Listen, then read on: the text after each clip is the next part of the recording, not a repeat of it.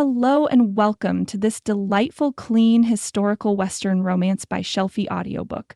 We're thrilled to have you join us. Before we dive in, please take a moment to hit the subscribe button, give this audiobook a thumbs up, and share it with your friends. Your support in these small ways helps us bring you more heartwarming romance stories at no cost. Now settle in, get comfortable, and let yourself be swept away into a world of adventure, love, and unforgettable characters. Enjoy! This audiobook is copyrighted by Shelfie Bennett. Chapter 1. An Unwelcome Dawn. Lorna Vance awoke to the sensation of a blacksmith's hammer pounding inside her skull. She groaned, rolling onto her side and squeezing her eyes tighter against the sunlight streaming through unfamiliar curtains.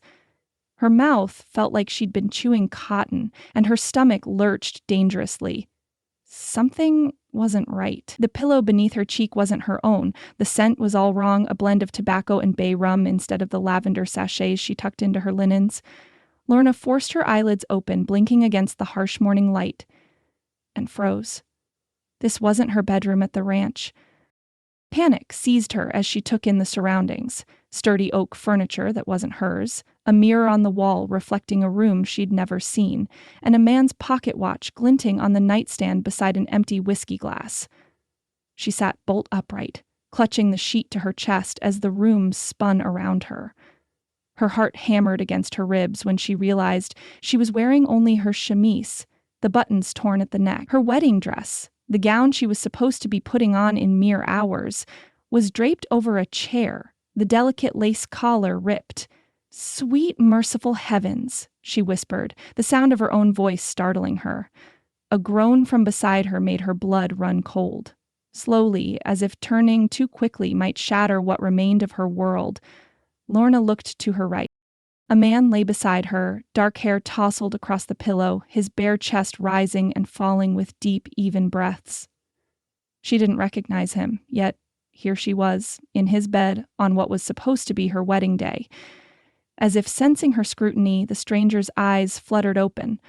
For a moment he stared at the ceiling, then turned to meet her gaze. They regarded each other with matched horror, the silence stretching between them like pulled taffy. "Who in tarnation are you?" His voice was sleep rough, the accent Eastern, refined. Lorna scrambled backward until her shoulders hit the headboard. "I should be asking you the same question, sir." The man sat up abruptly, wincing and pressing a palm to his temple. "I'm Silas Montgomery. This is my room at the Golden Spur." His eyes narrowed, confusion giving way to suspicion. "Did Wilkes send you? Because I specifically told him I didn't require any companionship during my stay." Heat blazed across Lorna's cheeks. "How dare you? I am Miss Lorna Vance, daughter of James Vance of the Triple V Ranch, and I—" Her voice caught as the implications of her situation crashed over her. "I'm to be married today?" Silas Montgomery's expression shifted from suspicion to alarm. "Married?" He raked a hand through his dark hair, looking wildly around the room as though searching for an explanation.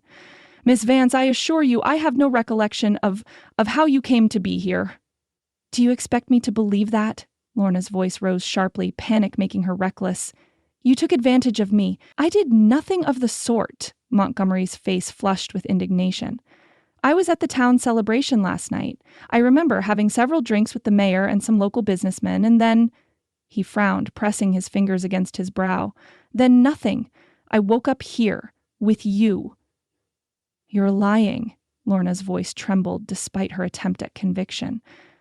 Montgomery's jaw tightened. "I am many things, Miss Vance, but I am not a liar.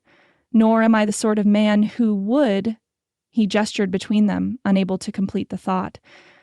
"The last thing I recall is drinking that local rot gut they were passing around. Moonshine or corn whiskey, whatever they called it." Lorna's stomach dropped. She remembered the sweet, potent apple cider Madeline had insisted she try, claiming it would calm her pre-wedding nerves. After that, her memories scattered like autumn leaves in a gust of wind. Flashes of music, laughter, dancing under stars that seemed to blur and multiply. "This can't be happening," she whispered. Montgomery reached for his pocket watch, clicking it open. "It's nearly 9 o'clock." He looked at her directly, his blue eyes troubled. Ms. Vance, I give you my word as a gentleman that I have no memory of how we came to be in this situation." "Your word as a gentleman?" Lorna laughed bitterly, grasping at the shreds of her dignity along with the bedsheet. "A gentleman wouldn't find himself in such a predicament in the first place." "Nor would a lady," he countered, then immediately raised a hand in apology. "Forgive me.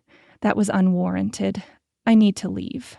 Lorna spotted her corset and petticoats folded, no, tossed, over a trunk at the foot of the bed. Montgomery nodded, reaching for his shirt, which lay crumpled on the floor. "Of course.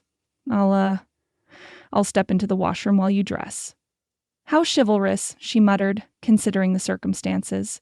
He paused at the washroom door, his expression grave. "Miss Vance, whatever happened, or didn't happen, between us, I believe we were both victims of something beyond our control.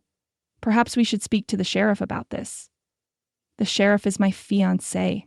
The words came out hollow, devoid of the pride that usually accompanied them, or at least he was to be by sundown today. Montgomery's face paled. "I see. That does complicate matters considerably." The moment the washroom door closed behind him, Lorna scrambled from the bed, fighting waves of nausea and dizziness. Her hands shook as she gathered her clothing, fighting back tears that threatened to overwhelm her. She dressed as quickly as her trembling fingers would allow, forgoing her corset entirely. Propriety seemed a moot point now. Her wedding dress, a confection of silk and lace that had arrived all the way from Denver, was torn beyond simple repair. Lorna traced the ripped collar with her fingertips, a sob catching in her throat. Had she done this in her haste to undress? Had he? She couldn't remember, and that terrified her more than anything.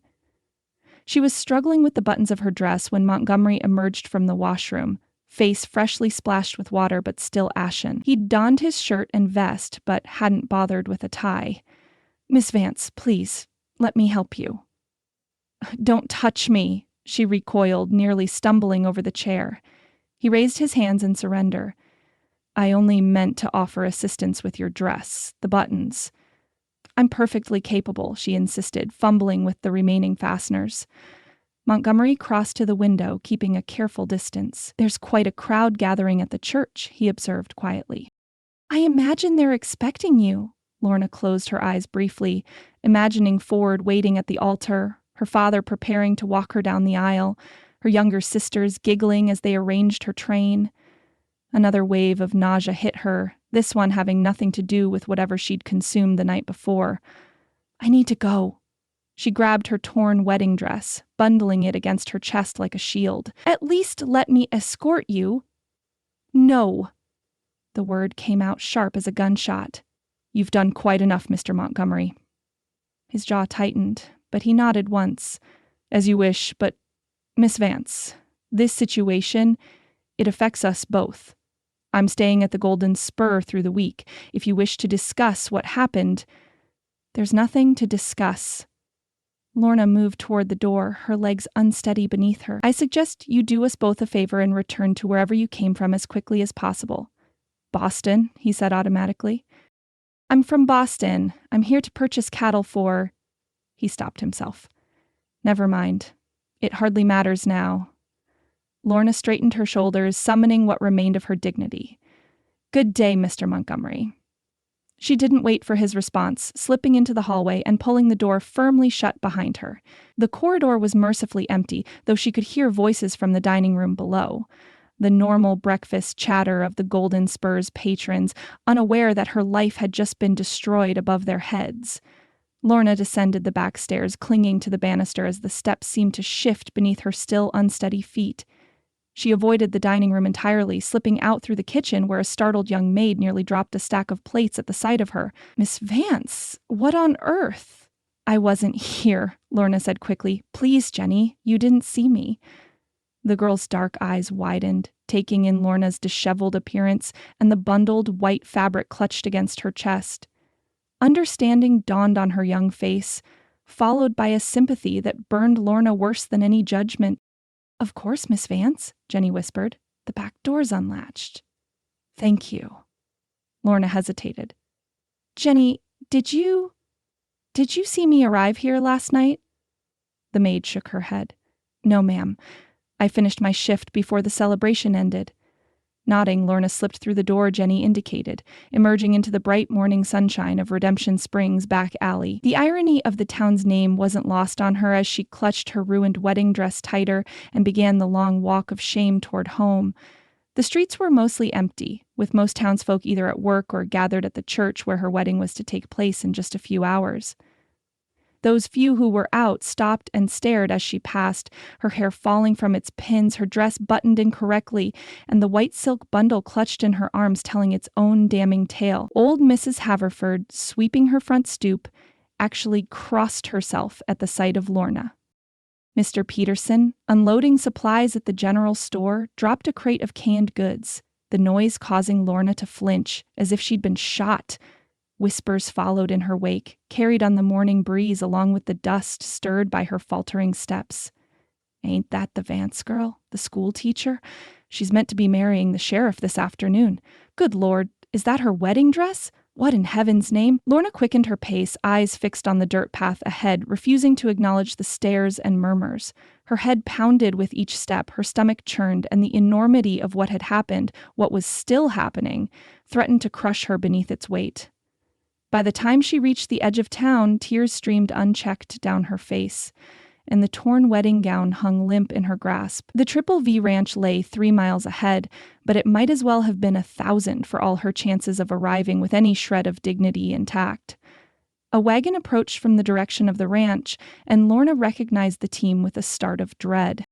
Her father's buckboard, driven by Ford Buchanan himself, coming to collect her for what should have been the happiest day of her life. Lorna froze in the middle of the road, the morning sun beating down on her uncovered head, her ruined future stretching before her like the dusty path leading away from Redemption Springs. There was nowhere to hide, no explanation that would suffice, no way to undo the damage of a night she couldn't even remember. The wagon slowed as it approached, and she saw the moment Ford recognized her. The shock, the confusion, and then the dawning horror as he took in her appearance and the torn wedding dress hanging from her hands. Lorna? Her name fell from his lips like a stone, heavy with disbelief. What in God's name happened to you? She opened her mouth to explain, but how could she explain what she didn't understand? The words stuck in her throat, choking her with their impossibility. Ford, she began, her voice cracking. I don't remember. Chapter 2. A Wedding Undone. Ford Buchanan's knuckles whitened on the reins as he stared down at Lorna from the buckboard seat. His normally warm gray eyes had turned to slate, and the muscle in his jaw worked furiously beneath his neatly trimmed beard. Get in, he said, his voice flat as the Kansas plains. Lorna clutched her ruined wedding dress tighter. Ford, please let me explain. Not here. He glanced pointedly at the 2 women who had stopped their morning gossip to gawk openly at the spectacle. Unless you'd prefer to add to the show you're already putting on for the good people of Redemption Springs. The words stung like a slap. Lorna had never heard Ford speak to anyone with such coldness, least of all her. She climbed awkwardly into the wagon, wincing as her head throbbed with each movement. The torn silk of her wedding gown rustled accusingly in her lap. Ford snapped the reins, turning the team sharply enough that Lorna had to grasp the seat to keep from toppling over. They rode in brittle silence, the only sounds the creak of wooden wheels and the occasional snort from the horses. Lorna stole glances at Ford's profile, searching for any crack in his stony expression, but found none. Instead of taking the road toward the Triple V Ranch, Ford steered the horses toward his own small homestead just outside town. Where are we going? Lorna asked, her throat dry. My father will be expecting... Your father, Ford said grimly, is at the church, reassuring Reverend Tillman that despite rumors to the contrary, there will indeed be a wedding today. His gaze sliced toward her, then away. I haven't had the heart to tell him otherwise. Something cold and heavy settled in the pit of Lorna's stomach. Ford, nothing happened. At least, I don't think... Don't insult me with lies, Lorna. I'm not lying. The wagon hit a rut, jolting them both. I truly don't remember what happened. The last thing I recall is being at the celebration, drinking that cider Madeline gave me, and then nothing. I woke up in that room with no memory of how I got there. Ford guided the team through his gate, bringing the wagon to a halt before a modest clapboard house with freshly painted shutters. The home they were to have shared after today's ceremony. The porch railings were still draped with the bunting her sisters had hung yesterday, white ribbons fluttering in the morning breeze. "Get down," Ford said, not offering his hand as he normally would. Lorna climbed down awkwardly, still clutching the wedding dress. The moment her feet touched the ground, weakness swept through her limbs like a prairie fire, and she swayed dangerously. Ford's arm shot out to steady her, the instinct of a gentleman overriding his anger for a brief moment. But as soon as she regained her balance, he dropped his hand as if burned. "Come inside," he said gruffly. "No sense having this conversation in full view of anyone who might pass by." The interior of Ford's house was tidy and smelled of fresh paint and pine soap, a wedding gift from her mother. A handmade quilt in blues and creams was already draped across the back of the settee. The sight of it made Lorna's throat constrict. "Ford, please, you have to believe me." She laid the wedding dress carefully on a chair, as if by treating it gently, she could somehow undo the damage. "I would never betray you. Something strange happened last night. I think someone might have put something in my drink. Half the town saw you leave the celebration on the arm of that Eastern cattle buyer." Ford's voice was dangerously quiet. "Jimmy Winters says he saw you laughing and hanging on the man like you'd known him all your life." "That's not possible. I barely spoke 2 words to Mr. Montgomery at the celebration." "Mr. Montgomery?" Ford's eyebrows rose. "So you do remember his name?" "No, I mean, yes, but only because he told me this morning when I woke up." The moment the words left her mouth, Lorna realized her mistake. Ford's face went deathly pale. "This morning?" He repeated the words as if they were foreign to him. "You spent the night with him." "Not intentionally." Lorna pressed her palm against her forehead, willing the fog in her mind to clear. "Ford, I swear to you, I don't remember anything after drinking that cider. I would never willingly do something to hurt you or shame myself.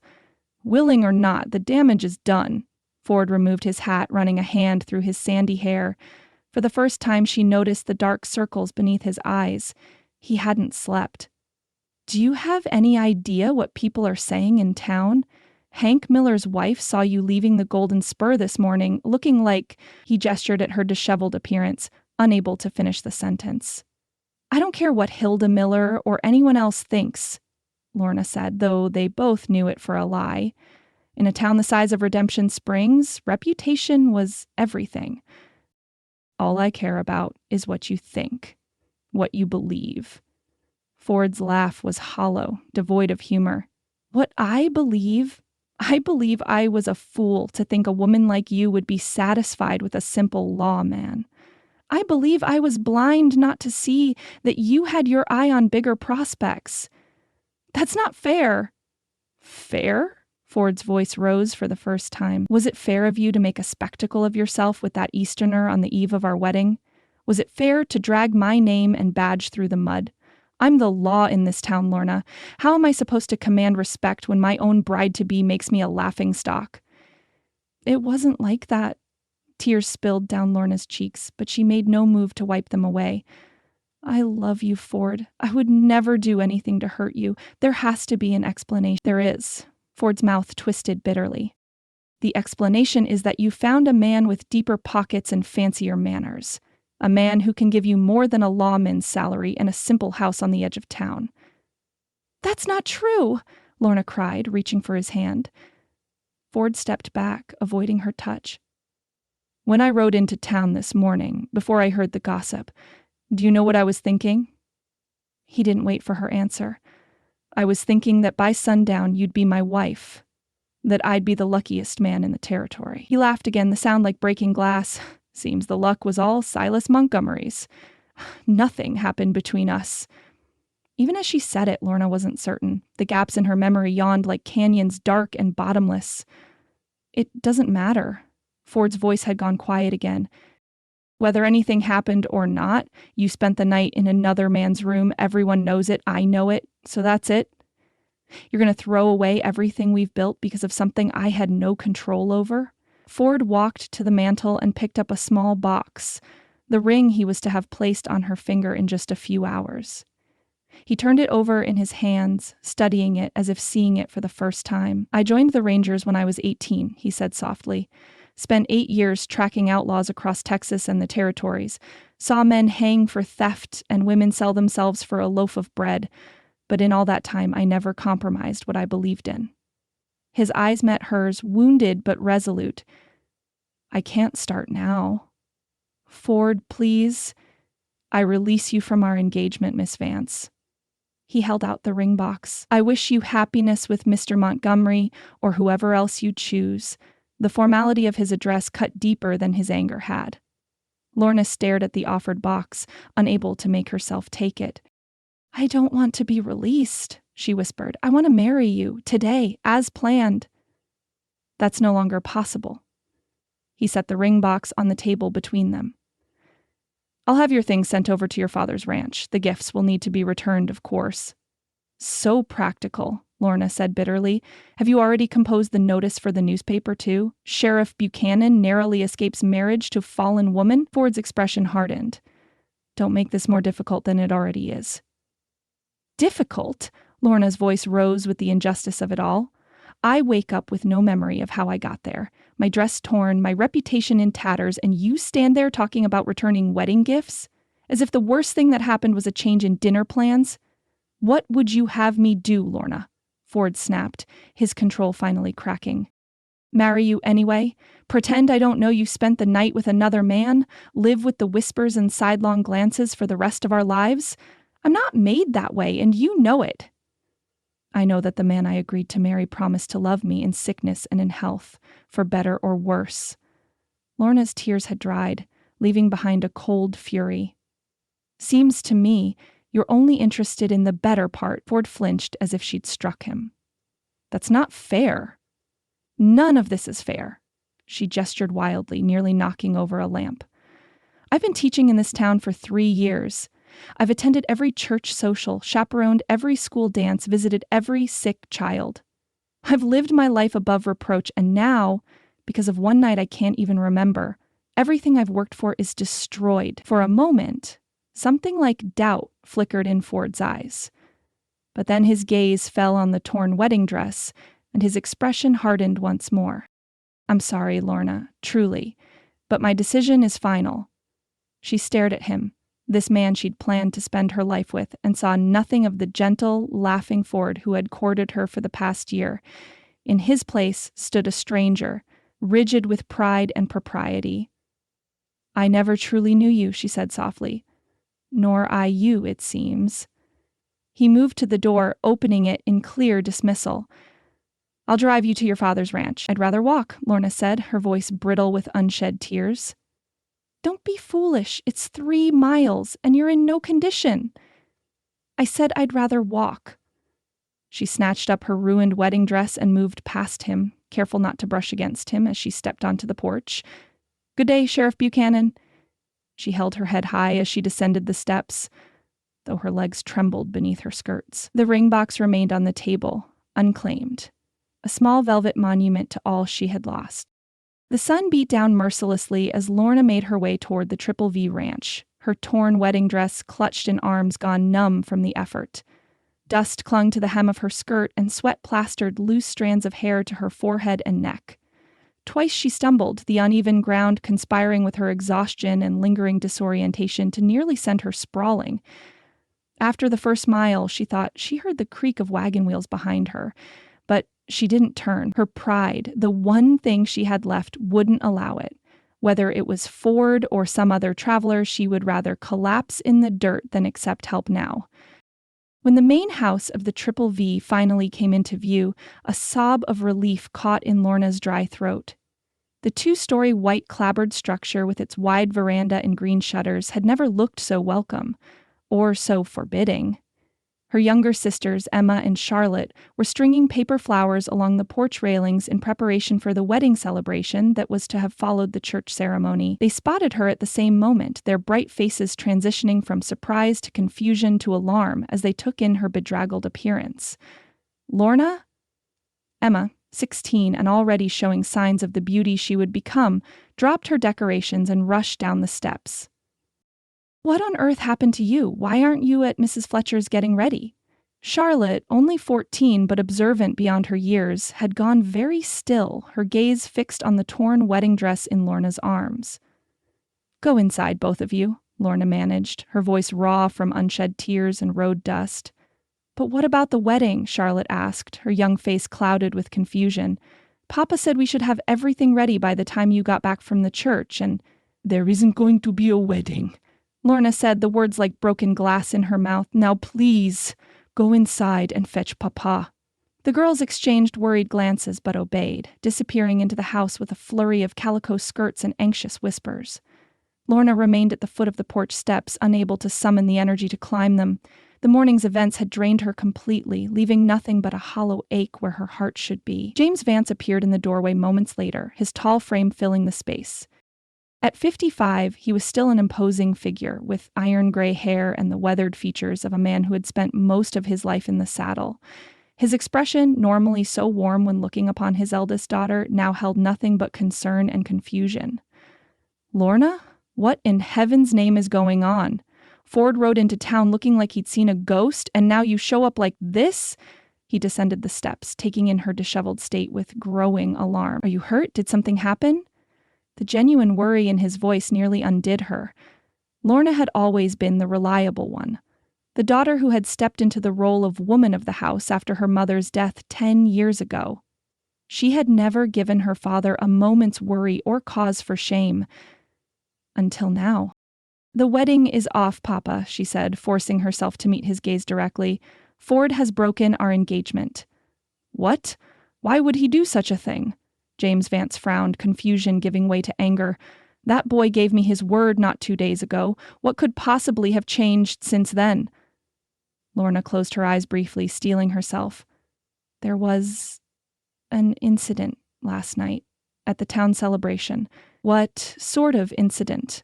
Her father's voice had gone dangerously quiet. I don't remember much of it. The admission came out small and broken.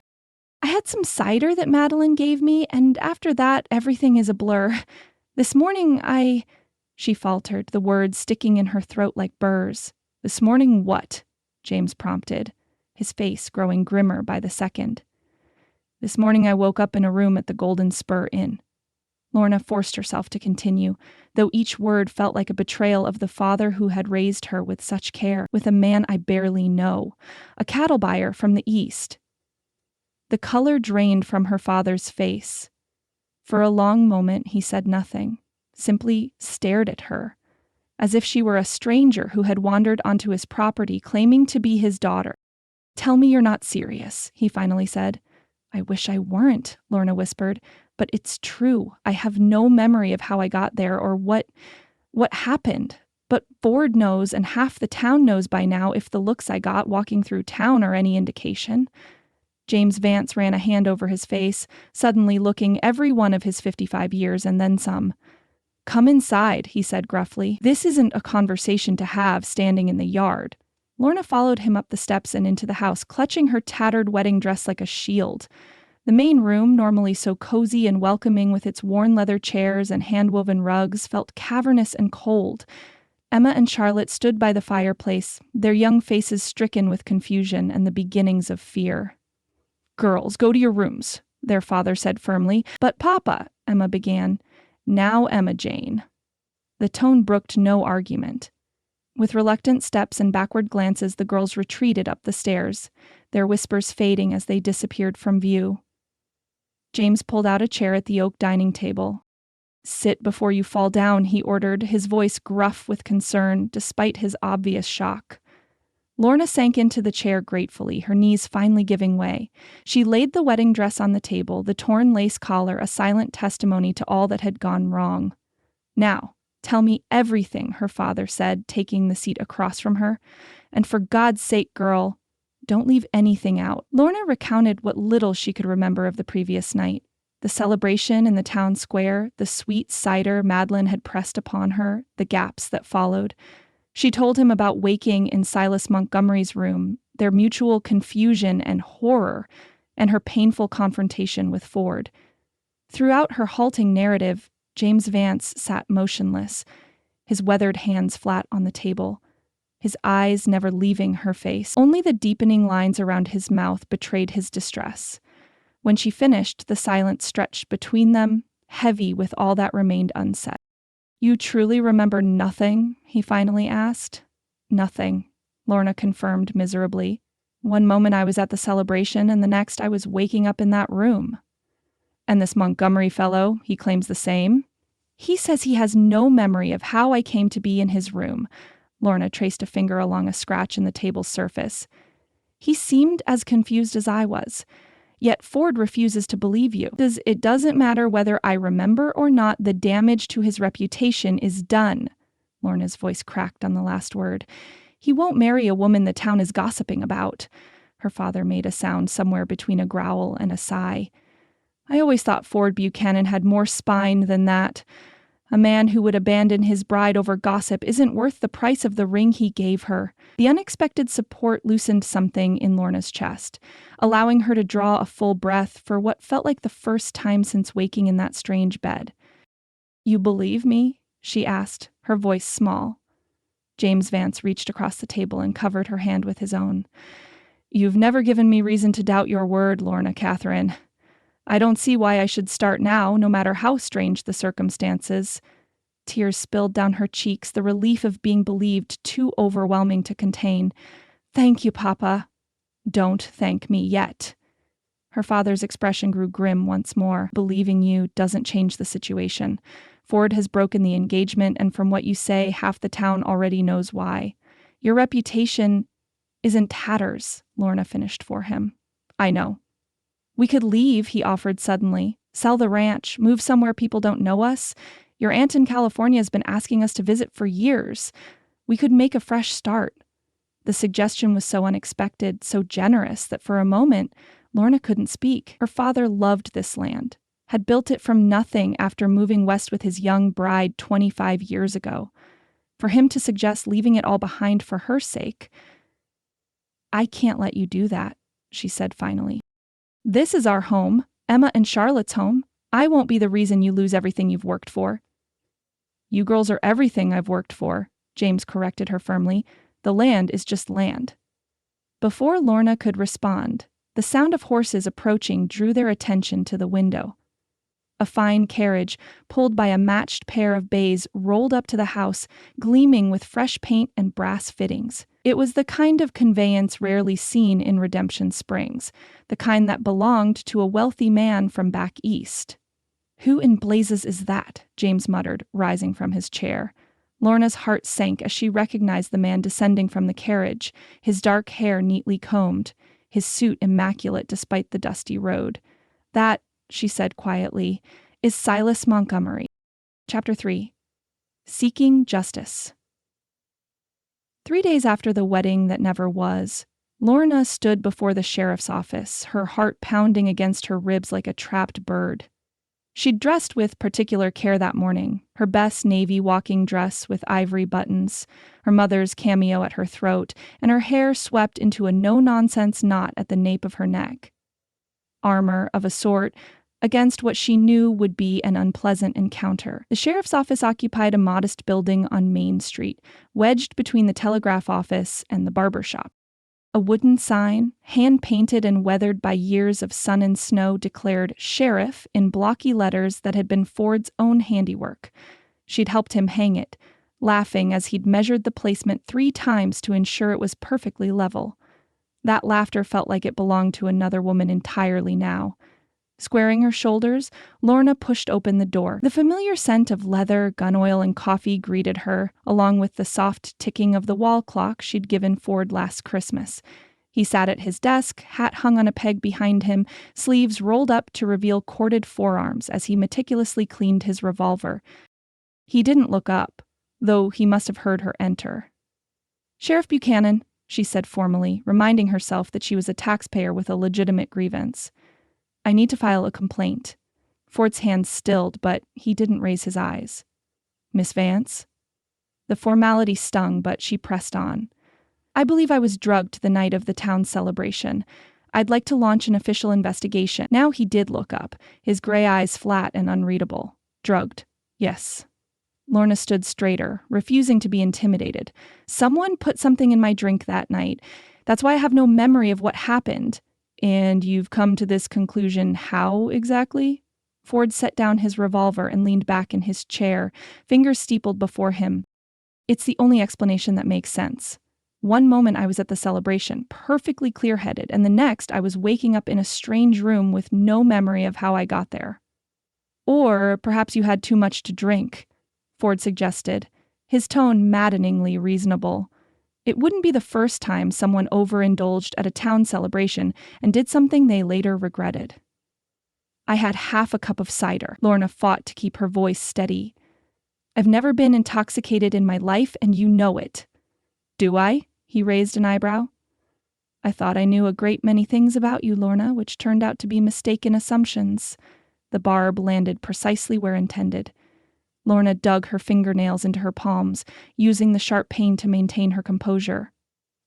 I'm not here to rehash our personal situation, she said stiffly. I'm here as a citizen reporting a crime. Will you investigate or not? Ford sighed, running a hand through his sandy hair. For a moment, he looked as tired as she felt. What exactly would you have me investigate? You have no memory of what happened. The only other witness, Mr. Montgomery, claims the same lack of memory. There's no evidence of any crime beyond your suspicion that someone might have tampered with your drink, which has long since been consumed. You could question people who were at the celebration, Lorna suggested. Someone might have seen something unusual, such as... I don't know. Frustration made her voice rise. That's why an investigation is necessary. Ford reached for a ledger, opening it with deliberate care. I'll make a note of your concerns, Miss Vance. If any evidence comes to light supporting your theory, I'll certainly pursue it. The dismissal was so obvious it might as well have been painted on the wall behind him. Lorna stared at the top of his bent head, fighting a wave of hurt that threatened to drown her carefully cultivated anger. Is that all you have to say? She asked quietly. Ford's pen scratched across the page, the sound unnaturally loud in the small office. What would you have me say? That you believe me? The words slipped out before she could stop them, raw with the pain she'd been trying to hide. That you know me well enough to know I wouldn't willingly betray you. Ford set down his pen, meeting her gaze at last. Something flickered in his eyes. Regret, perhaps, or a ghost of the tenderness that had once been there, but it was gone so quickly she might have imagined it. It doesn't matter what I believe personally, he said, his voice carefully neutral. As sheriff, I can only act on evidence, not feelings, and right now, Miss Vance, there is no evidence of any crime. Lorna nodded, swallowing past the knot in her throat. I see. Thank you for your time, Sheriff.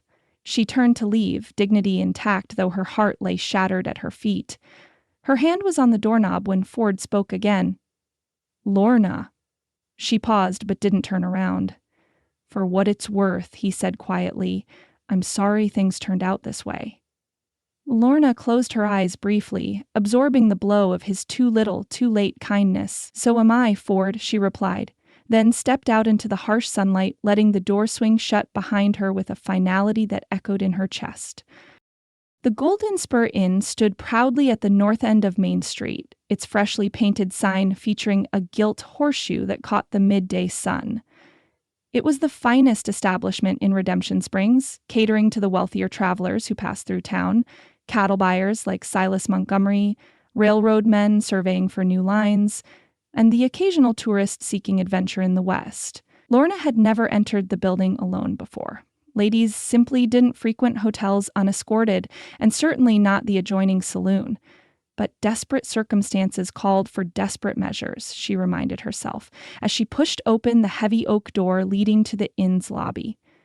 The interior was cool and dim after the bright sunshine outside. Polished wood gleamed in the light from oil lamps, and a Turkish carpet, faded but still elegant, covered the floor before the reception desk. A portly man with impressive side whiskers and a receding hairline looked up from his ledger, his eyes widening in recognition. Miss Vance, he said, surprise evident in his voice. This is unexpected. Mr. Wilkes, Lorna nodded briskly, approaching the desk with more confidence than she felt. I'd like to speak with you about an incident that occurred here several nights ago. Edgar Wilkes tugged nervously at his vest, which strained across his substantial middle. I'm afraid I don't know what you're referring to, Miss Vance. I think you do. Lorna rested her gloved hands on the polished counter, leaning forward slightly. I'm speaking of the night I allegedly spent in Mr. Montgomery's room, the night before what was to have been my wedding day. The innkeeper's face flushed an alarming shade of red. That's hardly a suitable topic for a lady to— Suitable or not, it's a matter I intend to discuss, Lorna interrupted, her voice level despite the heat rising in her own cheeks. I believe someone drugged my drink that night, and I need to know how I came to be in Mr. Montgomery's room. Wilkes glanced nervously toward the saloon doors, as if hoping someone would interrupt this uncomfortable conversation. Miss Vance, what occurs in private rooms at the Golden Spur is, well, private. Establishment discretion is our policy. I'm not asking you to violate anyone's privacy, Mr. Wilkes. I'm asking about my own movements that night, which I cannot recall. Lorna leaned closer, lowering her voice. Surely your establishment discretion doesn't extend to protecting someone who may have deliberately incapacitated me? The innkeeper mopped his brow with a handkerchief. I wasn't even at the front desk most of that evening, Miss Vance. Tom Jenkins was covering for me while I took inventory of the new whiskey shipment. Then I'd like to speak with Mr. Jenkins. He's not here today. Day off. Wilkes didn't quite meet her eyes as he said it, confirming Lorna's suspicion that he was lying. What about the maids? Surely someone saw something. Our staff is instructed not to gossip about guests. Wilkes puffed up with self-importance. The Golden Spur maintains the highest standards of discretion. So I've heard, Lorna said dryly. Tell me, Mr. Wilkes, does your vaunted discretion extend to protecting criminals as well as guests? Because if I was brought to this establishment against my will or while incapacitated, a crime was committed under your roof. Wilkes paled. Now see here, Miss Vance, there is no need for such accusations. I run a respectable establishment. Then help me discover the truth, Lorna pressed. Check your register. See who signed me in that night, because I certainly didn't sign myself. The innkeeper hesitated, then reluctantly pulled a large leather-bound ledger from beneath the counter. He ran a pudgy finger down the page, brow furrowed in concentration. There's no record of you checking in, Miss Vance, he said finally. Only Mr. Montgomery, who took a room for 1 week starting 3 days before the incident. What about visitors to his room? We don't log visitors. Wilkes closed the ledger with a snap. Once a guest has a room, they may entertain whoever they wish. Lorna felt a flush of frustration. Is there anyone at all, who might have seen something that night? A porter, perhaps, or one of the cleaning staff? Wilkes hesitated, something flickering in his eyes that might have been sympathy. Jenny Martinez was on duty that night, turning down beds, he said finally, his voice lowered. She's a good girl. Keeps to herself mostly.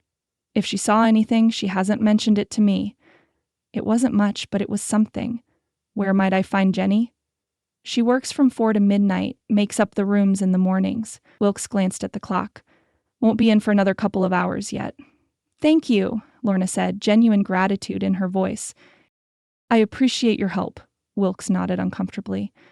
Miss Vance, for what it's worth, I'm sorry about your wedding.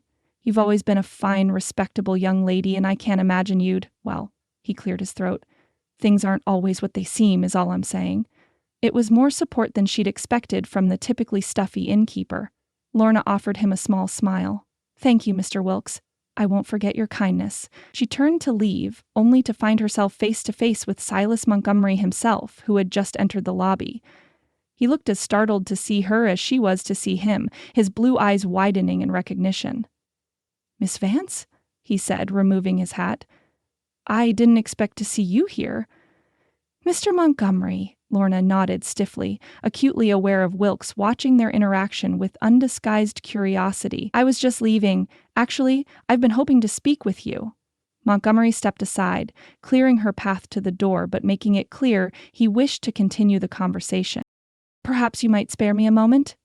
Every instinct urged Lorna to flee, to avoid being seen in conversation with the very man who had featured in her ruination.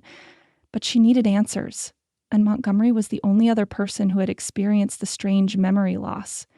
"Very well," she said coolly, "but not here." Montgomery nodded, understanding her meaning immediately. "The hotel has a small garden in the back. It's quite respectable, visible from the kitchen windows, but private enough for conversation." Lorna hesitated, then nodded. "5 minutes, Mr. Montgomery. That's all I can spare." She followed him through a side corridor and out a rear door into a surprisingly pleasant garden.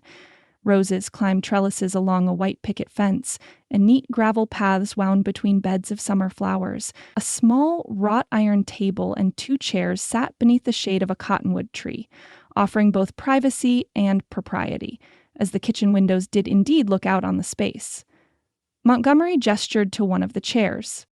"Please," Lorna said, arranging her skirts around her and folding her hands in her lap. "What did you wish to discuss, Mr. Montgomery?" He took the seat across from her, setting his hat on the table between them. In the dappled sunlight filtering through the leaves, he looked tired, with shadows beneath his blue eyes that hadn't been there when she'd first met him at the town celebration. "First, I wanted to apologize again for what happened," he said, his voice low and sincere. "Whatever occurred that night, and I still have no memory of it, I feel responsible for the damage to your reputation." "It wasn't your fault," Lorna said, surprising herself with the admission. "At least, I don't believe it was. I think we were both victims of something, or someone." Montgomery leaned forward, interest sharpening his gaze. "You've reached the same conclusion I have, then, that our drinks were tampered with. It's the only explanation that makes sense." Lorna studied him, reassessing what little she knew of the man. "Have you recovered any memories of that night?" He shook his head. "Nothing substantial, flashes at most. I remember speaking with you briefly at the celebration. You were explaining the history of the town, but after that, everything is a blur until I woke up with you in my room." A flush colored his cheeks at the memory. "I've never experienced anything like it. I'm not a heavy drinker, Miss Vance, despite what you might think." "Nor am I," Lorna said, "which is why I'm convinced someone put something in our drinks. But who? And why?" Montgomery frowned, rubbing his jaw thoughtfully. "I'm a stranger in Redemption Springs. I can't imagine who would want to harm me, or you, for that matter." Lorna thought of her broken engagement, her shattered reputation, the whispers that followed her through town. "Someone who wanted to prevent my marriage, perhaps. You think you were the target," Montgomery said slowly, "and I was merely convenient." "It's possible," Lorna hesitated, then asked the question that had been burning in her mind. "Mr. Montgomery, are you certain nothing happened between us that night?" The bluntness of her question startled him, but he recovered quickly. "Miss Vance, I give you my word as a gentleman that I have no memory of any impropriety, and while I was certainly not in my right mind that night, I don't believe I would ever take advantage of a woman in such a state, no matter how intoxicated I might be." The earnestness in his voice was convincing, but Lorna had learned the hard way that appearances could be deceiving. Still, his theory about their drinks being tampered with aligned with her own suspicions. "I tried to speak with Sheriff Buchanan about launching an investigation," she said. "He was less than helpful." "I can imagine." Montgomery's expression was sympathetic. "Given his personal involvement, I doubt he can be objective in this matter. Him says there's no evidence of wrongdoing." Lorna couldn't keep the bitterness from her voice. "Without proof, there's nothing he can do." "Then we'll have to find the proof ourselves," Montgomery said decisively. Lorna blinked in surprise. "We?" "I'm as eager to clear my name as you are, Miss Vance." He smiled slightly, the expression warming his features. "And despite our unfortunate introduction, I do consider myself a gentleman. I can't in good conscience leave town while your reputation remains tarnished, especially if I was an unwitting accomplice in damaging it." His offer was unexpected, but not unwelcome. Lorna had felt terribly alone since the incident, with even her father's support tempered by his obvious disappointment. "Thank you, Mr. Montgomery," she said sincerely. "I appreciate your willingness to help." He nodded, his expression turning businesslike. "I suggest we start by questioning the hotel staff and anyone who was at the celebration that night. Someone must have seen something unusual. I've already spoken with Mr. Wilkes. He mentioned a maid named Jenny who was working that evening. She'll be arriving for her shift in a couple of hours." "Excellent."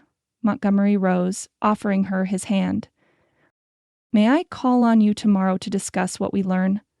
Perhaps at your father's ranch, where we can speak privately without causing additional gossip. Lorna hesitated before taking his hand and rising. That would be acceptable. Though, I warn you, my father may not be entirely welcoming. He's protective, as any good father should be.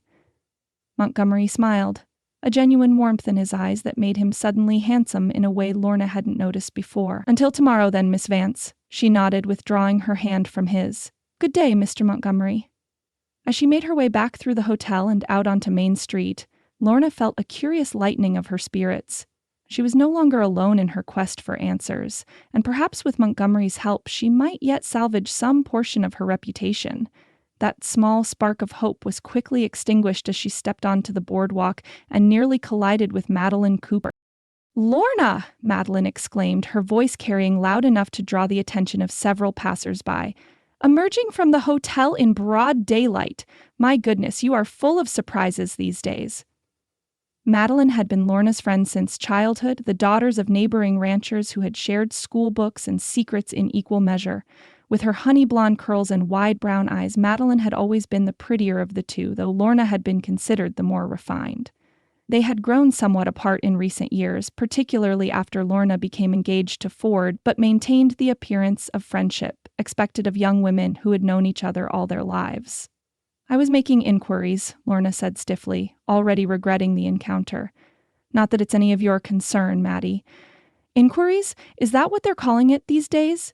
Madeline's tinkling laugh held an edge Lorna had never noticed before. "And here I came to offer my sympathy and support in your time of need." "That's very thoughtful of you," Lorna said, not bothering to mask her skepticism. "But I'm perfectly fine." "Of course you are." Madeline linked her arm through Lorna's uninvited, steering her down the boardwalk. "Though, I must say, you've caused quite the scandal. First spending the night with Mr. Montgomery, then the broken engagement.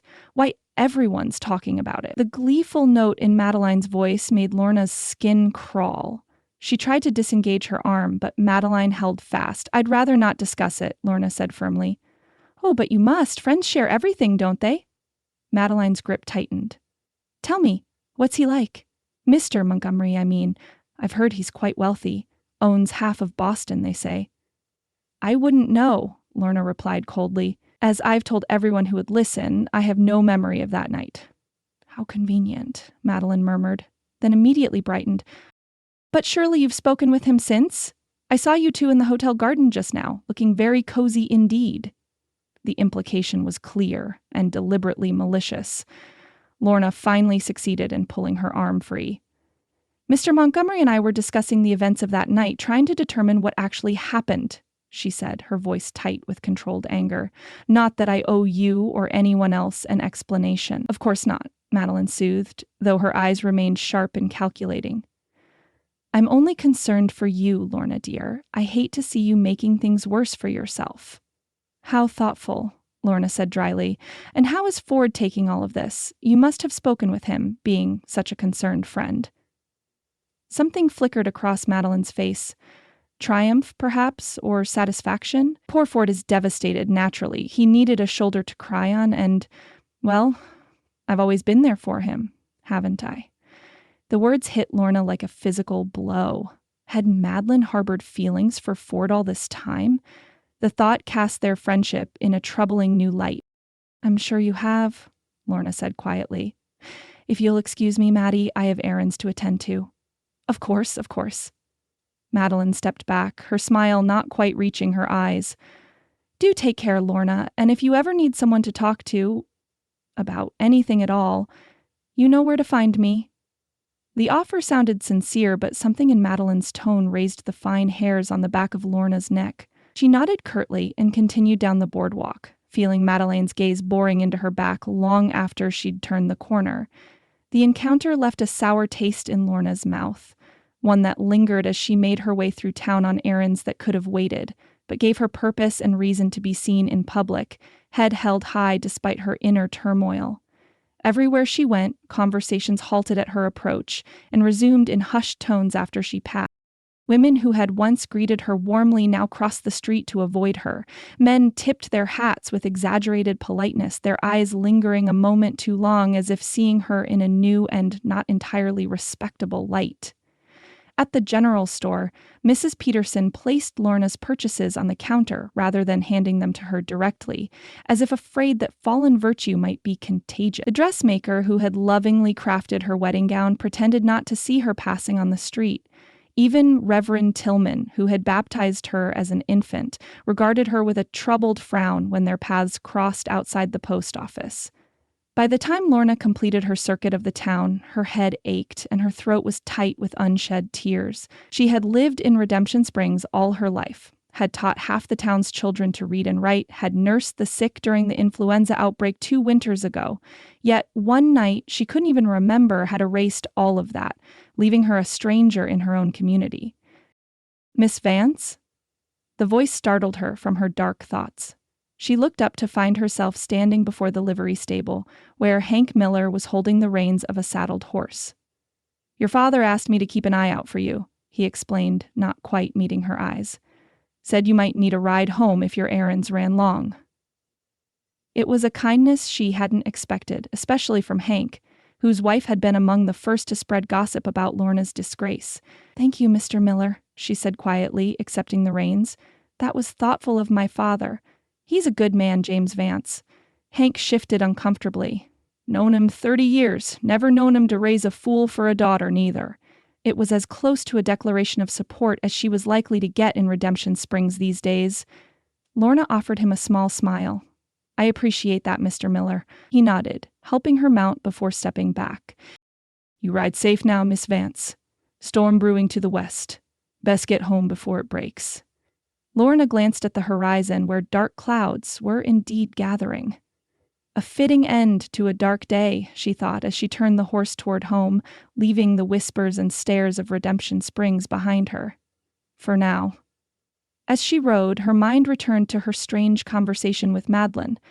Something about her former friend's manner had been off, almost gloating, and that comment about always being there for Ford. A suspicion began to form in Lorna's mind, one so troubling she almost dismissed it outright. But the pieces fit together with disturbing neatness. Madeline's obvious interest in Ford, the drink she'd pressed on Lorna that night, her barely concealed satisfaction at the broken engagement. "No," Lorna whispered to herself as the first drops of rain began to fall. She wouldn't. Not even Maddie would go that far. But as thunder rumbled in the distance and the heavens opened above her, Lorna wasn't nearly as certain as she wanted to be. Chapter 4. The Cattle Baron's Defense. Silas Montgomery paced the confines of his hotel room, the floorboards creaking beneath his polished boots. His normally immaculate appearance had suffered in the days since the incident. His cravat hung loose around his neck, his vest was unbuttoned, and his dark hair fell across his forehead in disarray. A sharp rap at the door interrupted his brooding. Silas crossed the room in 3 long strides and pulled it open to reveal a tall, slender man in an expensive charcoal suit. James Harrington's thin face wore its usual expression of mild displeasure, as if the world consistently failed to meet his exacting standards.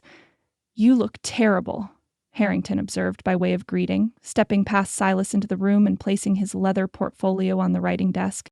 "A pleasure to see you too, James." Silas closed the door and leaned against it. "I assume you had a comfortable journey from Denver?" "As comfortable as one can expect when summoned urgently to a backwater town to clean up another Montgomery mess." Harrington removed his gloves, folding them with precise movements. "Though I must say, Silas, you've outdone yourself this time. Ruining a local girl on the eve of her wedding, and not just any girl, but the school teacher, the sheriff's fiancé." Silas winced. "I didn't ruin anyone." "Not according to the telegraph you sent me." Harrington extracted the crumpled paper from his breast pocket and read aloud. "Urgent stop. Woke in compromising position with local woman. Stop. No memory of events. Stop. Need legal counsel immediately. Stop." He raised an eyebrow. "Sounds rather damning, wouldn't you say?" "It's not what it looks like." Silas raked a hand through his hair. "Though I admit the circumstances appear unfortunate." Unfortunate is losing at cards, Silas. This is potentially disastrous. Harrington glanced around the room, his gaze lingering on the whiskey decanter on the side table. I assume that's where this mess began? Despite what you think, I wasn't drunk. Silas gestured to the pair of chairs by the window. Sit down, James. It's a complicated situation. The attorney gracefully folded his lanky frame into one of the chairs and extracted a notebook and pencil from his portfolio. Very well. Tell me exactly what happened, or didn't happen, as the case may be. Silas dropped into the chair opposite, his broad shoulders hunched forward. I arrived in Redemption Springs 5 days ago to negotiate cattle purchases for the Boston Syndicate. The town was preparing for some festival. The Founders' Day celebration, Harrington supplied.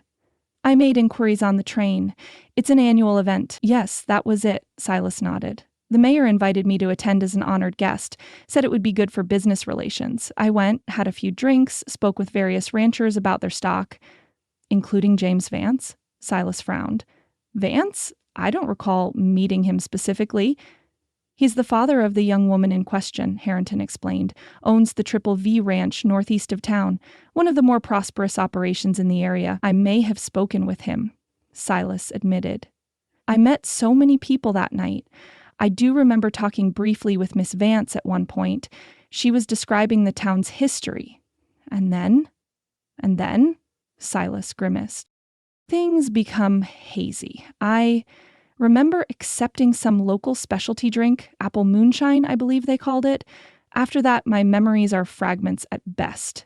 The next thing I recall clearly is waking up in this room with Miss Vance beside me, both of us in a state of undress. Harrington's pencil moved swiftly across the page. And you had no prior knowledge of who she was, her standing in the community, her impending marriage? None whatsoever. Silas leaned forward, his expression earnest. James, you have to understand. When I first woke and found her there, I assumed she was... He hesitated, searching for a delicate way to express his thought. A woman of negotiable virtue? Harrington supplied dryly. Silas winced at the phrasing, but nodded. It wouldn't be the first time a hotel proprietor arranged such a welcome for a wealthy guest, though I've never accepted such offerings. So you believed Miss Vance was a prostitute sent to your room. Initially, yes. Silas had the grace to look ashamed. I even accused her of such, which she naturally found deeply offensive. It wasn't until she told me her name and that she was to be married that day that I realized the gravity of the situation. Harrington made another note. And you maintain you have no memory of how she came to be in your room? None. Silas stood and walked to the window, gazing down at the muddy main street of Redemption Springs. Ms. Vance believes, as do I, that someone drugged our drinks that night. That's a serious accusation. Harrington's voice sharpened. Do you have any evidence to support it? Only the shared experience of complete memory loss, Silas admitted. Neither of us is prone to excessive drinking. I've never in my life lost hours of memory from alcohol alone. Interesting theory, but difficult to prove. Harrington tapped his pencil against the notebook. What does Miss Vance want from you? Money? Marriage to save her reputation? Neither, apparently. Silas turned back to face his attorney. She wants the truth. We've agreed to cooperate in discovering what actually happened that night. Harrington's eyebrows rose toward his receding hairline. You're working together? That's unexpected. She's a remarkable woman, James. Something like admiration crept into Silas's voice. She's faced public humiliation and the loss of her fiancé with extraordinary dignity. Most women in her position would have fled town or demanded immediate reparations. Speaking of reparations, Harrington said, steering the conversation back to practical matters, regardless of your innocence or guilt in this affair, we need to consider the business implications. Business implications? Silas frowned. This is a personal matter. There's no such thing for a man in your position. Harrington set down his pencil. The Montgomery name carries weight in financial circles, Silas. Your father built an empire on reputation as much as business acumen. I'm well aware of that, Silas said stiffly. Then you should also be aware that news of this incident has already spread beyond Redemption Springs. Harrington's thin lips pressed into an even thinner line. The telegram summoning me wasn't the only one sent from this town in recent days. A chill settled in Silas's stomach. What are you saying? I'm saying that Jacob Wilson withdrew his offer to sell his herd to you yesterday. Harrington consulted his notes, and the Pemberton brothers are suddenly reconsidering their options regarding their prize bulls? That's absurd. Silas's jaw tightened. My personal affairs have nothing to do with business transactions. Everything has to do with everything out here, Silas. Harrington gestured toward the window and the town beyond. This isn't Boston, with its separate social and business spheres. In territories like this, a man's word is his bond in all things. If you can't be trusted in one area, you can't be trusted in any. But I've done nothing wrong. It doesn't matter. Harrington's voice was patient, as if explaining something to a child. Perception is reality in business, as in most things, and the perception is that you took advantage of a respectable local woman on the eve of her wedding. Silas slammed his fist against the windowsill, making the glass rattle in its frame. This is intolerable. I came here to purchase cattle, not to have my character assassinated by small-town gossips. Nevertheless, that's the situation we face. Harrington steepled his fingers. The question is how to mitigate the damage. By finding out who drugged us, Silas insisted. Once we clear my name, and Miss Vance's, the business matters will resolve themselves. A pleasant theory, but time-consuming and with no guarantee of success. Harrington shook his head. I suggest a more direct approach. Offer Miss Vance a generous settlement, enough to allow her to leave Redemption Springs and establish herself elsewhere, with her reputation relatively intact. She wouldn't accept it, Silas said immediately. She's not interested in money. Every woman is interested in money, Silas, Harrington said with the confidence of a man who believed he understood the fairer sex perfectly. Especially a woman whose prospects for a respectable marriage in this town have been thoroughly destroyed.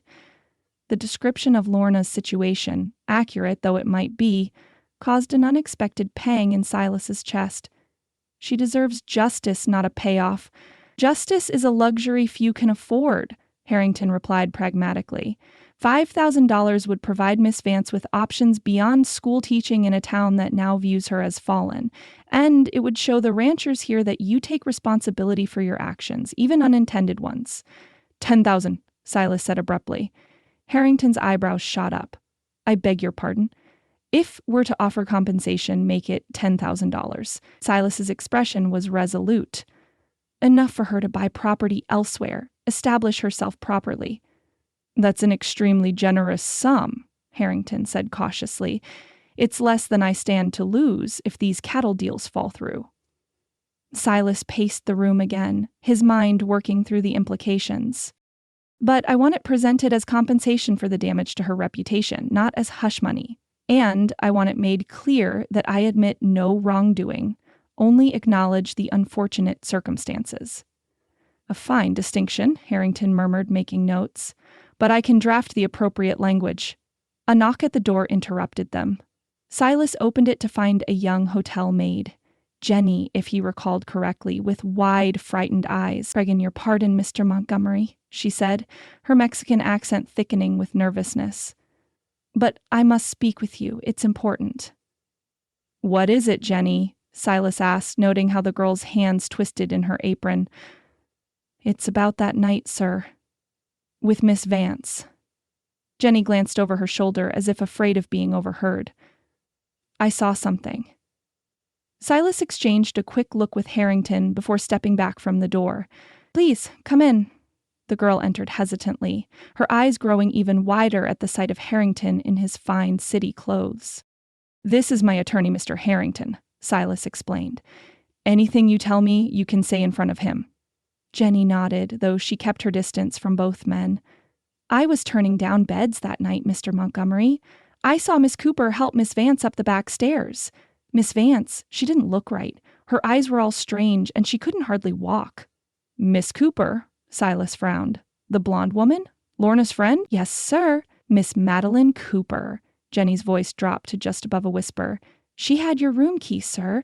I saw her take it from the hook behind the desk when Mr. Jenkins wasn't looking. Silas felt as if the floor had suddenly tilted beneath his feet. Are you saying Miss Cooper brought Lorna to my room deliberately? Yes, sir. Jenny nodded vigorously. And not just Miss Vance. About 20 minutes later, I saw two men helping you up the same stairs. You were, begging your pardon, sir, completely foxed, could barely stand. Who were these men? Harrington cut in, his pencil poised. I didn't recognize them. Not local, Jenny said. They were dressed like cowhands, but their boots were too new. And they also had a key to my room? Silas asked. Jenny shook her head. No, sir. Miss Cooper was waiting for them at the top of the stairs. She opened the door herself, then left with the men after they put you inside. Silas exchanged a look of dawning comprehension with Harrington. Ms. Cooper orchestrated the entire situation. It would appear so, Harrington agreed, his tone contemplative. The question is why? I know why, sir, Jenny offered quietly. Everyone in town knows Miss Cooper has been sweet on Sheriff Buchanan for years. She was fit to be tied when he proposed to Miss Vance instead of her. The pieces fell into place with sickening clarity. She arranged for Lorna to be found in a compromising position to prevent the wedding, Silas said slowly. I was simply convenient. A plausible theory, Harrington agreed. Though it doesn't explain why these men brought you to the room as well. If the goal was merely to compromise Miss Vance, any man would have served the purpose. A cold realization washed over Silas. Unless I was specifically chosen. Why would that be the case? Harrington asked. You're a stranger in town. A wealthy stranger, Silas corrected, with a reputation to protect, someone who might be willing to pay handsomely to avoid scandal. You think this was about extortion as well as sabotaging Miss Vance's wedding? Harrington looked skeptical. That's rather elaborate. But effective, Silas pointed out. If I'd reacted as expected, paying to hush up the scandal and fleeing town immediately, Miss Cooper would have achieved both goals. Jenny twisted her apron anxiously. I should have said something sooner, but I was afraid of losing my position. Mr. Wilkes doesn't like us gossiping about guests. You've done the right thing, Jenny, Silas assured her, reaching into his pocket and extracting a gold eagle. Would you be willing to repeat what you've told us to the sheriff? The girl's eyes widened at the sight of the coin. Sheriff Buchanan? I don't know, sir. He might not believe me over Miss Cooper. Her family's been here a long time. What about Miss Vance's father? Silas suggested.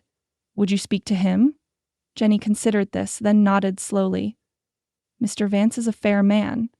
He'd listen. Good. Silas pressed the coin into her palm. Thank you for your honesty, Jenny. You may have saved Miss Vance's reputation, and mine. After the maid had departed, Harrington gave Silas a measuring look. This changes things considerably. Indeed it does. Silas straightened his vest and ran a hand through his disheveled hair, a renewed sense of purpose energizing his movements. I need to speak with Lorna immediately. Miss Vance, Harrington corrected mildly. Remember your position, Silas. Familiarity will only fan the flames of gossip. Miss Vance, then, Silas conceded. Will you accompany me to the Triple V Ranch? Your legal perspective may be valuable. Harrington closed his notebook with a decisive snap. I think that would be prudent. However, I would advise against mentioning the settlement offer just yet. This new information changes our approach entirely. Agreed, Silas said, already moving to the washstand to freshen his appearance. No talk of settlements. This isn't about money anymore, it's about justice. Harrington's thin lips curved in a rare smile. My dear Silas, in my experience, it's always about both. An hour later, Silas's rented carriage pulled up before the main house of the Triple V Ranch. The rain had passed, leaving the world washed clean, though the dirt road had turned to mud that spattered the vehicle's polished sides. The house itself was an impressive structure for the territory. 2 stories of whitewashed clapboard with green shutters and a wide columned porch that wrapped around one side. Flower beds, now somewhat battered by the recent rain, lined the walkway to the front steps. As they approached the house, the front door opened to reveal James Vance himself. A tall, broad-shouldered man with iron gray hair and a weathered face that spoke of decades under the western sun. His expression was decidedly unwelcoming as he recognized his visitors. "Mr. Montgomery," he said coolly, making no move to invite them inside, "I believe my daughter made her feelings about your visit quite clear." "Mr. Vance," Silas removed his hat respectfully, "I apologize for the intrusion, but we've discovered information that may explain what happened the night of the celebration. Information that could clear both my name and your daughter's." The rancher's eyes narrowed, shifting to take in Harrington's city attire. "And who might this be, another Eastern cattle buyer?" "James Harrington, sir, attorney at law," Harrington supplied smoothly, offering his card. "I assure you our intentions are honorable." Vance examined the card with deliberate slowness. "An attorney, eh? Come to offer my daughter hush money, have you?"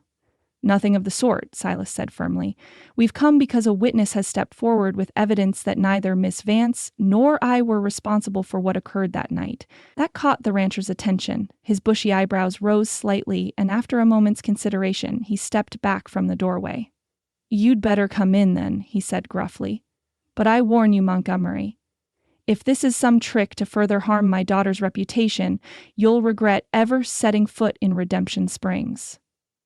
"I already regret that, sir," Silas said with complete honesty. "Though not for the reasons you might think." They followed Vance into a comfortably appointed parlor, where Lorna sat by the window with a book open in her lap. She looked up at their entrance, surprise flashing across her features before she composed herself. "Mr. Montgomery," she said, rising to her feet. "I didn't expect you so soon." "Forgive the intrusion, Miss Vance," Silas said, struck once again by her quiet dignity despite the circumstances. "But developments have occurred that couldn't wait." "Developments?" she repeated, her gaze moving to Harrington with obvious curiosity. "Miss Vance, may I present my attorney, James Harrington," Silas said, performing the introduction with formal correctness. "He arrived from Denver this morning." Harrington bowed slightly. "Miss Vance, a pleasure despite the unfortunate circumstances." "The maid from the Golden Spur, Jenny, came to see me," Silas explained, unable to contain the news any longer. "She witnessed something the night of the celebration that changes everything." Lorna's hands tightened on her book. "What did she see?" "She saw Madeline Cooper bringing you to my room at the hotel," Silas said, watching her face carefully. "You were hardly conscious, according to Jenny, and later she saw two men, strangers to town, bringing me up the same stairs in a similar condition." Lorna sank slowly back into her chair, the color draining from her face. "Maddie?" she whispered. "Maddie did this?" "According to Jenny, Miss Cooper took my room key from behind the desk when the clerk wasn't looking," Silas continued. "She let the men into my room after they'd brought me upstairs. But why?" Lorna's voice was barely audible. "Why would she do such a thing?" "Jenny says it was common knowledge that Miss Cooper had feelings for Sheriff Buchanan," Silas said gently, "that she was upset when he proposed to you instead of her." James Vance swore under his breath, his weather-beaten face darkening with anger. "I'll wring that girl's neck myself. Her father and I have been friends for 30 years. There's more to consider here than personal betrayal," Harrington interjected smoothly. "If what the maid claims is true, Miss Cooper and her accomplices may have committed several crimes, drugging Miss Vance and Mr. Montgomery, breaking into a hotel room, and potentially attempting extortion." "Extortion?" Lorna looked confused. "How does extortion enter into it?" Silas cleared his throat uncomfortably. "The theory is that I was specifically chosen because of my wealth and position. If I had reacted as expected, paying to silence gossip and leaving town immediately, Miss Cooper would have achieved her goal of preventing your wedding while potentially profiting from my desire to avoid scandal." Understanding dawned on Lorna's face. "She never expected us to work together to discover the truth. She thought you'd flee and I'd be left disgraced. It was a clever plan," Harrington admitted with professional appreciation. "Simple but effective." "There's nothing clever about destroying someone's reputation," James Vance growled. "Or about drugging innocent people. I quite agree, sir," Silas said firmly, "which is why I'm determined to see justice done, both for your daughter's sake and my own." Lorna studied him with new eyes, as if truly seeing him for the first time. "Jenny will testify to what she saw?" "She's willing to speak to your father," Silas confirmed. She was hesitant about approaching Sheriff Buchanan directly, given his personal involvement in the situation.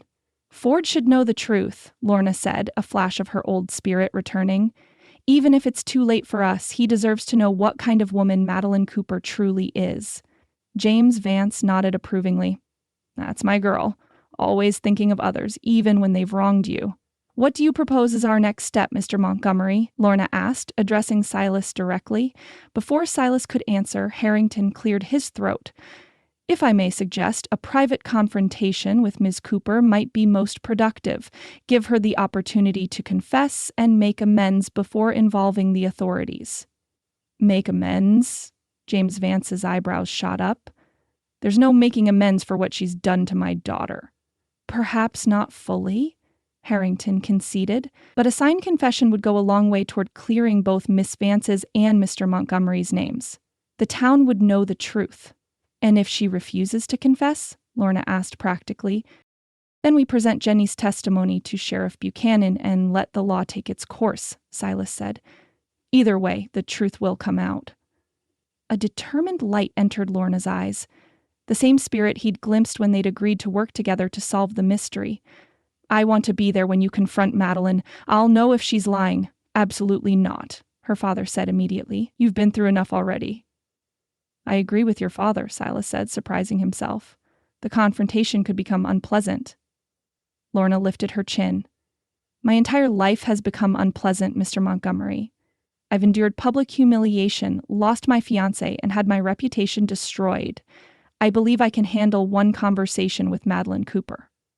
The quiet dignity in her voice silenced both men's objections. Silas found himself admiring her resilience yet again. This schoolteacher from a small western town had more courage than many of the businessmen he dealt with in Boston. Very well, he conceded.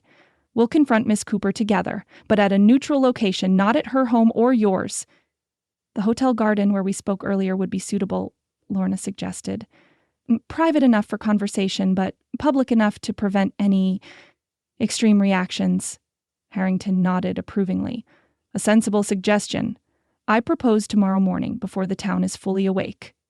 Agreed, Lorna said, then turned to her father. Papa, would you send word to the Cooper Ranch? Ask Madeline to meet me at the Golden Spur Garden at 9 tomorrow morning. Say it's a private matter regarding Ford. James Vance scowled but nodded reluctantly. She'll come running at the mention of Ford, the scheming little... He caught himself remembering the company. Pardon my language. No need for apologies, sir, Silas assured him. I share your sentiments entirely. As they concluded their plans, Silas found himself watching Lorna. The graceful way she moved, the intelligence in her green eyes, the quiet strength she displayed despite her ordeal. In different circumstances, he would have considered it an honor to be properly introduced to such a woman. Instead, their lives had been thrown together in the most scandalous way possible, their reputations linked in the minds of everyone in Redemption Springs. Yet somehow, through this shared ordeal, he'd come to respect her more than any of the society women his mother had paraded before him in Boston. Mr. Montgomery, her voice pulled him from his thoughts. Is something wrong? Not at all, Miss Vance, he replied, offering her a smile. I was just thinking how fortunate it is that we decided to work together rather than against each other in this matter. Yes, she agreed, a small smile touching her lips for the first time since he'd arrived. Perhaps there's something to be said for scandal after all. It certainly reveals one's true character. Indeed it does, Miss Vance, Silas said softly. Indeed it does. Chapter 5. Failed Reconciliations.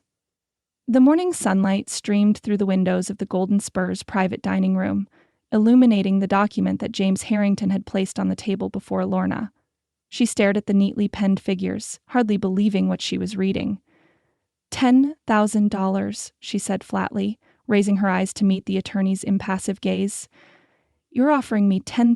Mr. Montgomery wishes to compensate you for any inconvenience this unfortunate situation may have caused, Harrington replied, his thin fingers adjusting his spectacles. It's a most generous offer, Miss Vance. Few women in your position would receive such consideration. Lorna glanced at Silas, who sat stiffly in the chair beside his attorney. His expression was unreadable, though a muscle twitched in his jaw. My position, Lorna repeated, her voice dangerously quiet. And what position would that be, Mr. Harrington? The position of a woman whose reputation has been destroyed through no fault of her own? The position of having lost my fiancé, my standing in the community, and quite possibly my livelihood? Which of these inconveniences does Mr. Montgomery believe can be remedied with money? All of them, quite frankly, Harrington said, seemingly impervious to the growing storm in Lorna's green eyes. $10,000 would allow you to relocate to another town, San Francisco perhaps, or even back east, where you could establish yourself comfortably without the burden of recent events. I see. Lorna folded her hands in her lap to keep them from trembling with anger. So rather than helping me prove my innocence, you'd prefer I simply disappear, taking my troublesome scandal with me? That's not what I meant, Silas interjected, speaking for the first time since the document had been presented. The settlement is meant to give you options, not to silence you. Options, Lorna echoed. Like abandoning the home where I was born, leaving my family, running away like a guilty party? Sometimes a strategic retreat is the wisest course, Harrington offered smoothly. Particularly when the alternative is a prolonged and public battle that may never fully restore what's been lost. Strategic retreat, Lorna said, a bitter laugh escaping her lips. Is that what they're calling cowardice in legal circles these days? Harrington's lips thinned with displeasure. There is nothing cowardly about accepting compensation for damages suffered, Miss Vance. It happens every day in courts across the country. And is it customary to offer such compensation before determining who's actually responsible for those damages? Lorna countered. Just yesterday, Mr. Montgomery was as eager as I to confront Madeline Cooper with Jenny's testimony. Today, it seems he'd rather pay me to go away quietly. Silas shifted uncomfortably in his chair. That's not true. I still intend to get to the bottom of this matter. While simultaneously offering me money to leave town? Lorna's eyes flashed. Forgive me if I find those two positions somewhat contradictory. Business and personal matters often require different approaches, Harrington said, reaching for the document. Perhaps you'd like some time to consider the offer. It's quite substantial, more than a schoolteacher would earn in 20 years. Lorna stood abruptly, her chair scraping against the wooden floor. I don't need time to consider it, Mr. Harrington. My answer is no. I will not take Mr. Montgomery's money, and I will not leave Redemption Springs like a thief in the night. Miss Vance, please. Silas rose as well, his expression troubled. The settlement isn't meant as an insult. Then you have a curious notion of respect, sir. Lorna gathered her shawl around her shoulders. I came here this morning expecting to discuss our plan to confront Madeline. Instead, I find you've been plotting an entirely different strategy with your attorney. She turned to Harrington, her voice cold. Tell me, Mr. Harrington, was the idea to have Madeline meet me here simply a ruse to get me alone for this proposition? Of course not, Silas protested. Miss Cooper is expected within the hour. How convenient, Lorna said. Just enough time to buy my silence before the actual confrontation. Harrington sighed, folding the document with precise movements. You misunderstand the situation entirely, Miss Vance. The settlement offer is independent of our plan to question Miss Cooper. One does not preclude the other. In my experience, Mr. Harrington, men rarely give something for nothing. Lorna straightened her spine, summoning every ounce of dignity she possessed. If you'll excuse me, gentlemen, I believe our business is concluded. Lorna, wait. Silas stepped forward, forgetting formality in his distress. Please don't leave like this. The settlement was Harrington's idea, not mine. Yet you authorized it, she pointed out. You put a price on my reputation, Mr. Montgomery. $10,000. I wonder, is that more or less than you plan to spend on cattle while in Redemption Springs? The barb struck home. Silas flinched visibly. That's unfair. Life is unfair, Mr. Montgomery, Lorna replied, moving toward the door. As I've recently discovered. Good day to you both. She swept from the room with her head held high, not allowing her composure to crack until she was safely outside the hotel. Only then did she permit herself a shaky breath, blinking back the hot tears that threatened to spill down her cheeks. The settlement offer had hurt more than she'd expected. After their conversation at her father's ranch yesterday, she'd believed Silas Montgomery was different, that he truly wanted justice as much as she did. Instead, he tried to solve the problem the way wealthy men always did, by throwing money at it. "Miss Vance?" The voice startled her, and she turned to find Jenny, the hotel maid, hovering nearby, a worried expression on her young face. "Miss Cooper just arrived," Jenny said in a hushed tone. "I showed her to the garden like Mr. Montgomery asked. She doesn't know I'm the one who told about what she did." Lorna hesitated. Part of her wanted to walk away, to have nothing more to do with Silas Montgomery or his plans. But the chance to confront Madeline, to finally know the truth... "Thank you, Jenny," she said, making her decision. "I'll go to the garden. When Mr. Montgomery emerges, please tell him I'll handle this matter myself." The garden behind the Golden Spur was peaceful in the morning light, roses nodding in the gentle breeze. Madeline sat at the wrought iron table, looking fresh and pretty in a pale blue dress that complemented her blonde curls. She appeared startled when Lorna appeared instead of the hotel employee she'd been expecting. "Lorna!" she exclaimed, a hand fluttering to her throat. "I wasn't expecting to see you here." "Evidently not," Lorna agreed, taking the seat opposite her childhood friend. "You thought you were meeting a messenger with news about Ford." A flicker of wariness crossed Madeline's face before being replaced with a sympathetic smile. "I was concerned when I received your father's note. Is everything all right? Has something happened to Ford?" "Nothing recently," Lorna said, studying the other woman carefully. "Though quite a lot happened to him and to me the night of the town celebration." "Oh, Lorna." Madeline reached across the table, as if to take Lorna's hand, then withdrew when Lorna didn't respond. "I know how difficult this has been for you. The broken engagement, the talk around town. It's just terrible." "Yes, it is terrible," Lorna agreed, "particularly since none of it should have happened." "Well, of course not," Madeline said soothingly. "No one deserves such misfortune." "It wasn't misfortune, Maddie," Lorna said, her voice hardening. "It was deliberate. Someone drugged both me and Mr. Montgomery that night, then arranged for us to be found together the next morning." Madeline's eyes widened, a perfect picture of shock. Too perfect, Lorna thought. "Drugged? Lorna, that's a dreadful accusation. Who would do such a thing?" "I think you know the answer to that, Maddie," Lorna said quietly. "I think you know exactly what happened that night." "Me?" Madeline pressed a hand to her heart, her brown eyes wide with wounded innocence. "How could I possibly know anything about it? I left the celebration early with a headache, remember?" "Did you?" Lorna tilted her head. "That's strange, because Jenny Martinez, the maid here at the Golden Spur, saw you helping me up the back stairs that night. She said I could barely walk and that my eyes looked strange. She also saw you use a key to let me into Mr. Montgomery's room." The color drained from Madeline's face so rapidly that for a moment Lorna thought she might faint. "That's ridiculous," she stammered. "The girl is obviously confused, or lying." "Jenny has no reason to lie," Lorna countered. "And she also saw two men bringing Mr. Montgomery upstairs later that same night, men she didn't recognize as locals. She saw you let them into the room after they'd deposited him there." "I don't have to listen to these wild accusations," Madeline said, rising abruptly. "I came here as a favor, out of concern for Ford." "Yes, let's talk about Ford," Lorna interrupted, remaining seated. "You've always had feelings for him, haven't you, Maddie? Even when we were girls." Madeline froze, something flashing in her eyes that might have been guilt or might have been fear. "I don't know what you're talking about." "I think you do," Lorna pressed. "I think you couldn't bear that he chose me over you.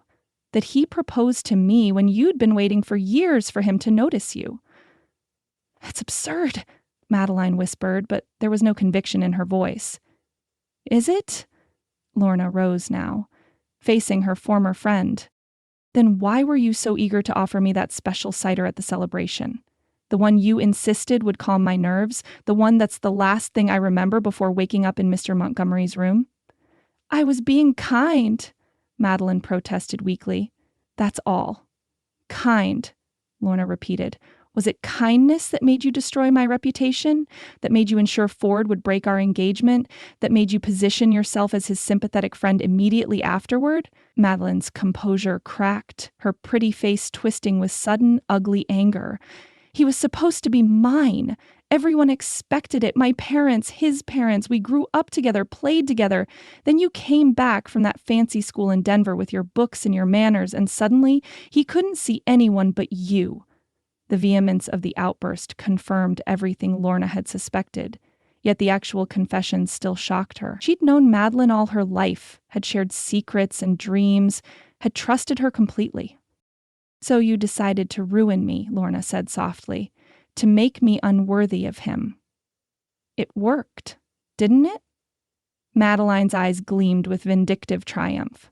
"He broke the engagement. He turned to me for comfort. Another month or two and he'll propose. You'll see. He's already calling on me regularly." "And what about Mr. Montgomery? He was innocent in all this. Why involve him?" Madeline shrugged, some of her usual calculated composure returning. "He was perfect. Wealthy, single, just passing through town. I knew he'd pay to avoid scandal. Men like him always do." "You've just admitted to multiple crimes, Madeline," Lorna said, her voice steadier than she felt. "Drugging us both, breaking into Mr. Montgomery's room, attempting extortion." "Admitted?" Madeline laughed, the sound brittle in the morning air. "To whom? It's your word against mine, Lorna, and right now my word carries considerably more weight in Redemption Springs than yours." "Not just her word," said a deep voice from behind the rose trellis. Silas Montgomery stepped into view, Harrington at his side. From their expressions, it was clear they'd heard everything. "Eavesdropping, Mr. Montgomery." Madeline's voice was cool, though her hands trembled slightly. "How ungentlemanly." "I think we're well past concerns about gentlemanly behavior, Miss Koopa," Silas replied grimly, "particularly given what you've just admitted." "I've admitted nothing of consequence," Madeline insisted, though her eyes darted toward the garden gate as if calculating her chances of escape. This was a private conversation between old friends, nothing more. "A conversation witnessed by 2 additional parties," Harrington pointed out, producing a small notebook from his pocket. "I've taken the liberty of transcribing your confession, Miss Cooper, most illuminating." "No court would accept such evidence," Madeline said, desperation creeping into her voice. "Testimony obtained through deception." "Perhaps not," Harrington conceded. "But combined with Jenny Martinez's eyewitness account and the physical evidence of the drugged cider, it builds a compelling case. Compelling enough, I think, for Sheriff Buchanan to take notice, regardless of his personal feelings." At the mention of Ford, something flickered in Madeline's eyes. Fear at last. "You wouldn't tell Ford," she said, looking directly at Lorna. "It would hurt him too much." "I think Ford deserves to know exactly what kind of woman has been comforting him these past days," Lorna replied steadily. "Don't you?" For a moment, Madeline seemed to consider making a run for it. Then, abruptly, she collapsed back into her chair, the fight going out of her. "What do you want?" she asked dully. "A full signed confession," Harrington said promptly, detailing exactly what you did and why. "And if I refuse, then we take what we have to Sheriff Buchanan," Silas said, "and let justice take its course." Madeline looked up at Lorna, something almost like the girl she'd once been visible beneath the calculating woman she'd become. "You'd send me to jail after all our years of friendship?" "Friendship?" Lorna shook her head sadly. "Friends don't destroy each other, Maddie. Whatever we were to each other once, you ended at the moment you decided to ruin my life." "I never meant," Madeline began, then stopped herself. "It wasn't supposed to go this far. You were just supposed to be disgraced enough for Ford to break the engagement. I didn't think about what would happen afterward."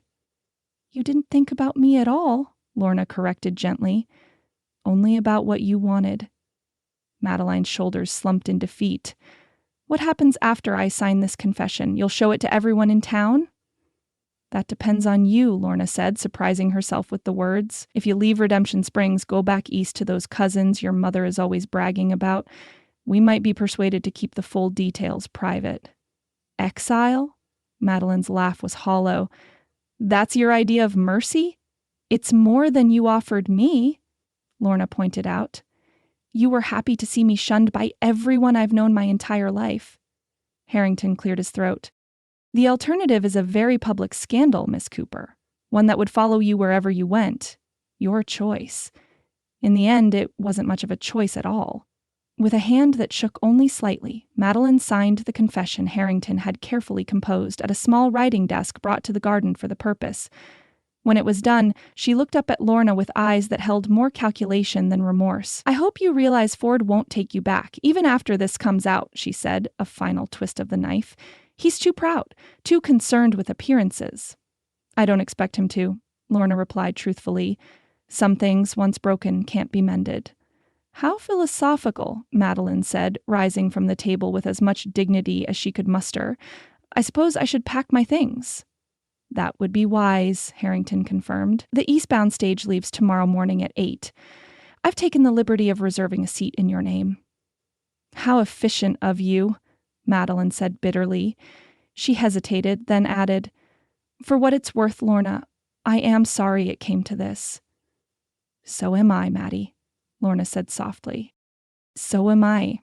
After Madeline had gone, escorted to the front of the hotel by Harrington to ensure she didn't flee, Lorna found herself alone in the garden with Silas. An awkward silence stretched between them, made more uncomfortable by their earlier confrontation over the settlement offer.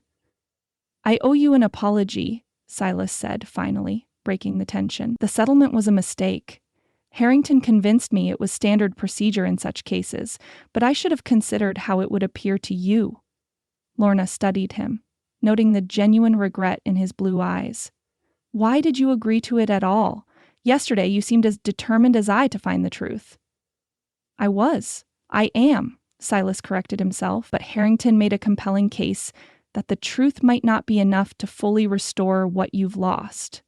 The settlement was intended as a supplement to justice, not a replacement for it. Justice can't be purchased, Mr. Montgomery, Lorna said, though her voice had lost its earlier edge. Nor can dignity. I'm learning that, he admitted ruefully. Boston business methods don't translate well to Redemption Springs, it seems. Despite everything, Lorna found herself smiling slightly. No, they don't. Out here, a person's word and character matter more than their bank account. A refreshing perspective, Silas said, returning her smile. Though I imagine having both doesn't hurt. The moment of lightness faded as Lorna remembered the other confrontation awaiting her that day. I should go. The school board called an emergency meeting for noon regarding my situation. Silas's expression sobered. Do you want me to accompany you? To present Madeline's confession? Thank you, but no, Lorna said, touched by the offer despite herself. This is something I need to handle alone. The schoolhouse where Lorna had taught for the past 3 years stood at the edge of town, a simple one-room building with a bell tower and freshly painted shutters. She had always loved the sight of it, had taken pride in the neat flower beds she'd planted with her students, and the new slate blackboard the town council had approved last winter. Today, the building felt more like a courtroom than a classroom. 5 members of the school board sat at a table facing the teacher's desk, their expressions ranging from uncomfortable to openly hostile as Lorna entered. William Peterson, owner of the general store, served as chairman. Beside him sat Reverend Tillman, who couldn't quite meet Lorna's eyes. Mrs. Haverford, the elderly widow whose 5 grandsons had passed through Lorna's classroom, Dr. Willoughby, who had delivered half the children in town, and Mayor Collins, a pompous man whose primary qualification for office had been that no one else wanted the job. Ms. Vance, Peterson began formally after she had taken her seat. Thank you for coming. As if I had a choice, Lorna thought, but said only, Of course, Mr. Peterson. We've called this meeting to discuss your situation, Peterson continued, clearly uncomfortable with the topic. Recent events have raised concerns about your suitability as a teacher in our community. I'm aware of the rumors circulating about me, Lorna said steadily. However, I've recently obtained evidence that will clear my name entirely. This announcement caused a stir among the board members. Mayor Collins leaned forward, his bushy eyebrows drawn together. Evidence? What evidence? A signed confession from the person responsible for what happened the night of the town's celebration, Lorna said, withdrawing the folded document from her reticule. It proves that both Mr. Montgomery and I were drugged without our knowledge or consent, then placed in a compromising position specifically to damage my reputation and end my engagement to Sheriff Buchanan. She placed the confession on the table. Peterson picked it up and read it slowly, his expression changing from skepticism to shock. "Madeline Cooper?" he said incredulously. "James Cooper's daughter." "The same," Lorna confirmed. The confession passed from hand to hand, each board member registering varying degrees of surprise and dismay. Reverend Tillman was the last to read it, his weathered face grave as he reached the end. "This is most disturbing," he said, carefully refolding the document. "If true, a grave injustice has been done to you, Miss Vance." "It is true," Lorna assured him. "There was a witness to Miss Cooper's actions that night, Jenny Martinez, who works at the Golden Spur, and Miss Cooper herself admitted everything in front of multiple witnesses just this morning." "Well," Mayor Collins harumphed, clearly disconcerted by this turn of events. "Well, indeed. This puts things in a different light, doesn't it?"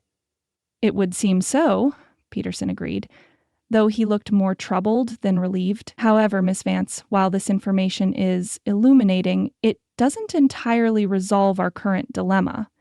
Lorna frowned. "I don't understand. The confession proves I was an innocent victim in all this." Yes, Peterson said hastily. "And we're all relieved to hear it. But the fact remains that your reputation within the community has been compromised.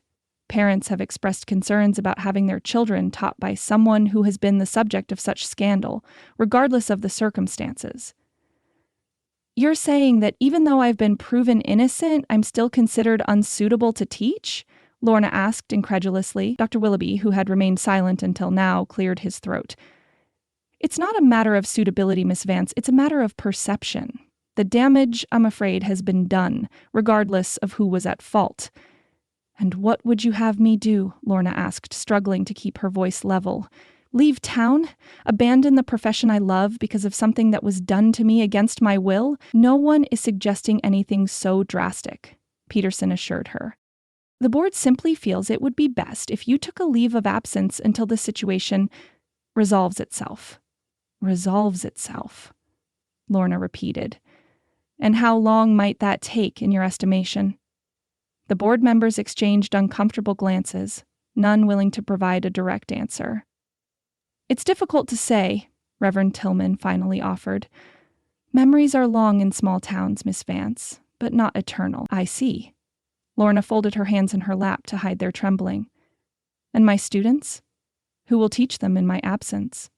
"Miss Abernathy from Carson City has agreed to step in temporarily," Mayor Collins said, too quickly for it to have been a recent decision.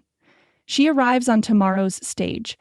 The realization that they had already arranged for her replacement, even before seeing the evidence of her innocence, was like a physical blow. These people had known her all her life, had trusted her with their children, had praised her teaching abilities, yet they had been so quick to believe the worst, so eager to cast her aside at the first hint of impropriety. "I understand," Lorna said, rising from her chair with as much dignity as she could muster. "May I at least say goodbye to my students?" Mrs. Haverford, who had remained silent throughout the meeting, suddenly spoke up. "I think that would be appropriate. The children have been asking about you." "Thank you," Lorna said, her voice threatening to break on the simple words. "Will there be anything else?" "Just one matter," Peterson said, reaching into a drawer and withdrawing an envelope. "Your salary through the end of the month. The board felt it was the right thing to do." Lorna accepted the envelope without looking at it, afraid that if she counted the meager sum it contained, she might break down entirely. "Good day, then," she said, and turned to leave. "Miss Vance," Dr. Willoughby called after her. When she paused at the door, he added gently, "For what it's worth, I believe your version of events. Always did. Some things just take time to sort themselves out." It was a small comfort, but a comfort nonetheless. Lorna nodded her thanks and stepped outside into the bright sunshine, feeling as if she'd aged a decade in the course of a single morning. First, the insulting settlement offer from Montgomery, then the confrontation with Madeline, and now this. being asked to step aside from the career she loved despite having proven her innocence. It was almost too much to bear. As she walked slowly down the path from the schoolhouse, a familiar figure appeared at the gate. Ford Buchanan, his sheriff's badge glinting in the sunlight. He looked as startled to see her as she was to see him. "Lorna," he said, removing his hat. "I didn't expect to find you here." "I had a meeting with the school board," she explained, keeping her voice neutral despite the sudden pounding of her heart. "What brings you to the schoolhouse, Sheriff?" Ford's gray eyes were troubled as he looked at her. "I received a message from Reverend Tillman asking me to come, something about new evidence regarding what happened." "Yes," Lorna said, understanding now. The board had summoned Ford to share Madeline's confession with him. "They have a document you should read." "What kind of document?" Ford asked, taking a step toward her.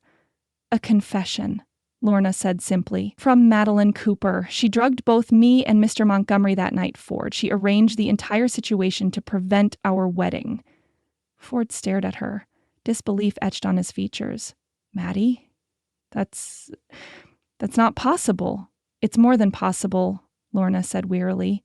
"It's what happened. She admitted everything this morning. There was a witness, too. Jenny Martinez from the Golden Spur saw her bring me to Montgomery's room while I was barely conscious." "But why would she do such a thing?" Ford asked, his voice hollow. "Because she wanted you for herself," Lorna answered gently. "She always has, apparently. Surely you've noticed how attentive she's been since our engagement ended." A dull flush crept up Ford's neck as realization dawned in his eyes. "She's been calling almost daily, bringing food, offering comfort." He trailed off, looking sick. "God in heaven."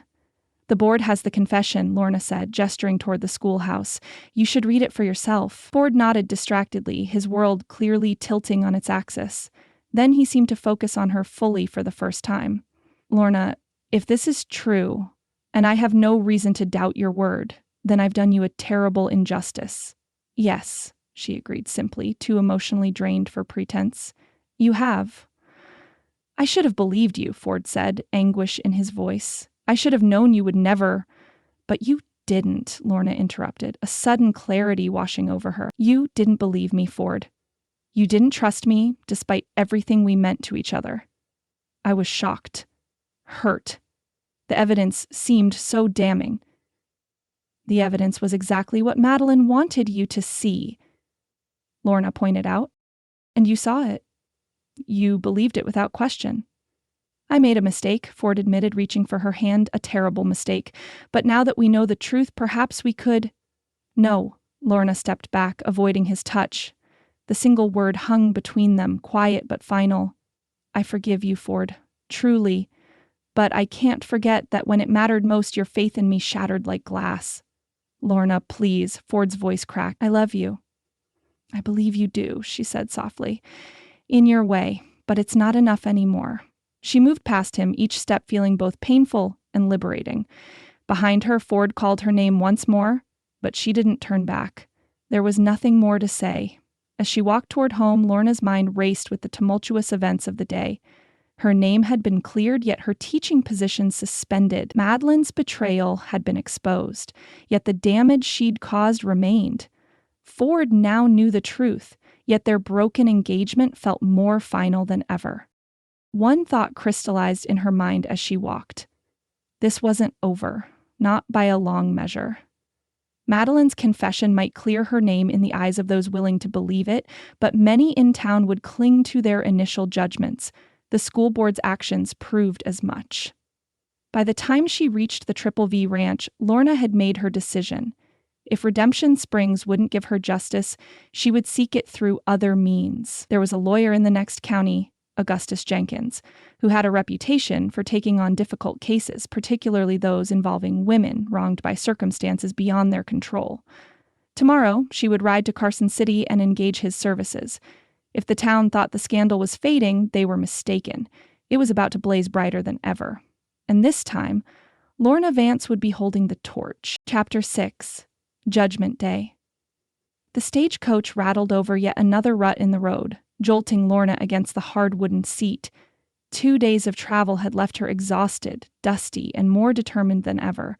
She clutched her reticule containing Madeline's confession, the document that should have cleared her name but had somehow only complicated matters further.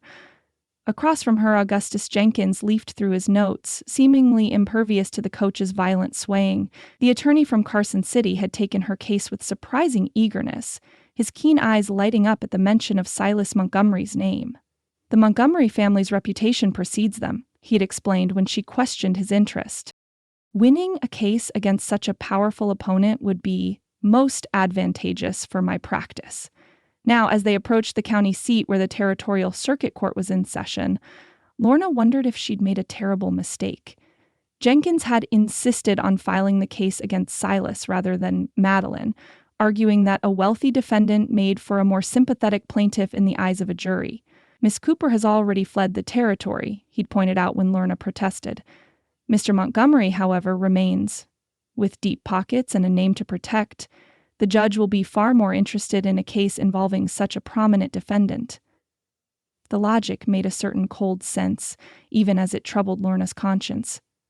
Though her initial anger at Silas for offering the settlement had cooled, Jenkins had convinced her that pursuing legal action was her only hope of truly clearing her name. Madeline's confession, he argued, would be dismissed by many as coerced or fabricated without the formal validation of a court verdict. "Nearly there, Miss Vance," Jenkins said, interrupting her thoughts as he glanced out the window at the approaching town.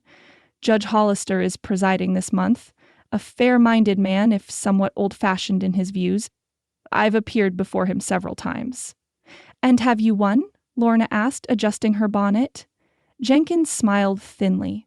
"More often than not." The stagecoach lurched to a halt before the Silver Dollar Hotel, the only establishment in the small county seat substantial enough to accommodate travelers.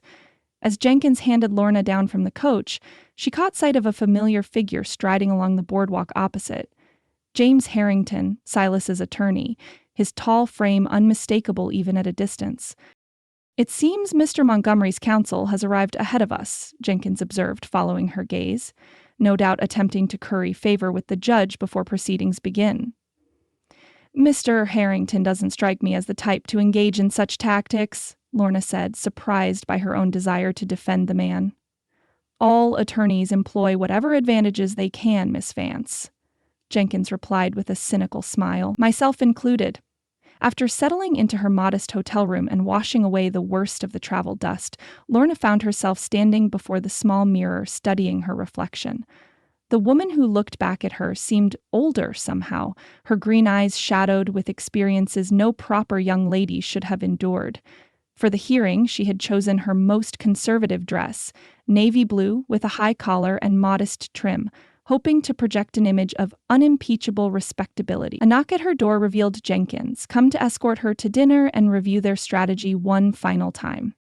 "Remember," he instructed as they made their way to the hotel's dining room, "the key to winning the judge's sympathy is to appear wronged but not vengeful. Dignified distress, Miss Vance. That is what will serve us best." "I'm not acting, Mr. Jenkins," Lorna replied quietly. "The distress is quite genuine." They had just taken their seats when Silas and Harrington entered the dining room. An awkward silence fell as the two parties noticed each other. After a moment's hesitation, Silas nodded formally in Lorna's direction. She returned the gesture with equal stiffness, though her heart pounded with unexpected force at the sight of him. He looked tired, she thought. The confident cattle baron seemed diminished somehow, strain visible in the set of his shoulders and the tightness around his eyes. For a brief, disorienting moment, Lorna felt a flash of sympathy for him, caught up in this mess through no fault of his own, just as she had been. Jenkins noticed her gaze and frowned slightly. "Remember, Miss Vance," he murmured as the waiter approached, "that man is now your adversary, regardless of what occurred between you previously." "I haven't forgotten," Lorna assured him, though the certainty she'd felt when engaging his services had begun to waver. Across the room, she could hear fragments of conversation between Silas and Harrington, their voices pitched low but occasionally carrying in the small dining room. "Unnecessary proceeding," Harrington was saying. "Confession should have been sufficient." "Has every right to seek justice," Silas replied, his tone troubled. Justice. The word echoed in Lorna's mind as she picked at her meal.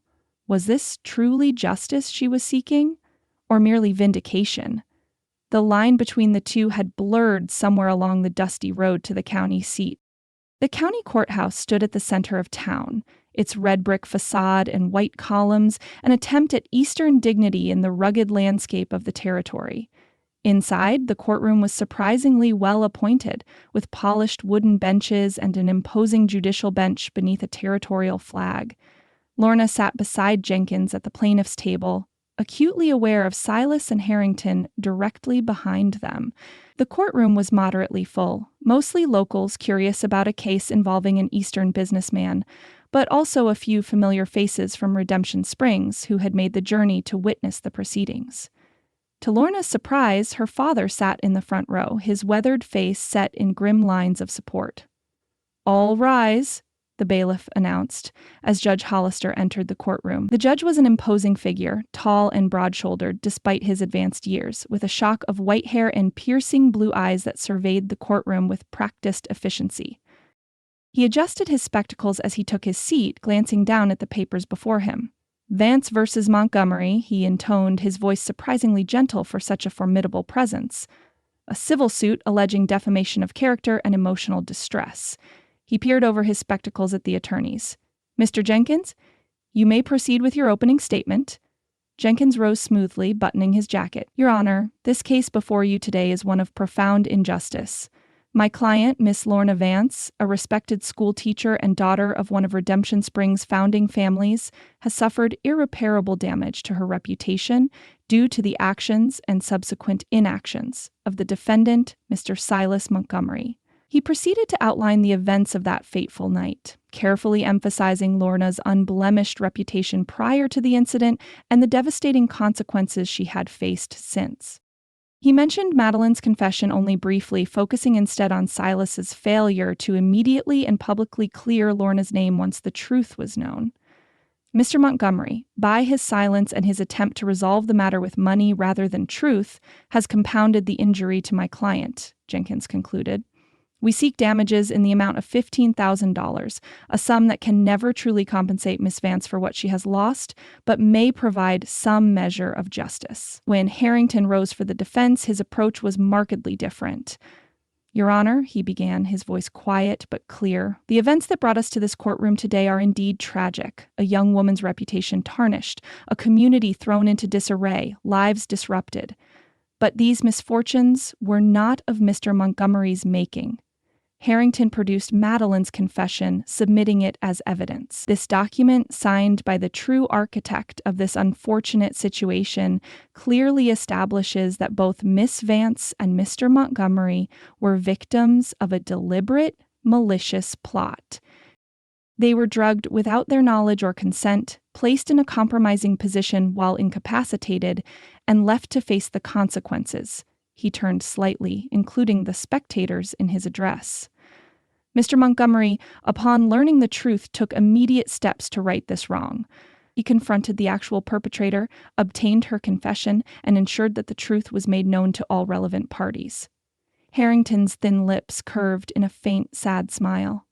"That Miss Vance now seeks compensation from a fellow victim rather than pursuing the true culprit speaks volumes about the nature of this case."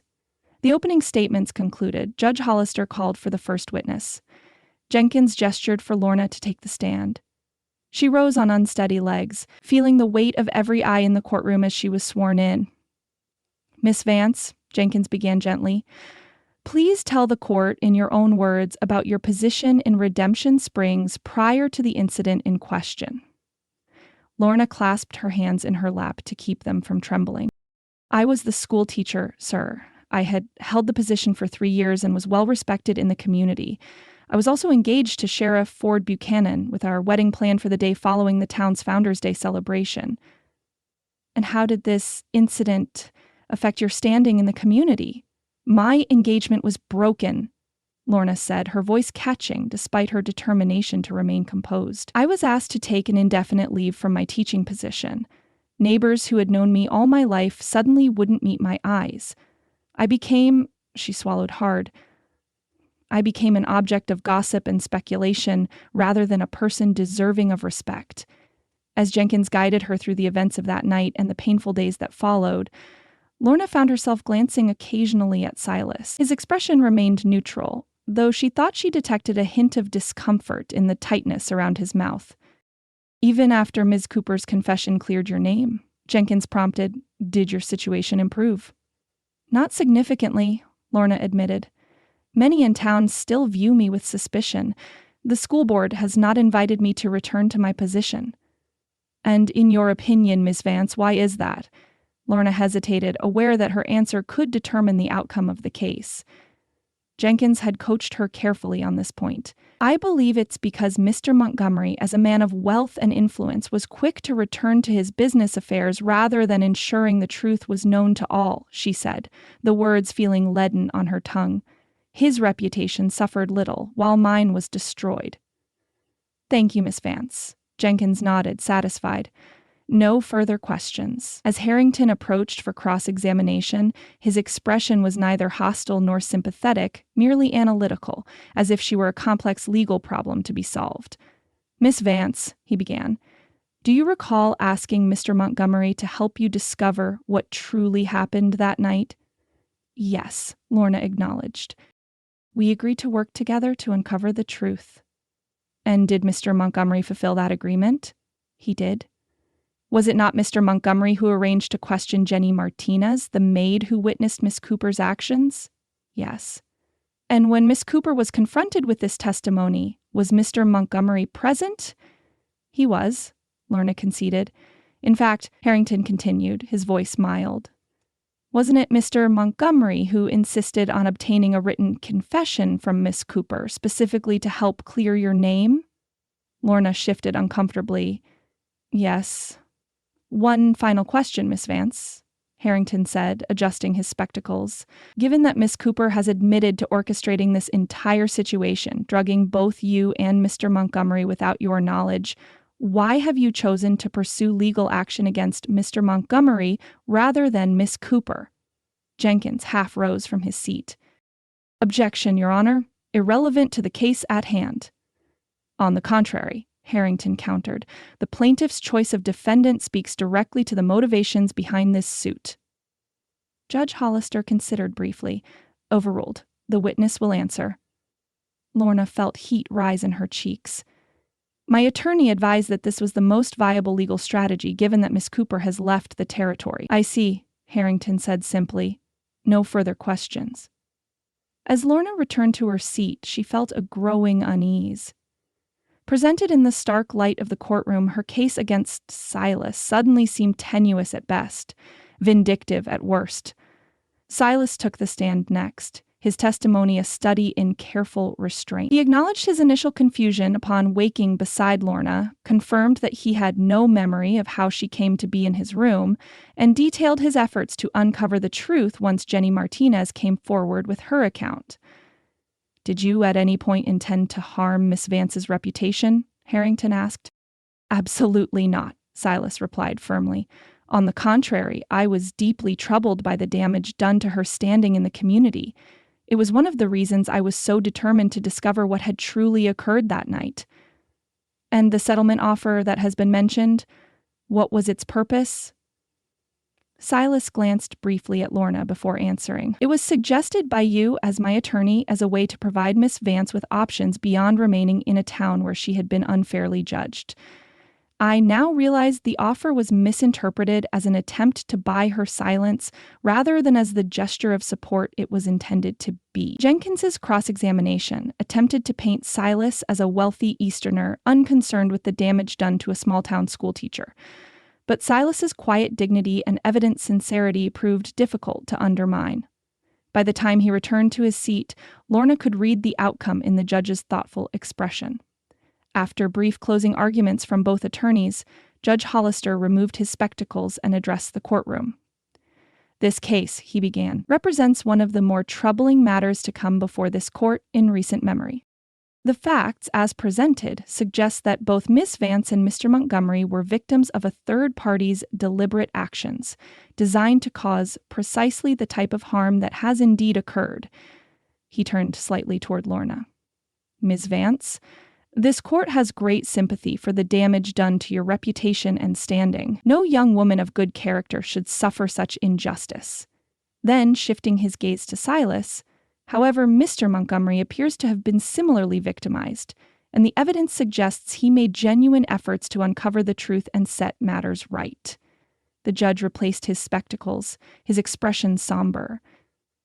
The purpose of civil law is to provide remedy when one party has wronged another. In this case, the wrong was committed not by Mr. Montgomery, but by Miss Cooper, who is not before this court. To hold Mr. Montgomery liable for damages would be to further compound the injustice already done. Lorna closed her eyes briefly, already knowing what was to come. Judgment is therefore entered in favor of the defendant. This case is dismissed. The sharp rap of the gavel seemed to echo in Lorna's ears as the courtroom began to empty. She sat motionless, unable to look at Jenkins or her father, much less at Silas.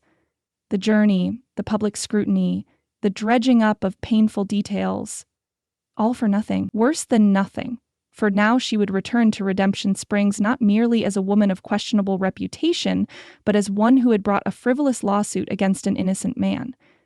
She became aware of someone standing beside her and looked up to find Silas, his expression grave but not unkind. "Miss Vance," he said quietly, "I take no pleasure in this outcome, believe me." "Don't you?" Lorna responded, her voice barely audible. "You've won after all." "There are no winners in this situation," Silas replied, "only victims of a cruel deception." He hesitated, then added, "My offer still stands, you know. Not as a settlement, but as assistance from one wronged party to another." Pride stiffened Lorna's spine. "Thank you, but no, I'll find my own way forward." Silas nodded, unsurprised. "As you wish. But know that I bear you no ill will, despite," he gestured vaguely at the courtroom, "all of this." He moved away then, joining Harrington by the door.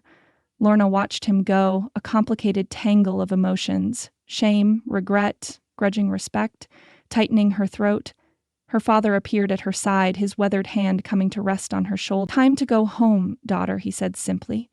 "Home," Lorna echoed hollowly, "where everyone will now view me with even more contempt than before." "Not everyone," James Vance countered. "Those worth caring about will understand you were fighting for your good name the only way you knew how." Lorna wished she could share his conviction, but the prospect of returning to Redemption Springs filled her with dread. The stares would be more pointed now, the whispers more damning. The woman who cried wolf, the school teacher who sued an innocent man, the jilted bride who couldn't accept her fate with dignity.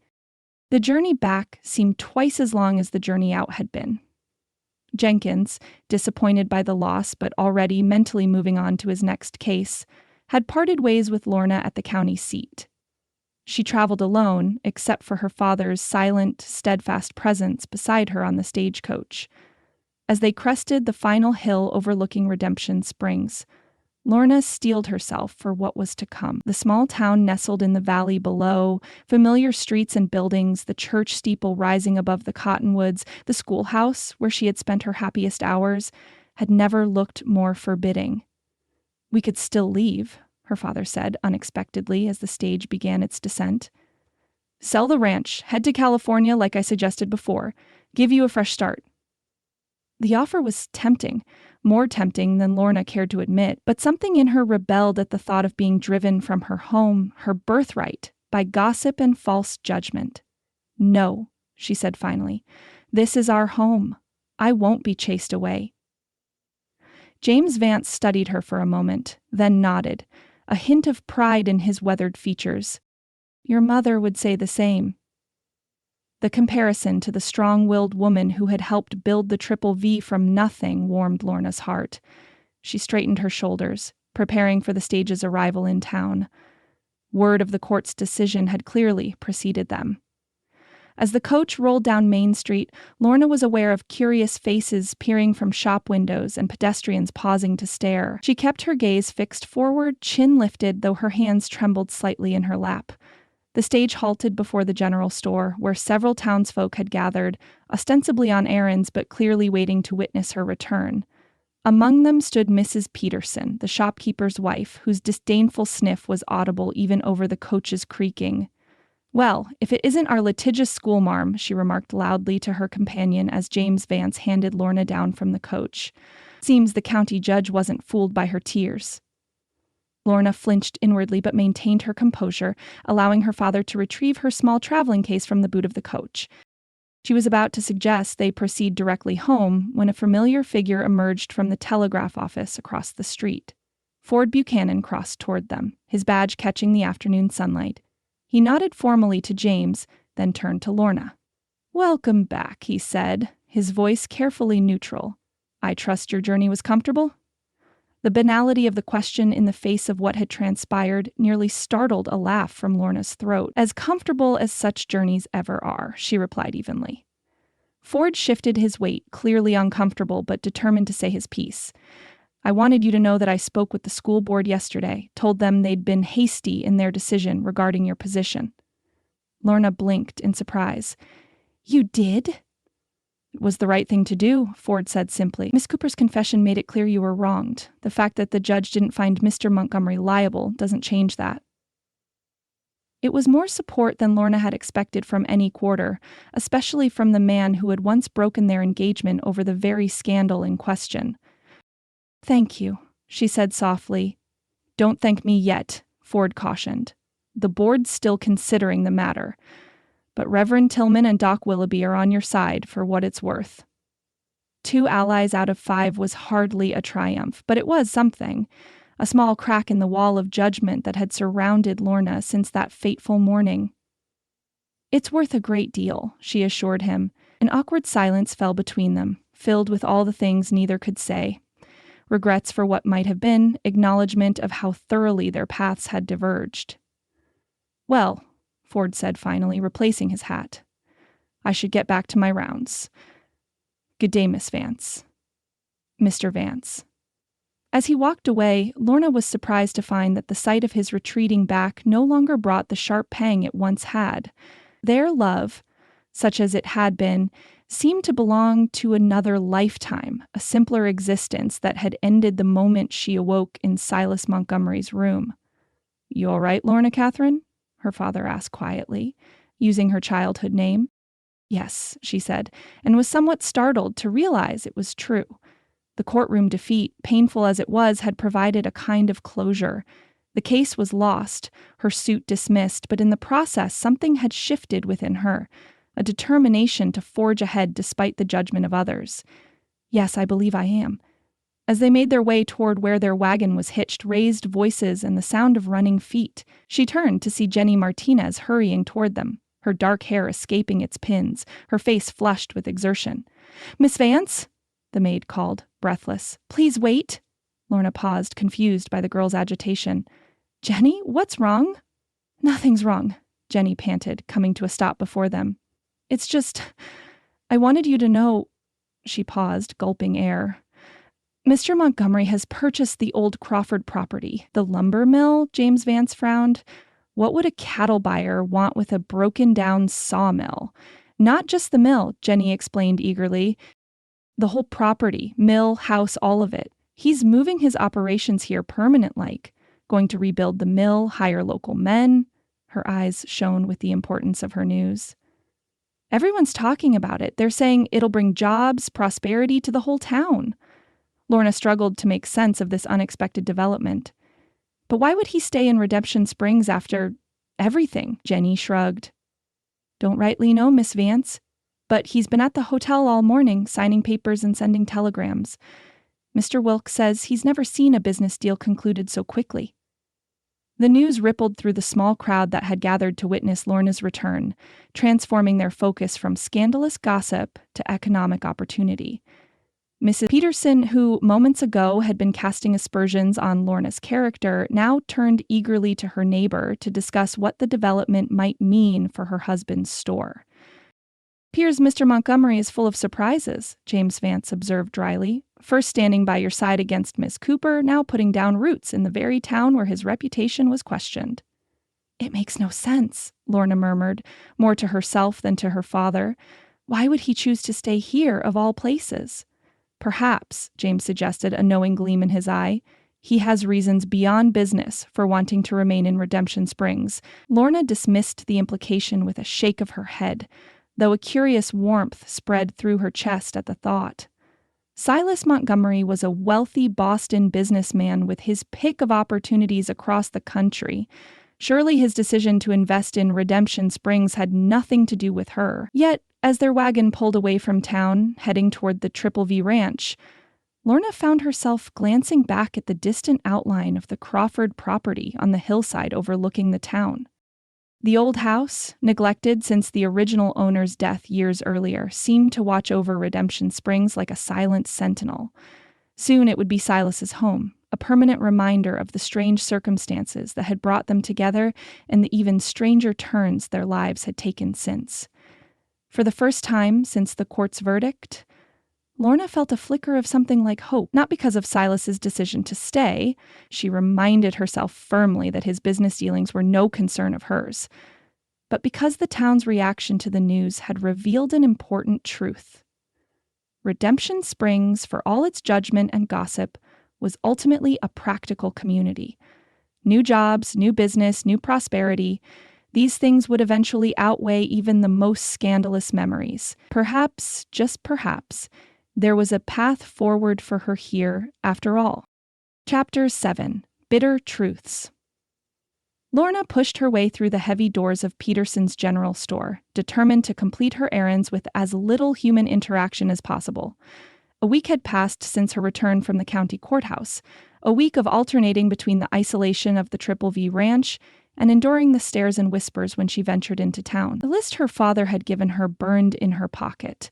Flour, coffee, sugar, and a few other sundries, necessities that had forced her from the safety of home.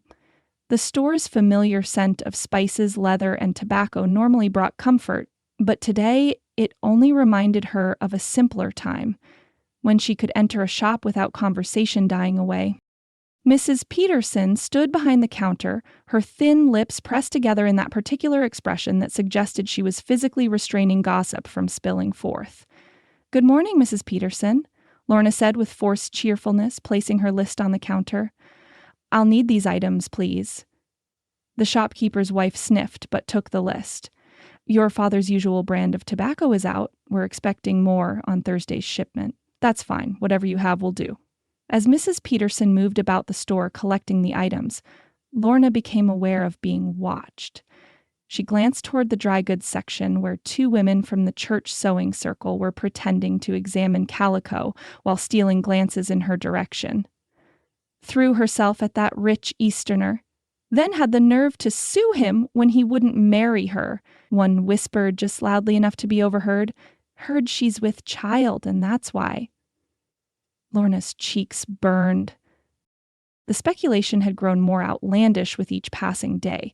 She stared fixedly at a shelf of canned peaches, refusing to dignify the gossip with a reaction. Just a few more minutes, she told herself, and she could escape to the wagon. The bell above the door jingled, announcing another customer.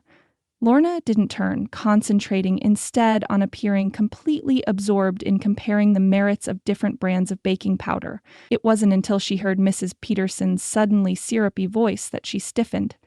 "Why, Mr. Montgomery, what a pleasant surprise! How may I help you today?" Lorna froze, her hand suspended in midair.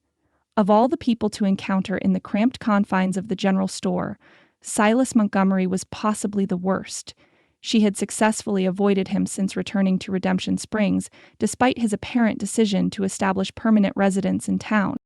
"Good morning, Mrs. Peterson," Silas's deep voice replied, the Eastern accent still noticeable despite his weeks in the territory. "I need a few things for the Crawford house. The previous owner left it rather understocked."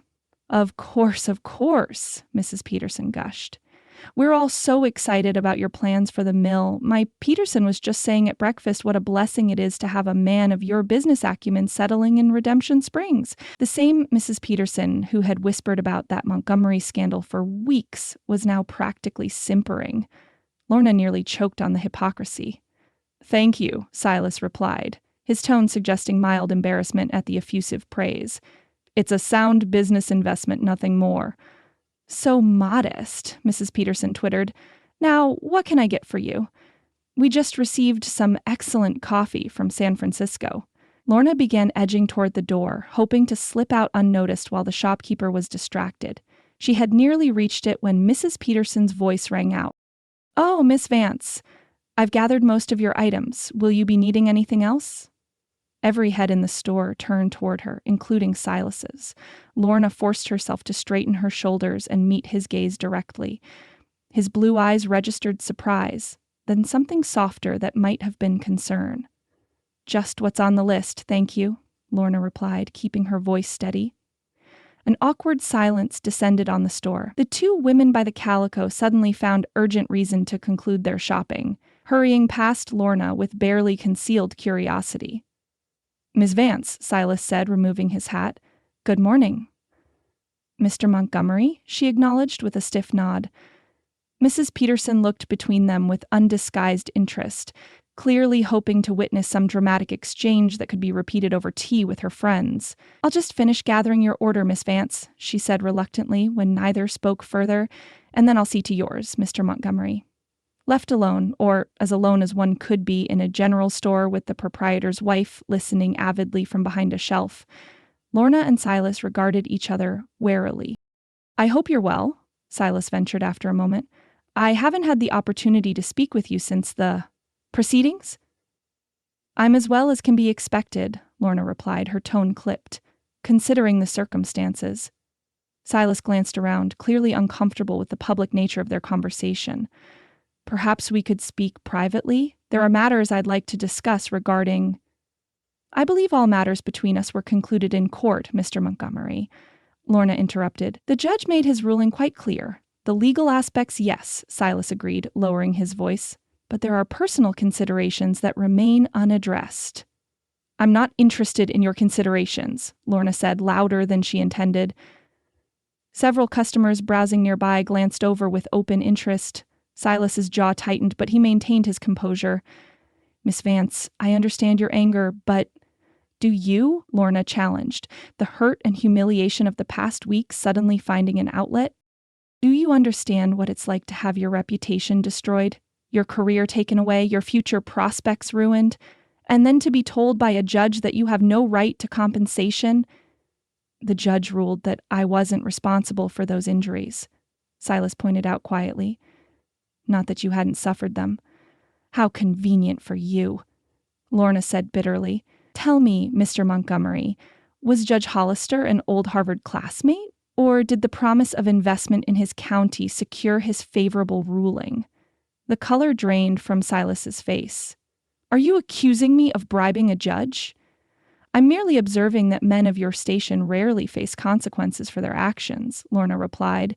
"Past caring about the avid audience they'd attracted, money opens doors. And apparently courtrooms as well. That accusation is as false as it is offensive," Silas said, his voice tight with controlled anger. "I have never in my life attempted to influence a judicial proceeding through improper means."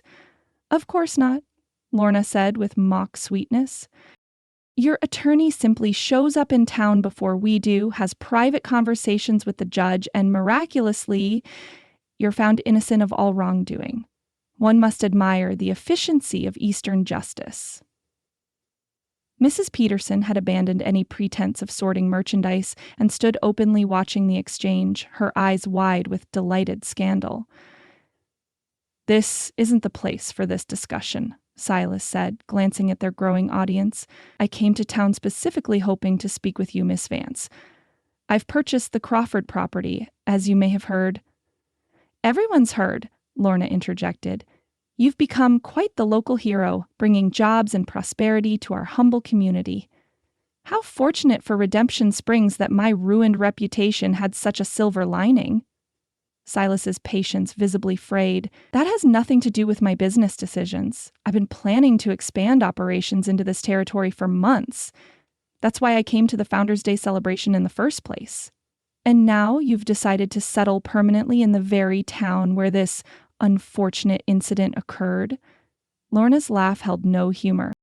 "How remarkably convenient." "My reasons are my own," Silas said stiffly. "But since you seem determined to think the worst of me, perhaps you should know that I've established a trust with the bank." "In your name?" Lorna stared at him, momentarily speechless. You did what? A trust fund, Silas repeated, lowering his voice again. A substantial one. You need never access it if your pride forbids, but it's there, should you require it. Heat flooded Lorna's face, anger chasing away momentary shock. So you did it anyway, she said, her voice dangerously quiet. After I explicitly refused your settlement offer, you went behind my back and created one regardless. It's not a settlement, Silas insisted. It's restitution for the damage to your reputation that, however indirectly, resulted from our association. Charity, then, Lorna said, the word like acid on her tongue. How noble of you to provide for the poor, ruined schoolteacher. Did it ease your conscience, Mr. Montgomery? Allow you to sleep better at night in your fine new house? This isn't going as I intended, Silas muttered, pinching the bridge of his nose. Miss Vance, I never meant to insult you, quite the opposite. Then you have a peculiar understanding of what constitutes an insult, Lorna retorted. Let me be perfectly clear. I want nothing from you. Not your money, not your charity, not your restitution. The only thing I ever wanted was justice, and that was denied me by a judge who apparently found your version of events more credible than mine. That's not what happened, and you know it, Silas said, frustration evident in his voice. The judge ruled based on the evidence, which clearly showed that Madeline Cooper was the guilty party, not me. The mention of Madeline's name sent a fresh wave of anger through Lorna. Yes, Madeline, how convenient that she's no longer in town to contradict your version of events.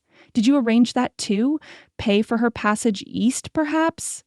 For God's sake, Silas exploded, finally losing his carefully maintained composure. She confessed. In writing. What more do you want from me? The outburst silenced the store. Even Mrs. Peterson seemed taken aback by the display of emotion from the normally reserved Easterner. In the ensuing quiet, the ticking of the wall clock seemed unnaturally loud. What do I want? Lorna repeated, her voice steady despite the storm of emotions within her. I want my life back, Mr. Montgomery. I want my teaching position, my reputation, my place in this community. I want to walk down the street without being the subject of whispers and stares. I want, her voice caught treacherously, I want things to be as they were before I ever met you. Can your trust fund provide those things? Before Silas could answer, Mrs. Peterson appeared beside them, her expression a mixture of disapproval and fascination. Your order's ready, Miss Vance, she announced, setting a wrapped package on the counter with unnecessary force. That'll be $2.37. Lorna fumbled in her reticule for the money her father had given her, acutely aware of Silas watching her with an unreadable expression. As she counted out the coins, his hand appeared beside hers, placing several bills on the counter. I'll take care of Miss Vance's purchases, he said quietly. And my own as well, when you're ready, Mrs. Peterson. Absolutely not, Lorna protested, pushing his money away. I don't need or want your assistance. It's not assistance, Silas countered. Consider it an apology for disrupting your shopping with this discussion. Your apologies are as unwelcome as your charity, Lorna said, placing her own money on the counter with deliberate precision. Good day, Mr. Montgomery, Mrs. Peterson. She gathered her package and swept toward the door, dignity intact despite the trembling of her hands. As she stepped onto the boardwalk, Silas's voice followed her. This isn't finished, Miss Vance. She didn't turn back, but the words echoed in her mind as she made her way to where her father's wagon waited. This isn't finished. As if she didn't know that already. As if she could ever forget that her life had been permanently, irrevocably altered by the events of that night. Lorna took the long way home, needing time to compose herself before facing her father. The encounter with Silas had unsettled her more than she cared to admit, stirring up anger she'd thought safely banked beneath resignation. A trust fund. The audacity of the man was breathtaking. Did he truly believe money could solve everything? Or was it merely his way of assuaging his own guilt? The road wound past the white clapboard church where she had once taught Sunday school, where her wedding to Ford should have taken place. On impulse, she directed the wagon up the short drive, suddenly yearning for the peace she had once found within its simple walls. No services were scheduled for the afternoon, and Lorna hoped the church would be empty. She needed solitude, quiet, a place to collect her thoughts and calm her racing heart. The wagon wheels crunched on gravel as she guided the horse toward the hitching post at the side of the building. As she descended from the wagon, a sound caught her attention. Low voices from behind the church where a small garden surrounded the parish office. Something in the familiar cadence made her pause. One voice was unmistakably Ford's, the other, female and cajoling, sent a chill down Lorna's spine. Moving quietly, she edged around the corner of the building, telling herself she was being foolish, that Ford's business at the church was none of her concern. But the scene that greeted her stopped her cold. Ford stood with his back against the office wall, his sheriff's badge catching the afternoon sunlight. Before him, pressed entirely too close for propriety, stood Madeline Cooper. The same Madeline who was supposedly on her way east after signing a confession and agreeing to leave Redemption Springs. "You can't possibly still have feelings for her," Madeline was saying, her hands smoothing the lapels of Ford's coat. "Not after everything that's happened." "It's complicated, Maddie," Ford replied, though he made no move to disengage from her touch. "Lorna and I have history." "History," Madeline scoffed. "She sued an innocent man out of spite and greed. That's hardly the action of someone worthy of your consideration." "You don't know the whole story," Ford said, but there was hesitation in his voice. "I know enough." Madeline's voice dropped to a silky purr. "I know she's not the woman you thought she was, and I know I've always been here, Ford. Always." To Lorna's horror, Madeline rose on tiptoe and pressed her lips to Ford's. More horrifying still was the way Ford's arms came around her after only a momentary hesitation, returning the kiss with evident enthusiasm. A small sound escaped Lorna's throat, not quite a gasp, not quite a sob. It was enough. Ford's head jerked up, his eyes widening as they met hers over Madeline's shoulder. "Lorna!" he exclaimed, hastily setting Madeline away from him. You were just kissing Madeline Cooper," Lorna finished for him, surprised by how calm she sounded when her insides were churning with betrayal. "The woman who drugged me, destroyed my reputation, and ruined our engagement. The woman who supposedly left town in disgrace a week ago." Madeline turned slowly, a flush of triumph coloring her cheeks, despite the embarrassment of being caught. "Lorna," she said, managing to make the name sound like an insult. "How unexpected. Eavesdropping isn't very ladylike, is it?" "Neither is drugging an innocent woman and placing her in a compromising position," Lorna countered. "Yet here you are, apparently untroubled by your actions." "Maddie explained everything," Ford said, straightening his vest in a transparent attempt to regain his dignity. "There was a misunderstanding about that confession. She was pressured into signing it." "Pressured," Lorna repeated incredulously. "By whom?" "That Easterner," Ford said, a note of distaste entering his voice. "Montgomery. He threatened to ruin her family if she didn't take the blame for what happened." Lorna stared at him, scarcely believing what she was hearing. "And you believed that?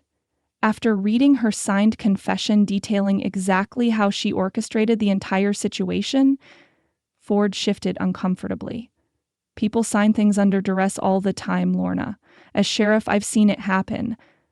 "The only person under duress that night was me," Lorna said, her voice rising despite her efforts to control it. "And you, I thought you at least understood that much." "It's more complicated than you know," Ford hedged, not meeting her eyes. "It certainly seems to be," Lorna agreed coldly.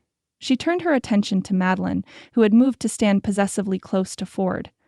"You were supposed to be on your way east. That was the agreement in exchange for not pressing criminal charges." Madeline shrugged, her pretense of contrition entirely gone. "I changed my mind. Redemption Springs is my home. Why should I leave because of your hysterics?" "My hysterics?" Lorna echoed in disbelief. "You drugged me. You destroyed my reputation, my career, my engagement, and you call my reaction hysterics? Such a victim," Madeline said with a dismissive wave of her hand. Poor Lorna. Always so perfect and proper. The town's beloved schoolteacher, the sheriff's perfect bride. Her pretty face twisted with sudden venom. "Do you have any idea what it was like living in your shadow all these years? Always the second choice, always Lorna's friend. Is that why you did it?" Lorna asked quietly. Simple jealousy? There was nothing simple about it, Madeline snapped. You had everything. The teaching position I wanted, the man I loved since childhood, the respect of the entire town. Everything always came so easily to you. Easy? Lorna nearly choked on the word. I worked for everything I achieved, Maddie. I studied. I earned my teaching certificate. I built relationships in this community based on trust and respect. Nothing was handed to me. Except Ford, Madeline countered bitterly. He was supposed to be mine. Everyone expected it. Our families, our friends. We grew up together, played together. Then you came back from that fancy school in Denver with your books and your manners, and suddenly he couldn't see anyone but you. The echo of her courthouse confession made Lorna shiver. This wasn't just a convenient lie Madeline had spun for Ford's benefit. It was her genuine belief, a resentment that had festered for years. So you decided to ruin me, Lorna said softly, to make sure I lost everything you coveted. And it worked, Madeline replied, her voice triumphant. Look at you now. No position, no fiancé, no future in Redemption Springs. Meanwhile, I have Ford, and soon I'll have your teaching position as well. The school board is considering my application as we speak. Ford at least had the grace to look uncomfortable at Madeline's naked gloating. Maddie, that's enough, he murmured, placing a restraining hand on her arm. No, let her speak, Lorna said, a strange calm settling over her. I want to hear how she justifies what she did, how she lives with herself knowing she betrayed a lifelong friendship out of pure, selfish envy. Friendship? Madeline laughed, the sound brittle in the quiet garden. We were never truly friends, Lorna. I tolerated you because it was expected, because it served my purposes. And what about Ford? Lorna challenged, turning to her former fiancé. Are you just another acquisition? Another item to be checked off your list of things that should have been yours? Ford flushed. That's not fair. Maddie and I have a genuine connection. A connection built on lies, Lorna pointed out. She drugged me, Ford. She orchestrated my disgrace. How can you possibly trust anything she says or does? People make mistakes, he said weakly. She's apologized. Has she? Lorna looked pointedly at Madeline, whose expression held not a hint of remorse. Somehow I doubt that. I don't need to apologize for taking back what should have been mine, Madeline declared, twining her arm through Ford's. Ford and I belong together. We always have. You were just an interruption. The casual cruelty of the statement left Lorna momentarily speechless. This was the girl who had shared her dolls, who had wept at Lorna's mother's funeral, who had helped decorate the church for the wedding that never happened. Had it all been a pretense? Had there been genuine friendship at any point, or had Madeline always harbored this poisonous resentment? I see, Lorna said finally. Well, I wish you both every happiness you deserve. The deliberate ambiguity of the blessing wasn't lost on Ford, whose frown suggested he understood the implied meaning perfectly well. Madeline merely smiled, too pleased with her victory to notice the subtle barb. How generous of you, she said sweetly. Now, if you'll excuse us, Ford and I were discussing private matters before we were interrupted. Lorna felt a surge of pity for Ford, who clearly had no idea what he had entangled himself with. But he was a grown man who had made his choice. Twice now. First in believing the worst of her without investigation, and now in accepting Madeline's version of events, despite clear evidence to the contrary. Of course, Lorna said, already turning away. Good day to you both. She had taken only a few steps when Madeline called after her, unable to resist a final twist of the knife. Oh, Lorna, I heard about your scene with Mr. Montgomery in the general store today. Throwing yourself at him again, were you? I would have thought you'd learned your lesson about wealthy men who are out of your reach. Lorna froze, then slowly turned back. Is that what people are saying? That I threw myself at Mr. Montgomery? Madeline's smile was cat-like. It's what everyone is saying. After all, you pursued him all the way to the county courthouse. Now he's settled in town and suddenly you're creating scenes in public places. The conclusion is rather obvious, don't you think? The only obvious thing, Lorna said quietly, is that the poison you spread continues to work its way through this town, corrupting everything it touches. She looked directly at Ford, including people who ought to know better. Ford had the decency to flush, but he made no move to contradict Madeline or defend Lorna. His silence was answer enough. I won't waste any more time here, Lorna concluded, her voice steady despite the turmoil within. Enjoy your triumph, Maddie. I hope it brings you the happiness you imagine. This time, when she walked away, neither called after her.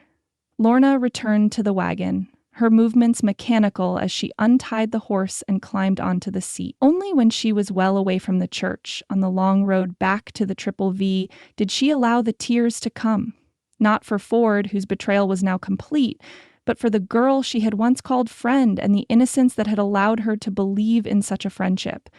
The encounter had crystallized something within Lorna, a resolution that had been forming slowly since the courthouse defeat. Redemption Springs, the town she had loved all her life, had changed for her irrevocably.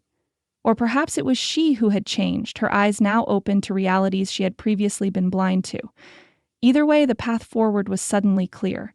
She would not flee in shame as Madeline had expected, nor would she linger, a diminished version of herself, accepting the scraps of respect grudgingly offered by those who had once valued her. No, there was a third option, one that required courage and determination but promised something Lorna desperately needed, a future of her own making. As the wagon crested the final hill before the Triple V came into view, Lorna wiped away her tears and straightened her shoulders. Her father would be waiting, concerned about her extended absence. She would tell him of her encounter with Silas, of the trust fund she had rejected, of the scene at the church, and then she would tell him her decision. It was time to forge a new path, one that led neither away from Redemption Springs in defeat nor back to the life she had lost, but forward into possibilities she had never before considered. Chapter 8. Life-changing news.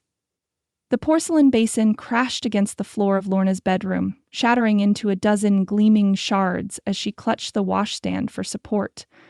Her stomach heaved again, though there was nothing left to expel after the third morning in a row of violent nausea. "Lorna, are you all right in there?" her father's voice called from the hallway, concern evident in his gruff tone. "Yes, Papa," she managed, splashing cold water on her face from the pitcher that had thankfully remained intact. "I just dropped my basin. Clumsy of me. Do you need help cleaning it up?" "No, I'll manage." Lorna pressed a damp cloth to her forehead, willing the room to stop spinning. "Please don't trouble yourself." James Vance hesitated outside the door. "If you're sure, Emma's made flapjacks for breakfast." The mere thought of food sent another wave of nausea through Lorna. "Tell her to save me some for later," she called, hoping her voice sounded stronger than she felt. "I'm not very hungry this morning." Her father's footsteps retreated down the hall, and Lorna sank onto the edge of her bed, the broken basin forgotten.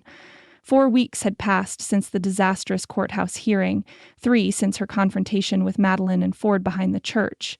In that time, she had been working methodically toward her new goal of independence, making plans to open a small private school on Triple V land where she could teach without the school board's approval. Now those plans seemed suddenly terrifyingly precarious. She wasn't a fool.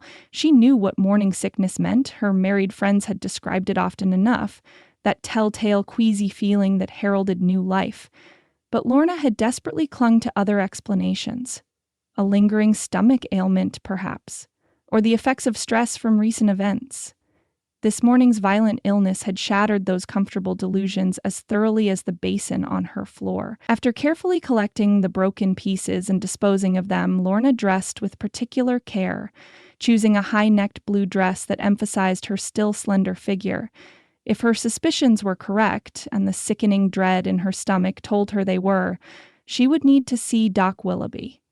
And she would need to do it discreetly. Downstairs, she managed to sip a cup of weak tea under her father's watchful eye, waving away Emma and Charlotte's concerned questions with a forced smile. "Just a touch of headache," she assured them. "Nothing serious. I thought I might ride into town this morning, actually.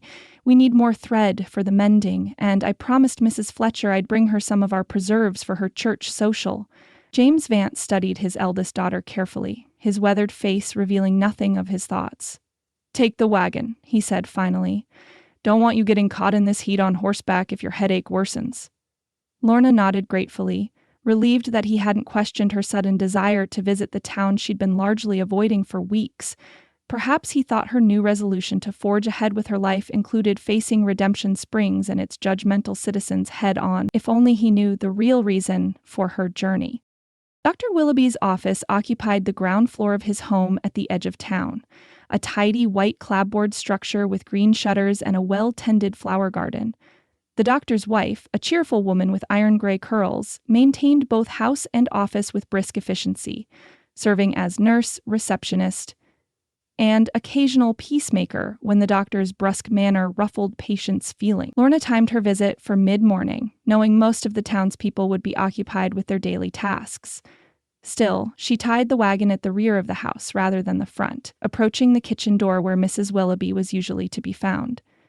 The older woman looked up from her bread-making with surprise when Lorna knocked gently on the frame of the open door. "Lorna Vance, what a pleasant surprise," she said, wiping flour from her hands. "We've missed seeing you at church socials lately." "Good morning, Mrs. Willoughby," Lorna replied, maintaining what she hoped was a calm demeanor.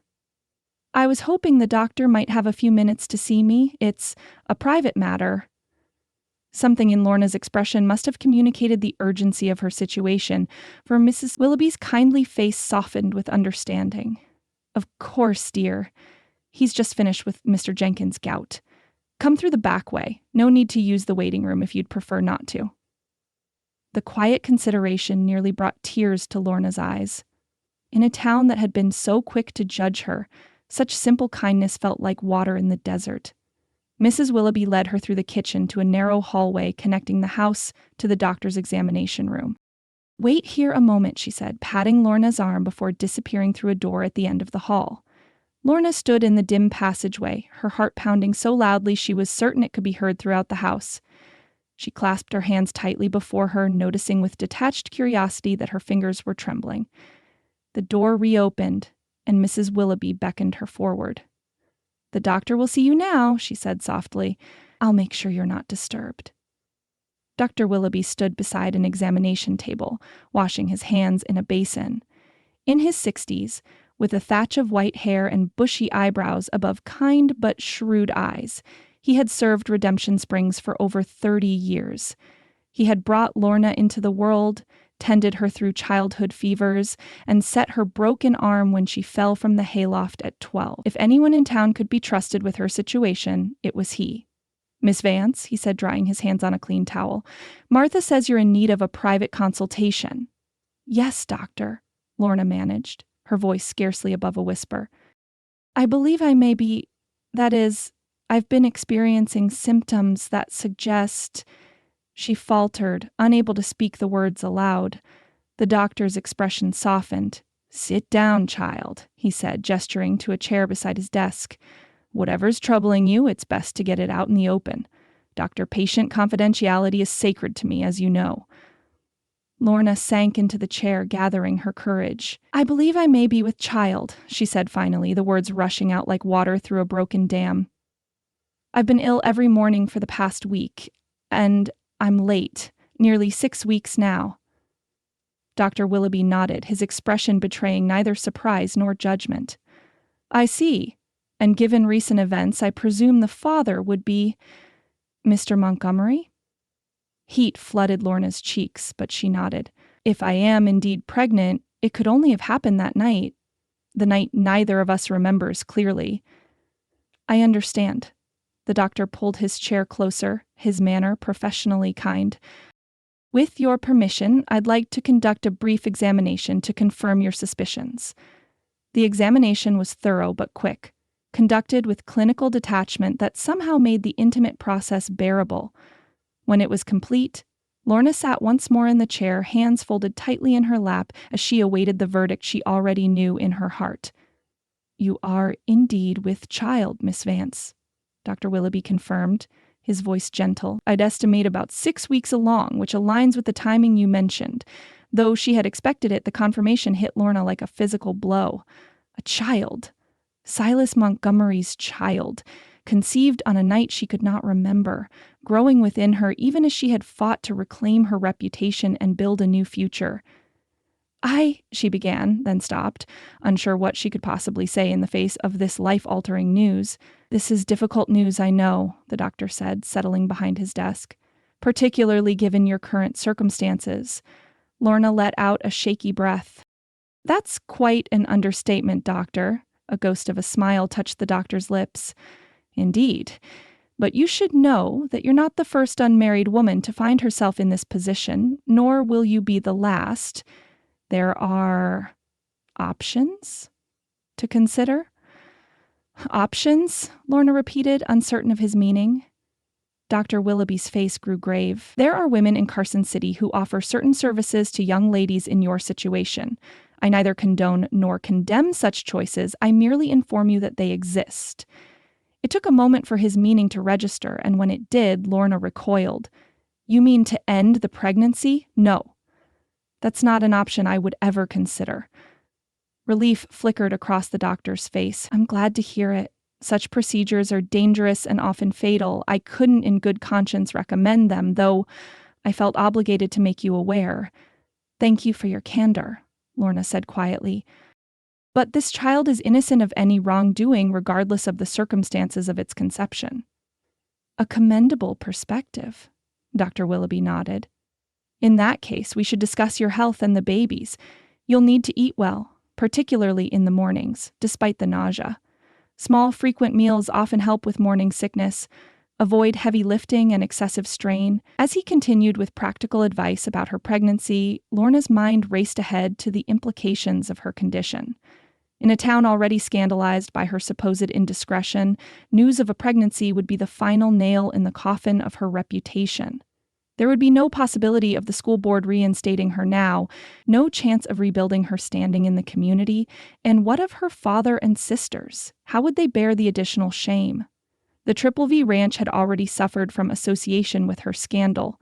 Several longtime customers had taken their business elsewhere. What would happen when word spread that James Vance's unmarried daughter was expecting a child?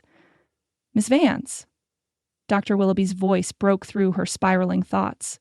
Are you following my instructions? Yes, doctor. Eat frequently, rest adequately, avoid strain, Lorna recited automatically. May I ask how long before my condition becomes noticeable?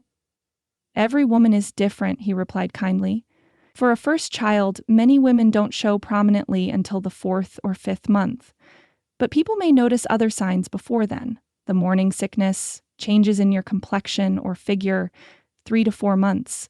A span of time that suddenly seemed terrifyingly brief. I'll need to make arrangements, Lorna murmured, more to herself than to the doctor. Plans will have to change. There is one other matter to consider, Dr. Willoughby said carefully. The child's father. Does Mr. Montgomery know about this development? Not yet, Lorna admitted. I wanted to be certain before I approached him. He should be informed, the doctor advised. Whatever your personal feelings toward the man, he has a right to know about his child. The thought of facing Silas with this news sent a wave of anxiety through Lorna. Their last encounter in the general store had been disastrous. She had accused him of bribing a judge, for heaven's sake. How could she possibly approach him now with news that would bind their lives together irrevocably? I will tell him, she promised, rising from her chair on unsteady legs. And thank you, doctor, for your discretion in this matter. Of course. Dr. Willoughby stood as well, his expression compassionate. You're a strong young woman, Lorna Vance. Stronger than perhaps you realize. You'll find your way through this, difficult as it may seem now. As she left through the back door, Mrs. Willoughby pressed a small packet into her hands. Peppermint tea, she whispered. Helps with the morning sickness. My mother's recipe. The simple gesture of kindness nearly undid Lorna's fragile composure. Thank you, she managed, blinking back tears. Hold your head high, dear, the older woman advised. Life takes unexpected turns for all of us. It's how we navigate those turns that defines us. Lorna sat in her father's wagon outside the Golden Spur for nearly 20 minutes, gathering her courage. She had completed her errands, thread purchased, preserves delivered to Mrs. Fletcher, all while maintaining a facade of normalcy that had drained what little energy she possessed after the morning's revelations. Now came the most difficult task of all.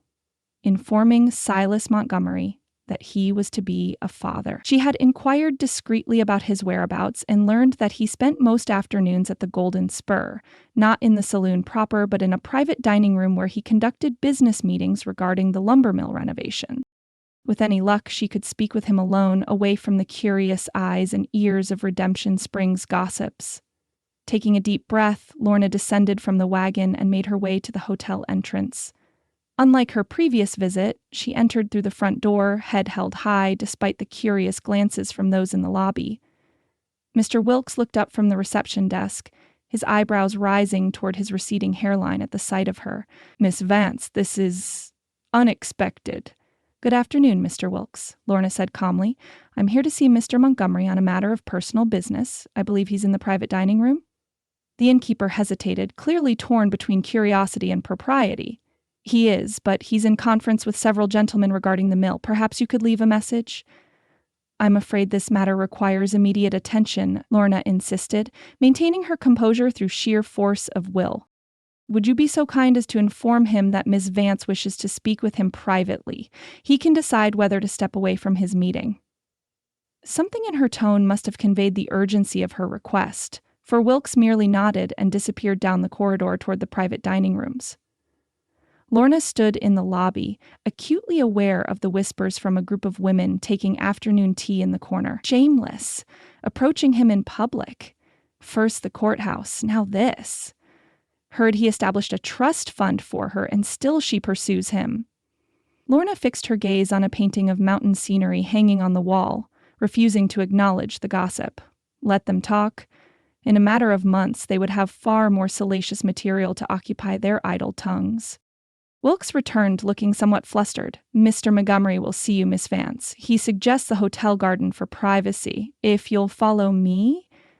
Lorna nodded, trailing the innkeeper through the now familiar route to the garden where she had confronted Madeline weeks earlier. The memory of that encounter brought a bitter taste to her mouth, one that mingled unpleasantly with the lingering nausea of her condition. The garden was empty, the early afternoon sun casting dappled shadows through the cottonwood leaves. Wilkes gestured to a wrought iron bench beside a bed of late summer roses. "Mr. Montgomery will join you momentarily," he said, then retreated with obvious reluctance, deprived of witnessing whatever drama might unfold. Lorna remained standing, too agitated to sit. She paced the gravel path, rehearsing the words she would use, trying to anticipate Silas's reaction. Would he be angry? Disbelieving? Would he accuse her of attempting to trap him, to extort money through yet another means? The sound of footsteps on the gravel path announced his arrival before she saw him. Lorna turned, her carefully prepared speech dying on her lips at the sight of Silas striding toward her. He was dressed for business in a tailored suit that emphasized his broad shoulders, his dark hair neatly combed, his expression a mixture of curiosity and wariness. "Miss Vance," he said formally, stopping several feet away. "Mr. Wilkes said you needed to speak with me urgently." "Mr. Montgomery," Lorna acknowledged, her mouth suddenly dry. "Thank you for interrupting your meeting." "It was nearly concluded anyway," he replied with a dismissive gesture. "What can I do for you? I must admit, after our last encounter, I'm somewhat surprised to see you seeking me out." The reference to their heated exchange in the general store brought a flush to Lorna's cheeks. "Yes, well, circumstances have changed since then." "Oh," one dark eyebrow rose inquiringly. "In what way?" Lorna drew a deep breath, searching for the right words. Finding none, she opted for direct truth.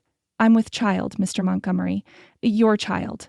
The color drained from Silas's face so rapidly that for a moment Lorna feared he might faint. He reached blindly for the bench behind him, sinking onto it with uncharacteristic gracelessness. "You're certain?" he managed after a long, taut silence. "Dr. Willoughby confirmed it this morning," Lorna said quietly. "The timing aligns precisely with that night." Silas ran a hand over his face, his shock giving way to a complex succession of emotions: disbelief, confusion, concern. "A child," he repeated, as if testing the reality of the word. "Our child, yes." Lorna remained standing, her hands clasped before her to hide their trembling. "I felt you had a right to know, regardless of our differences." Silas looked up at her, his blue eyes intense. "Thank you for telling me, for coming to me directly. It wasn't the reaction she had expected. No accusations, no suggestions of alternative solutions, no immediate offer of money to make the problem disappear. Just simple gratitude for her honesty. "What do you intend to do?" he asked after another moment of silence. "Do?" Lorna echoed. "About the child," Silas clarified. "About your situation." "I intend to have this baby, Mr. Montgomery," Lorna said firmly. "Beyond that, I haven't had time to formulate detailed plans. I only confirmed my suspicions this morning." Silas nodded, his expression thoughtful rather than panicked. "Of course. And please understand that I'll provide for both of you, regardless of any other considerations." Again, his response surprised her. No questioning of paternity, no attempt to evade responsibility, just a straightforward acknowledgement of obligation. "That's very honorable of you," Lorna said carefully. "But I didn't come here seeking financial support." A bitter laugh escaped her. "I believe I made my feelings about your money quite clear in our last conversation." A flicker of something like humor crossed Silas's face. "You did indeed," quite emphatically. The momentary lightness faded, replaced by seriousness. "Nevertheless, this child is my responsibility, as much as yours, and I intend to fulfill that responsibility in whatever way I can." Lorna studied him, trying to reconcile this calmly decisive man with the arrogant Easterner she had accused of bribing a judge. "I appreciate that," she said finally, "but I'm not entirely certain what form that responsibility should take. Our situation is complicated, to put it mildly." Silas agreed dryly. He gestured to the bench beside him. "Perhaps you should sit, Miss Vance. You look rather pale." Lorna realized suddenly that she felt lightheaded, whether from the emotional strain of the conversation or her condition, she couldn't tell. She sank onto the bench, careful to maintain a proper distance between them. "There is, of course, one obvious solution," Silas said after a moment, his tone deliberately casual. "We could marry." Lorna's head jerked up, certain she had misheard. "I beg your pardon?" "Marriage," Silas repeated calmly. "It would legitimize the child, restore your standing in the community, and provide a stable home for both of you." "You can't be serious," Lorna said, staring at him in disbelief. "We barely know each other, Mr. Montgomery. What little interaction we've had has been contentious at best. I accused you of bribing a judge, for heaven's sake. A detail I'm willing to overlook under the circumstances," Silas replied, a hint of wry humor in his tone, "though I assure you I did no such thing." "That's hardly the point," Lorna protested. "Marriage is meant to be based on mutual affection and respect, not obligation or necessity." "Perhaps in an ideal world," Silas conceded.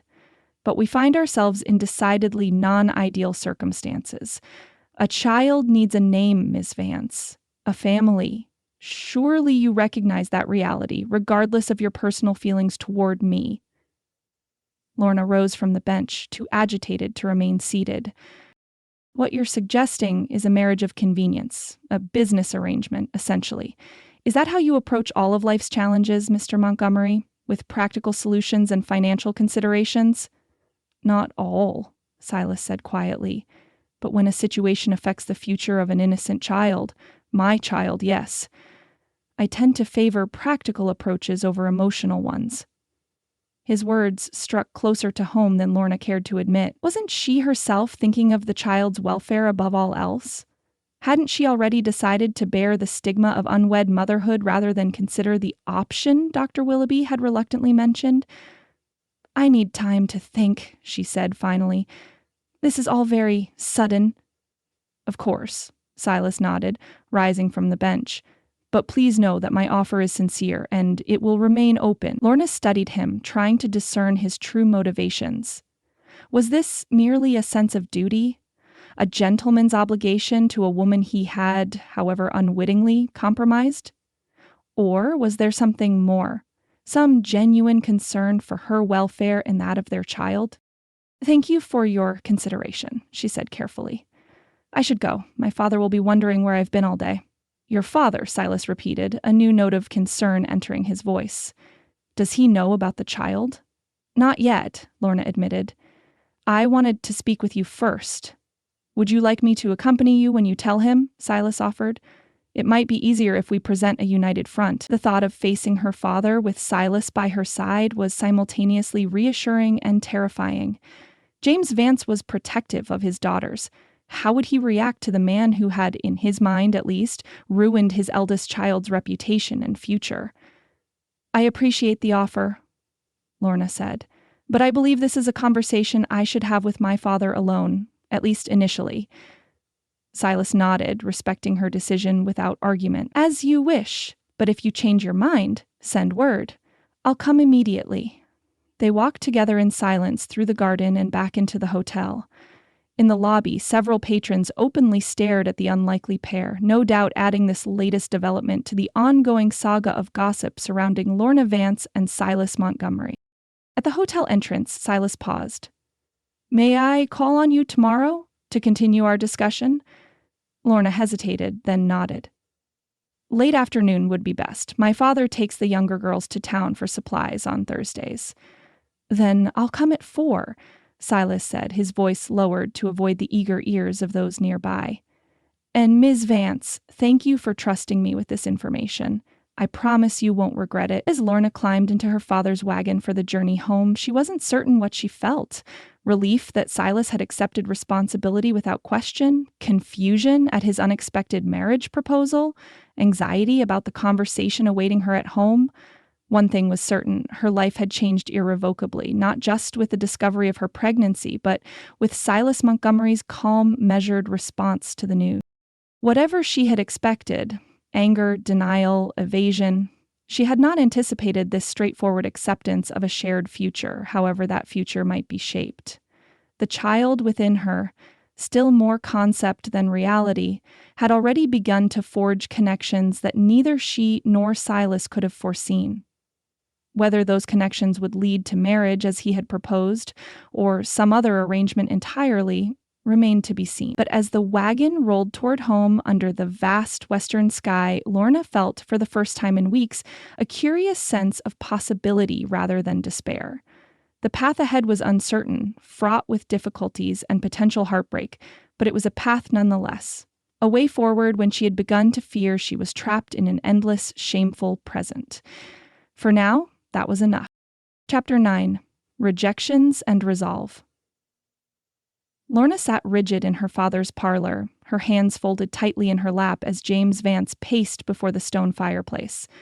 The confession had tumbled from her lips the moment they'd been alone, the burden of secrecy too heavy to bear another day.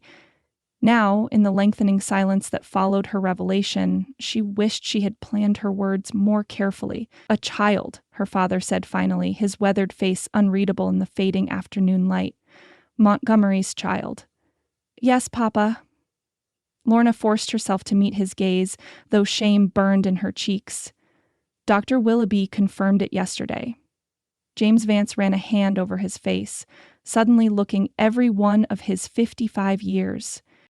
"And you're certain it happened that night, with him? There can be no other explanation?" Lorna said quietly. "You know there's never been anyone else." Her father nodded slowly, accepting the truth of her words. For all the scandal that had engulfed her these past weeks, no one who truly knew Lorna could doubt her fundamental character. It was one of the bitter ironies of her situation that a young woman of such unimpeachable virtue should find herself in circumstances usually reserved for the genuinely wanton. "Have you told Montgomery?" James asked, his voice carefully controlled. "Yes, I spoke with him yesterday after seeing the doctor. And," Lorna hesitated, the memory of Silas's initial calm acceptance giving way to confusion. "He was surprised, of course, but he seemed to accept the news with equanimity, even offered marriage." The last words came out in a rush, as if speaking them quickly might soften their impact. Her father's eyebrows rose sharply. "Marriage? He offered to make an honest woman of you." "In a manner of speaking," Lorna said, though his proposal was more practical than romantic, a business arrangement, essentially. James grunted, resuming his pacing. "Say what you will about the man, at least he's willing to face his responsibilities." Lorna bit her lip, thinking of Silas's parting words and the message that had been delivered to the ranch that morning. "That's what I thought, initially. But this arrived by messenger while you were out checking the north pasture." She handed him the folded paper she'd been clutching since his return. James opened it, squinting slightly in the dim light as he read the brief message. "Miss Vance," he read aloud, "upon further reflection, I believe I spoke hastily yesterday. The situation requires careful consideration rather than impulsive action. I would like to discuss alternative arrangements that might better serve all parties concerned. Please expect me at 4 as planned. Respectfully, S. Montgomery." James's face reflected the anguish of a father forced to make impossible choices. "Yes," he admitted, not attempting to soften the truth. "But mostly, Lorna Catherine, for you. Do you truly want to return to a town that has already judged and condemned you once? To raise your child in a place where both of you would face whispers and stares every day of your lives?" The stark question struck home more forcefully than any appeal to family honor could have done. Lorna had been so focused on the pain of leaving that she had given little thought to what returning might mean. For herself or for her child. Could she bear to raise her baby in Redemption Springs, knowing the whispers that would follow them both? The sidelong glances, the carefully maintained distance of former friends, the barriers that would inevitably arise between her child and others? "I hadn't thought that far ahead," she admitted.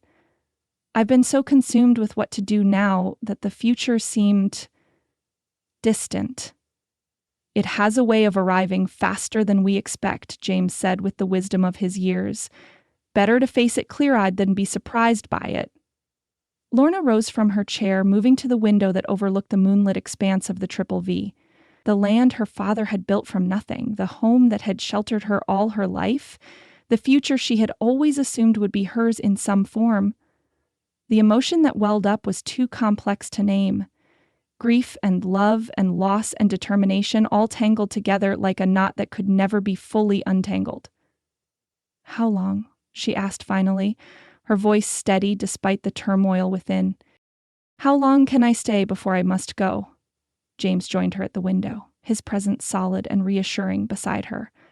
"You're welcome in this house for as long as you wish, Lorna. Never doubt that. But practically speaking..." He hesitated, clearly weighing his words. "If you're to travel to San Francisco without raising additional gossip, it would be best to leave before your condition becomes noticeable. 2 months, perhaps a little more," Lorna translated, one hand drifting unconsciously to her still flat stomach. "Until December at the latest." James nodded, his eyes fixed on the distant mountains rather than his daughter's face. "That seems reasonable." A silence fell between them, broken only by the soft ticking of the grandfather clock in the hall and the occasional pop from the dying fire. Father and daughter stood side by side, each absorbed in private thoughts, each aware that a pivotal moment in their shared life had arrived. "I'll write to Aunt Josephine tomorrow," Lorna said finally, "and begin preparations for the journey, assuming she agrees to receive me." "She will," James assured her with quiet confidence. "Josephine never could resist a soul in need, especially family. It's the Vance stubborn streak. Comes out as charity in some of us, pure mule-headedness in others." The gentle teasing brought a smile to Lorna's lips, despite the weight of the conversation. "Which am I, Papa? Charitable or mule-headed?" "Both," James replied without hesitation, returning her smile with one of his own. "Just like your mother." He pressed a kiss to her forehead, a rare display of physical affection. "Get some rest, Lorna Catherine. Tomorrow will bring its own challenges." As she climbed the stairs to her bedroom later that night, Lorna's mind was strangely calm, despite the tumultuous events of the day. Decisions had been made, a path forward chosen. It was not the path she would have selected under different circumstances, but it was a path nonetheless, one that would lead away from Redemption Springs and Silas Montgomery, away from scandal and shame toward an uncertain but potentially hopeful future. San Francisco. A new city, a new life. A place where she and her child might forge their own way, unburdened by the judgments and limitations of the small town that had been her entire world until now. As she drifted toward sleep, Lorna found herself thinking not of what she was leaving behind, but of what lay ahead. The possibilities, the challenges, the unexplored territory of a life she had never imagined for herself, but now embraced with determined resolve. Whatever came, she would face it on her own terms, not Silas Montgomery's, not even her father's. For the first time since discovering her pregnancy, Lorna felt the stirring of something like hope, Not happiness, not yet, but the quiet certainty that she would survive this, that she would find a way forward for herself and her child, that the story of her life was far from over, despite the chapters that had been so painfully closed. It was enough. For now, it was enough. Expression darkened as he finished reading. Alternative arrangements, he repeated, the words dropping like stones in the quiet room. What exactly does he mean by that? I don't know, Lorna admitted. But his tone suggests he's reconsidered his offer of marriage. Reconsidered, James muttered. More likely his fancy Eastern lawyer talked him out of it, convinced him there were cheaper ways to solve the problem. The harsh assessment echoed Lorna's own fears. She had spent a sleepless night wondering what had prompted Silas's note, what alternative arrangements might mean. The possibilities ranged from dismal to devastating. Perhaps a larger financial settlement coupled with her departure from Redemption Springs, or worse, pressure to seek those services in Carson City that Dr. Willoughby had reluctantly mentioned. The grandfather clock in the hall chimed 3:30, its sonorous tones startling them both. I'll be here soon, Lorna said, rising from her chair. Her heart pounded with dread and anger in equal measure. I don't know, freshen up, I suppose? James Vance's face hardened. You'll do no such thing. You'll sit right here beside me, and we'll hear what the man has to say together. No daughter of mine faces something like this alone. Lorna felt a rush of gratitude despite her anxiety. Whatever disappointment her father might feel, whatever shame her condition might bring to the family name, his instinct to protect her remained undiminished. Thank you, Papa, she said softly. James nodded brusquely, uncomfortable with expressed emotion, as many men of his generation were. Charla and Emma are visiting the Henderson girls until supper. No need for them to be part of this discussion. The minutes crawled by as they waited. Lorna perched on the edge of the settee while her father stood by the window watching the road from town with a century's vigilance. When he finally spoke, his voice was gruff with suppressed feeling. Whatever happens, Lorna Catherine, we'll find a way through this. You and the child. Before she could respond, he stiffened, his gaze fixed on something outside. He's here, driving that fancy carriage of his like he owns the whole territory. Lorna smoothed her skirts, steeling herself for the confrontation to come. She heard the crunch of wheels on gravel, the creak of the carriage as it came to a halt, the murmur of voices as someone, presumably their ranch hand, Tom, directed Silas to the house. The knock, when it came, was firm and confident. James crossed to the door with determined strides, pulling it open with more force than necessary. Montgomery, he said flatly, making no move to invite the visitor in. Mr. Vance, Silas replied, his voice betraying no discomfort at the cold reception. I believe Miss Vance is expecting me. She is, James confirmed, and so am I. If Silas was surprised to find Lorna's father included in the meeting, he masked it well. I see. May I come in? What I have to say is not for open air. James stepped back grudgingly, allowing Silas to enter the parlor. Lorna rose as he appeared in the doorway, her chin lifted slightly in unconscious defiance. He looked, much as he had the previous day, impeccably dressed, clean-shaven, his dark hair neatly combed. The only sign of inner turmoil was a certain tightness around his eyes, a wariness in his expression as he assessed the situation. Miss Vance, he said formally, removing his hat, thank you for receiving me. Mr. Montgomery, Lorna acknowledged, her voice steadier than she felt. Your note suggested you have had second thoughts about our discussion yesterday. Silas glanced at James, clearly gauging how much had been shared. Yes, I have, though perhaps not in the way you might be thinking. Why don't you tell us exactly what you're thinking, Montgomery? James suggested, the invitation carrying a distinct edge, particularly about these alternative arrangements you mentioned. Silas accepted the challenge with a slight nod. Of course. May I? He gestured to a chair opposite the settee. James waved a hand in grudging permission. Silas sat, placing his hat on the table beside him with deliberate movements that suggested he was gathering his thoughts. First, I want to assure you both that I take full responsibility for the current situation, he began, meeting their gazes directly. Whatever the circumstances of conception, this child is mine as well as Miss Vance's, and I intend to provide for its future. Noble sentiments, James commented dryly, though I notice you didn't repeat your offer of marriage. Silas's jaw tightened almost imperceptibly. That's because I believe such an arrangement would be a mistake for all concerned. Lorna felt as if she'd been struck.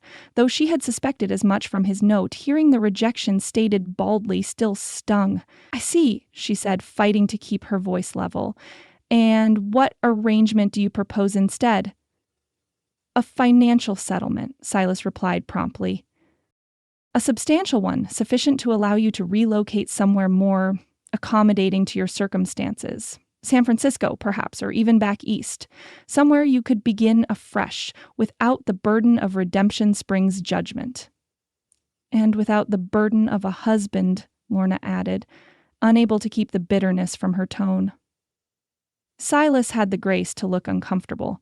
Marriage entered into solely for propriety's sake rarely leads to happiness, Miss Vance. We are virtual strangers to each other. Our interactions have been contentious at best. To bind ourselves together for life based on a single night neither of us remembers seems the height of folly. So, instead, you propose to buy your way out of responsibility, James said, his voice dangerously quiet. To send my daughter and your child away with a bag of money and a clear conscience. That's not what I'm suggesting at all, Silas protested. The settlement would be only the beginning. I would acknowledge the child legally, ensure its education and future prospects, but I believe a civilized arrangement between reasonable adults would serve better than a loveless marriage entered into from obligation. Civilized, Lorna repeated, the word tasting bitter on her tongue. Is that what they call it in Boston, when a man fathers a child and then sends the mother away to hide her shame while he continues his life unencumbered? Color rose in Silas's face.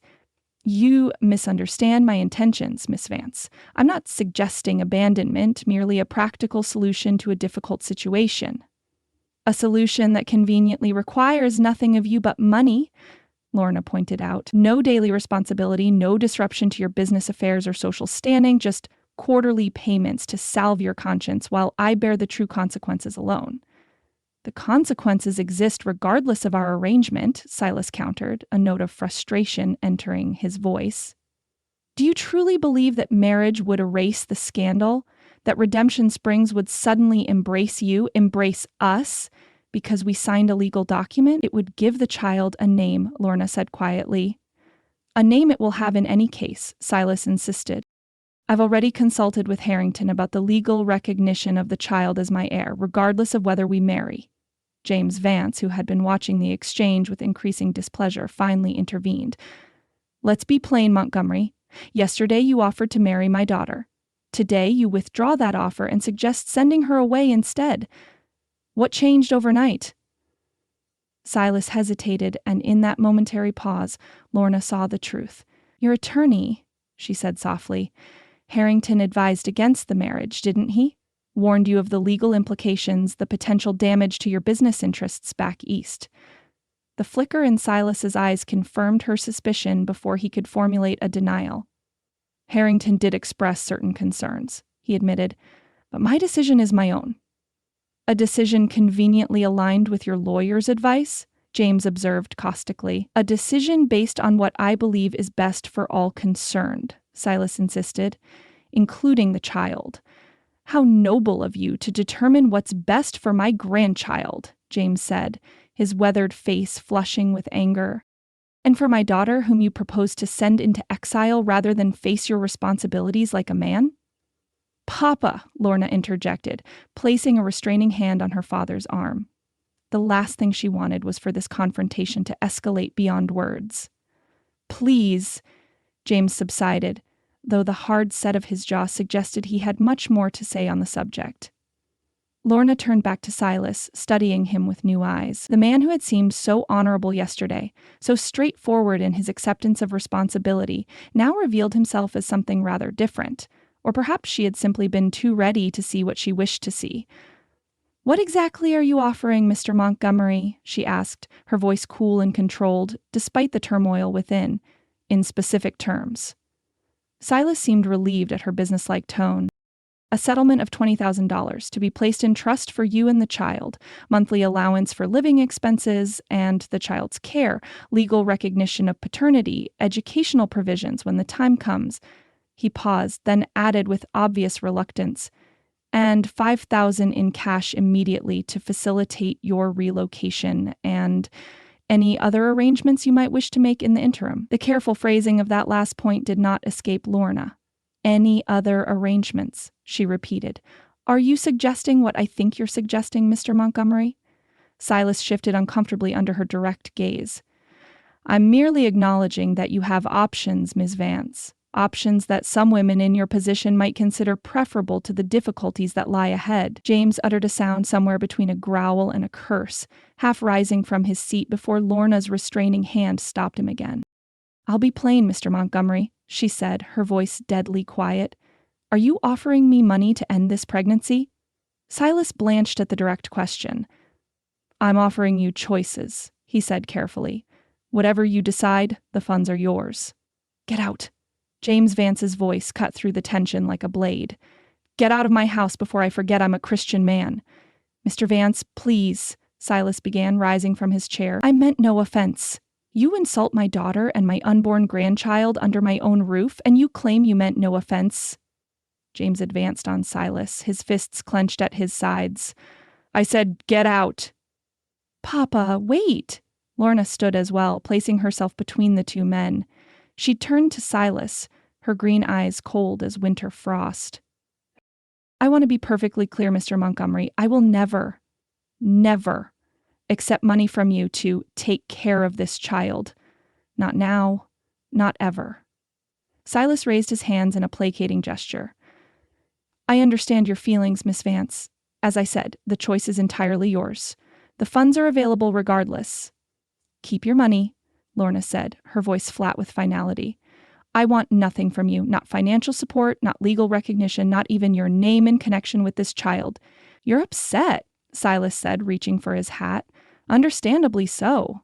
Perhaps we should continue this discussion when emotions are less volatile. There's nothing more to discuss, Lorna told him, each word precisely enunciated. You've made your position clear, and I've made mine equally clear. This conversation is concluded. Silas hesitated, looking as if he might argue further, but James Vance's bristling presence beside Lorna apparently convinced him of the wisdom of a strategic retreat. As you wish, he said finally, settling his hat on his head. But my offer remains open, should you reconsider.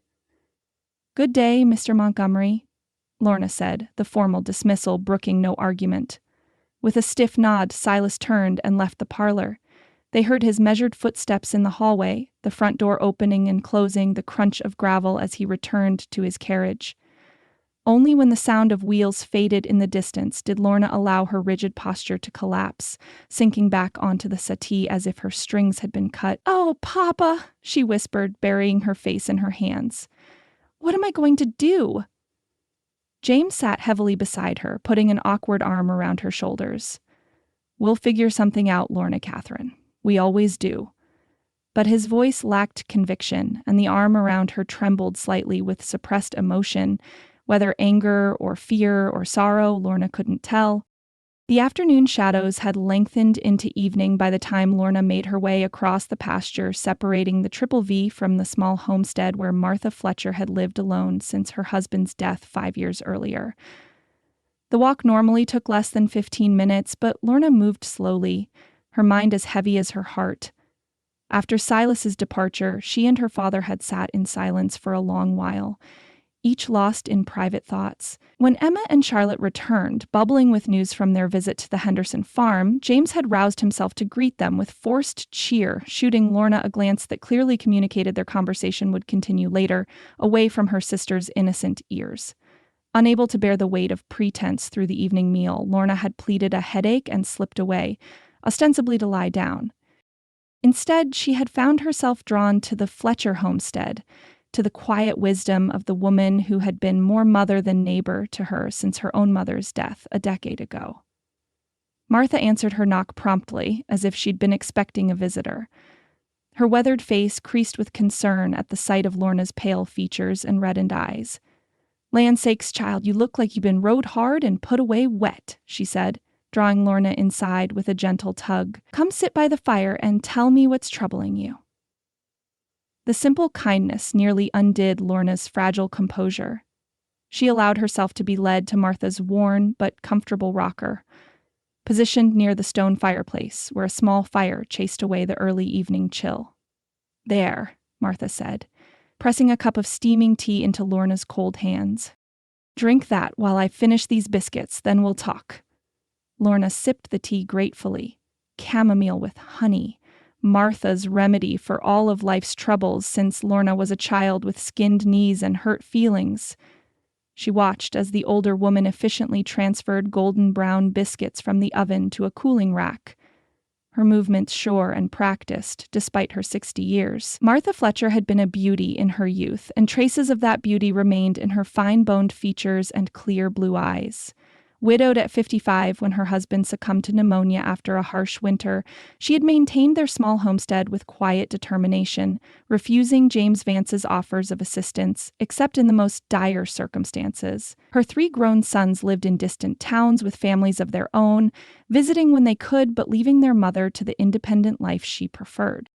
Now then, Martha said, settling into the chair opposite Lorna's with a fresh cup of tea for herself. Tell me what's brought that look to your face. I haven't seen you this distraught since Ford broke your engagement. The gentle prompt was all it took. The story spilled from Lorna in a rush. Her suspicions, Dr. Willoughby's confirmation, Silas's initial seeming acceptance followed by his insulting alternative arrangements, her father's barely contained fury. Through it all, Martha listened without interruption, her wise eyes reflecting compassion rather than judgment.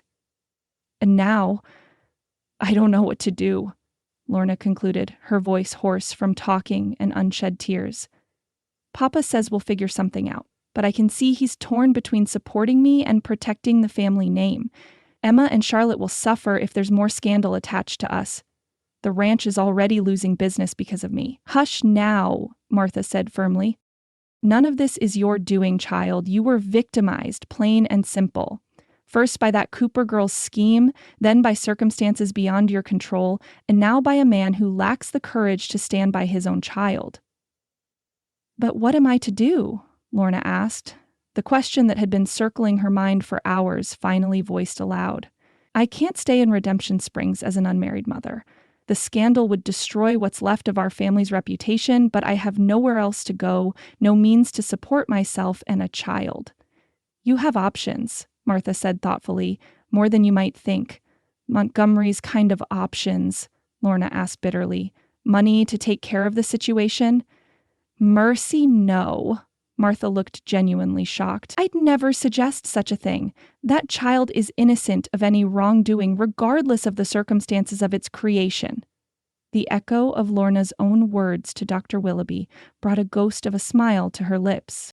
That's what I told Dr. Willoughby when he mentioned similar options. Good for you, Martha approved.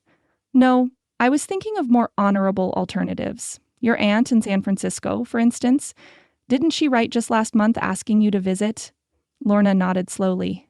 Aunt Josephine, Papa's sister. She's been inviting me to visit for years, but I've never had the opportunity to go. Well, now you have a reason, Martha pointed out. San Francisco is a big city, far removed from Redemption Springs gossip. You could stay with your aunt until the baby comes, perhaps even remain there afterward. The possibility unfurled in Lorna's mind like a map showing an unexpected route forward. Aunt Josephine, a widow like Martha, but considerably wealthier thanks to her late husband's shipping business, lived in a spacious home in one of San Francisco's better neighborhoods. She had always been fond of Lorna, sending generous gifts and lengthy letters filled with descriptions of city life. Would she be willing to take in a niece in disgrace, to harbor an unwed mother and her child? I don't know if Aunt Josephine would welcome such a scandal under her roof, Lorna said doubtfully. She moves in respectable circles. Josephine Vance was never one to care overmuch what respectable circles thought, Martha replied with a snort. Remember, I knew her before she married that ship captain of hers and moved to the city. She had a mind of her own and a heart bigger than the Montana sky. Write to her, Lorna. Tell her the truth.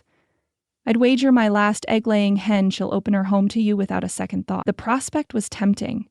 Escape from Redemption Spring's judging eyes, refuge with a relative who might understand rather than condemn, a fresh start in a city large enough to absorb even a scandal such as hers. But the thought of leaving her home, her family, the land she had known all her life, brought a sharp pang of grief. It would mean leaving everything behind, Lorna said softly. Papa, the girls, the ranch. You, only for a time, Martha reassured her. Until the worst of the gossip dies down, until you've had the baby and decided what path to take next. It needn't be forever, child. Lorna sipped her tea, considering Martha's words. And if I did go to San Francisco, what then? How would I support myself and the baby? I can't live on Aunt Josephine's charity indefinitely. You're a trained teacher, Martha reminded her. A good one by all accounts. Cities always need educators, especially those willing to work with the less fortunate. Your aunt would know of opportunities, I'm certain. A teacher? Lorna repeated thoughtfully. Yes, I suppose that might be possible, though an unmarried mother would face scrutiny even in San Francisco. The world is changing, Lorna, Martha said with quiet certainty. Slowly, perhaps, but changing nonetheless. Women are finding ways to make their own paths, to support themselves and their children without depending on men who may prove unreliable. She reached across to pat Lorna's hand. You have more strength in you than you know, child. Whatever you decide, you'll find a way through this. The simple vote of confidence, offered without reservation, brought tears to Lorna's eyes. Thank you, Martha, she whispered, for listening, for understanding. Pshaw! Martha dismissed the gratitude with a wave. Now, tell me what your father said when you told him about the baby. I imagine James Vance had a few choice words for Mr. Montgomery. The change of subject lightened the mood slightly, and Lorna found herself describing her father's barely contained fury with a rueful smile. I thought he might actually strike Mr. Montgomery when he suggested I might consider alternatives. I'm surprised he didn't, Martha said with a nod of approval. James always did have a powerful temper where his family's concerned. Remember when that traveling salesman made improper suggestions to your mother? Your father tossed him in the horse trough and told him to cool off or face worse. The memory, shared often during Lorna's childhood, brought a genuine smile to her face. Papa's always been protective. That's why I'm worried about telling him I'm considering going to San Francisco. He'll see it as running away, as letting Montgomery win. Nonsense, Martha said firmly. James is a practical man beneath that gruff exterior. He wants what's best for you and the baby, even if that means sending you away for a time. By the time Lorna left Martha's homestead, night had fully fallen. The path back to the Triple V illuminated by a waxing moon and a blanket of stars. The walk gave her time to organize her thoughts, to begin formulating the letter she would write to Aunt Josephine, explaining her situation without self-pity or evasion. San Francisco. The very name conjured images of bustling streets, grand buildings, ships from distant ports bringing exotic cargo and travelers from around the world. It was as different from Redemption Springs as could be imagined, a place where a young woman with a child but no husband might find anonymity, if not acceptance, opportunity, if not belonging. The lights of the ranch house glowed welcome as she approached, but Lorna's steps slowed as she neared the porch. Through the front window, she could see her father seated at his desk, head bent over what appeared to be account books. The familiar sight brought a lump to her throat.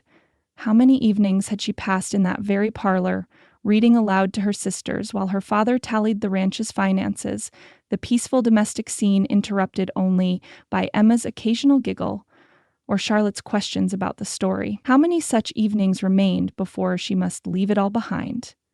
Drawing a steadying breath, Lorna climbed the porch steps and entered the house. The main room was empty, save for her father, who looked up at her entrance with a mixture of relief and concern. There you are, he said, setting aside his ledger. I was beginning to worry. Emma and Charlotte have gone to bed. I was at Martha's, Lorna explained, hanging her shawl on the hook by the door. I needed her counsel. James nodded, unsurprised. Martha Fletcher had been Lorna's confidant since girlhood, a surrogate mother when female guidance was needed. And did she counsel you well? She did. Lorna moved to the chair opposite her father's desk, gathering her courage. Papa, I've made a decision. About the baby. About my future. James straightened in his chair, giving her his full attention. Tell me. I'm going to keep the child, Lorna said firmly. Raise it as my own without Montgomery's involvement or support. I want nothing from him, not his name, not his money, not his grudging acknowledgement. Her father's weathered face revealed nothing of his thoughts. That's a hard road you're choosing, Lorna Catherine. An unmarried mother faces challenges even in the most forgiving of communities. And Redemption Springs is far from forgiving, as recent events have shown. I know, Lorna acknowledged. That's why I've decided to accept Aunt Josephine's invitation to visit San Francisco. I'll write to her tomorrow explaining my situation. If she's willing to take me in, I'll go there until the baby comes. Perhaps longer if I can find work as a teacher. James was silent for a long moment, his eyes studying her face as if memorizing its features. San Francisco, he said finally. That's a fair distance to travel in your condition. Not if I go soon, Lorna pointed out. Before the winter makes travel difficult. Before I begin to show. Another silence, longer this time. Lorna could almost see the thoughts churning behind her father's controlled expression. Concern for her welfare, worry about the journey, perhaps relief that a solution had presented itself that would spare the family further scandal. Your aunt is a good woman, he said at last. Strong-minded, independent, she'd understand your situation better than most. That's what Martha said, Lorna agreed.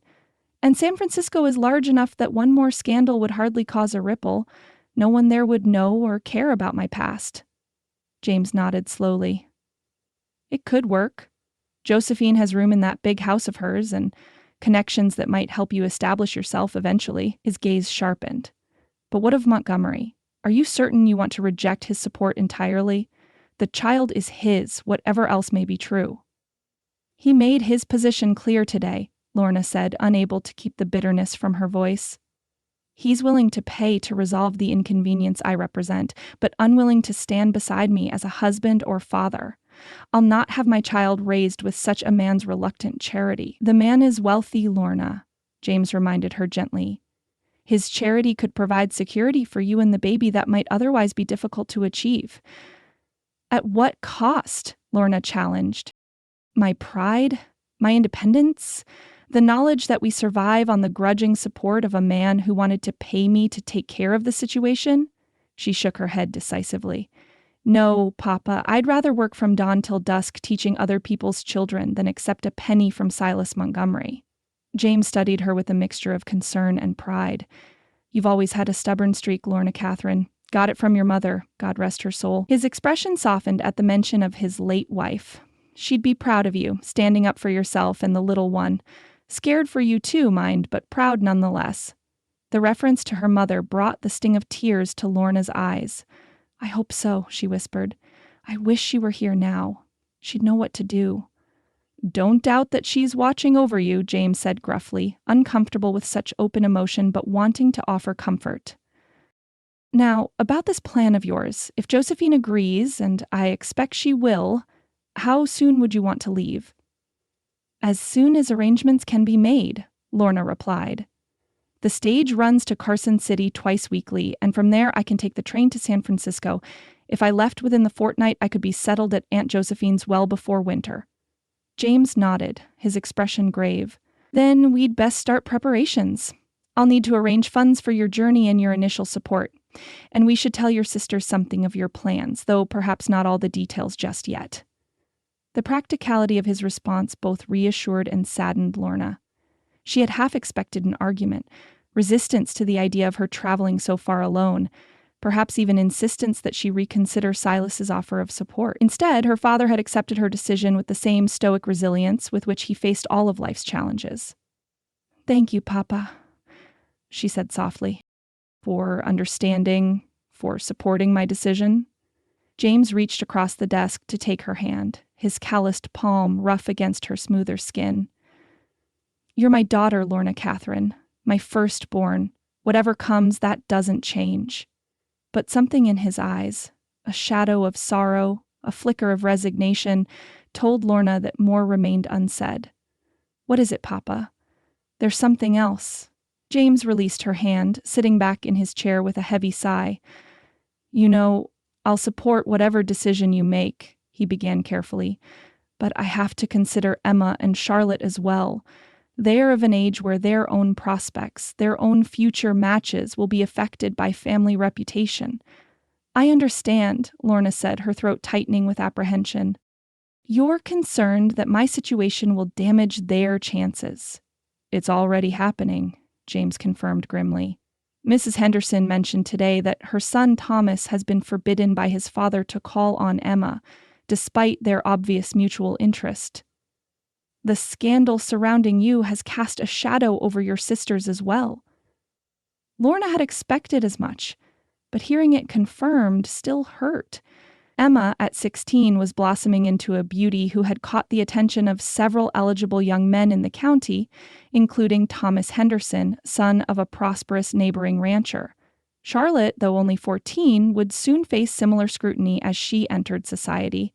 The thought that her disgrace might blight their futures was almost more painful than the personal rejection she had endured. "I see," she said quietly. "My leaving for San Francisco would help distance them from the scandal." "It might," James agreed, his weathered face revealing the strain of the difficult conversation. "But there's more to consider, Lorna. If you return to Redemption Springs with a child but no husband, the gossip will begin anew. Your sister's prospects would remain complicated." The implication was clear, though her father seemed reluctant to state it baldly. "You're suggesting I shouldn't return," Lorna said, her voice barely audible, "that I should make a new life in San Francisco permanently?" James winced at her blunt assessment. "I'm suggesting you consider all options before making final decisions. San Francisco might offer opportunities that Redemption Springs cannot, for you and for the child. A fresh start, without the burden of past judgments. Exile," Lorna whispered, the word escaping before she could stop it. "That's what Silas Montgomery suggested as well, that I should disappear to spare everyone the inconvenience of my presence." "That's not what I meant," James protested, genuine distress in his voice. "Lorna, you know I'd keep you here forever if I could, you and the baby both, but I have to be practical about what that would mean for all of us, for our family's reputation." Lorna supplied, a new bitterness entering her tone. "For the ranch's business, for Emma and Charlotte's marriage prospects." James's face reflected the anguish of a father forced to make impossible choices. "Yes," he admitted, not attempting to soften the truth. "But mostly, Lorna Catherine, for you, do you truly want to return to a town that has already judged and condemned you once? To raise your child in a place where both of you would face whispers and stares every day of your lives?" The stark question struck home more forcefully than any appeal to family honor could have done. Lorna had been so focused on the pain of leaving that she had given little thought to what returning might mean, for herself or for her child. Could she bear to raise her baby in Redemption Springs, knowing the whispers that would follow them both? The sidelong glances, the carefully maintained distance of former friends, the barriers that would inevitably arise between her child and others? "I hadn't thought that far ahead," she admitted. "I've been so consumed with what to do now that the future seemed distant." "It has a way of arriving faster than we expect," James said with the wisdom of his years. "Better to face it clear-eyed than be surprised by it." Lorna rose from her chair, moving to the window that overlooked the moonlit expanse of the Triple V. The land her father had built from nothing, the home that had sheltered her all her life, the future she had always assumed would be hers in some form. The emotion that welled up was too complex to name. Grief and love and loss and determination all tangled together like a knot that could never be fully untangled. "How long?" she asked finally, her voice steady despite the turmoil within. "How long can I stay before I must go?" James joined her at the window, his presence solid and reassuring beside her. "You're welcome in this house for as long as you wish, Lorna. Never doubt that. But practically speaking," he hesitated, clearly weighing his words, "if you're to travel to San Francisco without raising additional gossip, it would be best to leave before your condition becomes noticeable." 2 months, perhaps a little more, Lorna translated, one hand drifting unconsciously to her still flat stomach. "Until December at the latest." James nodded, his eyes fixed on the distant mountains rather than his daughter's face. That seems reasonable. A silence fell between them, broken only by the soft ticking of the grandfather clock in the hall and the occasional pop from the dying fire. Father and daughter stood side by side, each absorbed in private thoughts, each aware that a pivotal moment in their shared life had arrived. "I'll write to Aunt Josephine tomorrow," Lorna said finally, "and begin preparations for the journey, assuming she agrees to receive me." "She will," James assured her with quiet confidence.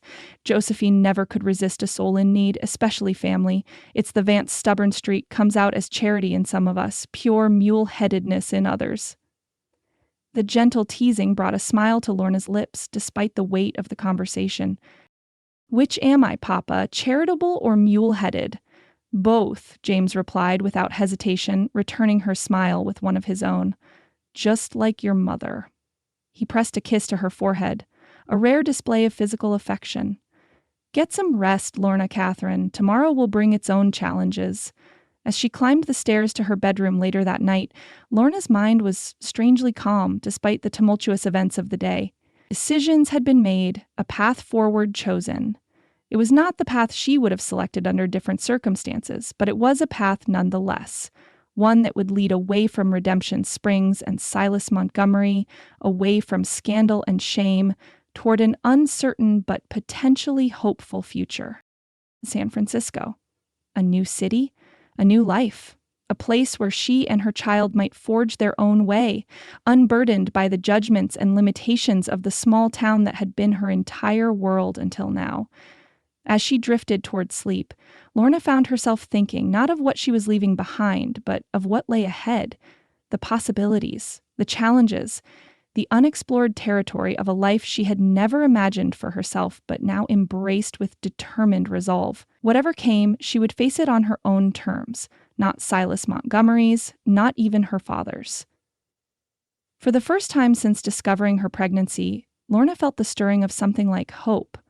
Not happiness, not yet, but the quiet certainty that she would survive this, that she would find a way forward for herself and her child, that the story of her life was far from over, despite the chapters that had been so painfully closed. It was enough. For now, it was enough. Chapter 10. Change of Heart. Silas Montgomery stared out the window of his Boston office, watching the first snowfall of the season dust the cobblestone streets below. Pedestrians hurried past with collars turned up against the December chill, their breath forming white clouds in the frigid air. 3 stories below, a carriage paused at the curb while a well-dressed woman descended, assisted by a liveried footman. None of it registered in his consciousness. Though his eyes tracked the movements on the street, his mind remained 1,000 miles away in a small frontier town with dusty streets and plain wooden buildings. A town called Redemption Springs. A knock at the door interrupted his reverie. "Mr. Montgomery?" His secretary, a thin, precise man in his 50s, waited at the threshold with a stack of documents. "The quarterly reports you requested?" "Thank you, Pattison." Silas accepted the papers without really seeing them.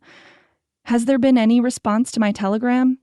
"No, sir," Patterson replied, his disapproval carefully masked beneath professional courtesy.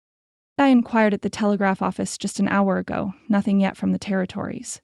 Silas nodded, dismissing the secretary with a wave. When the door closed, he dropped the reports onto his desk, unopened, and returned to the window. 6 weeks had passed since his return to Boston. 6 weeks of business meetings, social engagements, and family obligations, all conducted with the mechanical precision that had earned him his reputation as a shrewd and dispassionate businessman. 6 weeks of sleepless nights, haunted by green eyes filled with contempt and a voice that echoed in his dreams. "I want nothing from you. Not financial support, not legal recognition, not even your name in connection with this child." The memory of his last encounter with Lorna Vance still burned like acid in his gut. What had possessed him to offer her money for an abortion? The suggestion had been unconscionable, beneath contempt. A betrayal not only of Lorna but of his own principle. He had allowed Harrington's cold legal reasoning to override his initial, decent impulse. A child needs a name. A family. His own words to Lorna during their first discussion about the pregnancy returned to mock him now. He had meant them then, had sincerely offered marriage as the honorable solution, only to withdraw the offer a day later on Harrington's advice. The scandal would be immense, the legal entanglements complex, Harrington had cautioned. Think of your family, your business interests. A financial settlement is cleaner, simpler for all involved. Cleaner, simpler. Words that pretended at mercy while masking cowardice. The clock on the mantel chimed 4, reminding Silas that he was expected at his mother's home for dinner in 2 hours. A dinner to which she had pointedly invited the Wainwright sisters, both eligible, both from families with connections his mother considered advantageous. Another matrimonial scheme in her ongoing campaign to see him suitably wed. The thought of spending an evening in stilted conversation with the Wainwright girls, pretty, accomplished, empty-headed creatures whose education consisted of watercolors and the proper way to pour tea, suddenly seemed unbearable. As did the prospect of another night in his tastefully appointed townhouse, alone with his thoughts and regrets. Silas turned from the window, his mind suddenly crystalline clear. Crossing to the desk, he pulled a fresh sheet of paper from the drawer and began to write, his pen scratching rapidly across the page. Mother, regret unable to attend dinner this evening. Business requires immediate attention in the Western Territories, likely to be absent through holidays and into the new year. Please convey my apologies to the Wainwrights. Your dutiful son, Silas A. Second note, longer and more detailed, went to his business manager, outlining the arrangements necessary during what might be a prolonged absence. A third to his attorney. Not Harrington, but old Jameson, who had handled the family's personal affairs for decades, with specific instructions regarding changes to his will and the establishment of a trust. When the last note was sealed and dispatched with a clerk, Silas sat back in his chair, a curious lightness spreading through his chest. For the first time in weeks, he felt as if he could breathe properly. Later, he would examine the impulse that had seized him, analyze it, rationalize it, perhaps even attempt to talk himself out of it. But for now, with the snow falling steadily outside his window and the memory of Lorna Vance's face clear in his mind, he allowed himself to act on instinct rather than calculation. If there was one thing his time in the West had taught him, it was that sometimes the direct approach was the only approach worth taking. The journey west seemed interminable despite the speed afforded by the Transcontinental Railroad. From Boston to Chicago, Chicago to Omaha, Omaha to Carson City, each leg of the journey brought its own delays and discomforts. December was hardly the ideal time for transcontinental travel, with snowstorms in the mountains and icy rails slowing progress to a crawl at times. Yet Silas found himself oddly invigorated by the physical challenges of the journey. The discomforts of travel provided a welcome distraction from the uncertainty that lay ahead. What would he find when he reached Redemption Springs? Would Lorna still be there, or had she already departed for San Francisco as James Vance had mentioned she might? And if she remained, what reception could he expect? The memory of their last encounter, her cold fury, her father's barely restrained violence, suggested little hope for a warm welcome. These questions, and 100 others, circled in Silas's mind as the stagecoach from Carson City bounced and jolted over the frozen ruts of the territorial road. His fellow passengers, a German immigrant family bound for Oregon, and a traveling salesman with an inexhaustible supply of off-color jokes, seemed oblivious to his preoccupation, for which he was grateful. It was mid-afternoon when the coach finally rattled into Redemption Springs, the December sun already low on the horizon, casting long shadows across the main street. The town looked smaller than Silas remembered, the buildings huddled against the winter chill, smoke rising from chimneys in thin gray plumes. The Crawford property, his property now, stood dark and silent on its hill overlooking the town. He had dispatched instructions for renovations weeks ago, but there was no sign of activity from this distance. Another item to address, but not his primary concern at the moment. "The Golden Spur, sir?" the driver inquired as Silas descended from the coach, stiff from the long journey. "No," Silas replied, collecting his valise. "I'll need to hire a wagon and team. Is Peterson's livery still operating?" "South end of town," the driver confirmed, already hoisting the German family's trunks down from the roof. And though he might not have much available this time of year, most folks hole up for the winter rather than traveling. Silas nodded his thanks and set off down the street, his boots crunching on the frozen ground. The familiar storefronts, the church steeple rising above the cottonwoods, the schoolhouse at the edge of town, all passed in a blur as his mind focused on what lay ahead. The Triple V Ranch. Lorna, the child that was his, whether he had acknowledged that responsibility honorably or not. The weight of the small velvet box in his coat pocket seemed to grow heavier with each step. Peterson's livery provided not a wagon, but a sleigh. Better for these conditions, the stable master assured him, and a team of sturdy bays accustomed to winter travel. More problematic was Silas's request to make several stops before heading out to the Triple V. Most shops will be closing soon, Peterson warned, eyeing the darkening sky. And the Vance place is a fair drive, especially in this weather. You sure you don't want to wait till morning? Quite sure, Silas replied firmly, counting out coins for the rental. I've waited long enough as it is. The shopkeepers of Redemption Springs, eager for business in the quiet winter season, kept their establishments open when they recognized the wealthy Easterner making purchases. By the time Silas had completed his rounds, the sleigh was piled high with packages. Some ordered in advance from Carson City catalogs, others purchased on the spot from bemused local merchants. Mighty generous of you, Mr. Montgomery, Mrs. Peterson remarked as she wrapped a delicate porcelain baby rattle, though folks will be mighty curious who these gifts are intended for. The fishing for gossip was so transparent that Silas almost smiled. I imagine they will be, Mrs. Peterson. Good day to you. The sun had set by the time he guided the sleigh out of town toward the Triple V, the temperature dropping rapidly as darkness fell. Stars emerged in the clear winter sky, brilliant and cold, illuminating the snow-covered landscape with an ethereal glow. In the distance, the lights of the Vance ranch house shone like beacons, guiding him forward. His resolve, so clear and certain in Boston, began to waver as he approached the ranch. What if Lorna refused to see him? What if her father met him with a shotgun rather than hospitality? What if his journey, his plans, his carefully chosen gifts were all for naught? Steady, he murmured. The word meant as much for himself as for the team as they navigated the final stretch of road. Whatever reception awaited, he would face it with dignity and determination. Some things were worth fighting for, worth risking rejection and failure for. The sleigh bells announced his arrival before he reached the yard. By the time he reined the team to a halt before the ranch house, the front door had opened, spilling warm lamplight onto the porch. James Vance stood silhouetted in the doorway, his stance wary, one hand resting near his hip where a revolver might be holstered. Evening, Mr. Vance, Silas called, keeping his voice calm and respectful as he secured the reins. I apologize for arriving unannounced at this hour. Montgomery. The single word held neither welcome nor outright hostility, merely cautious acknowledgement. Didn't expect to see you again in these parts. Heard you'd gone back east. I did, Silas confirmed, descending from the sleigh. But I found I had unfinished business in Redemption Springs. James's gaze moved from Silas to the sleigh piled high with packages, his expression unreadable in the dim light. Appears you've been busy since your return. May I speak with your daughter, Mr. Vance? Silas asked directly, seeing no point in further pleasantries. It's important.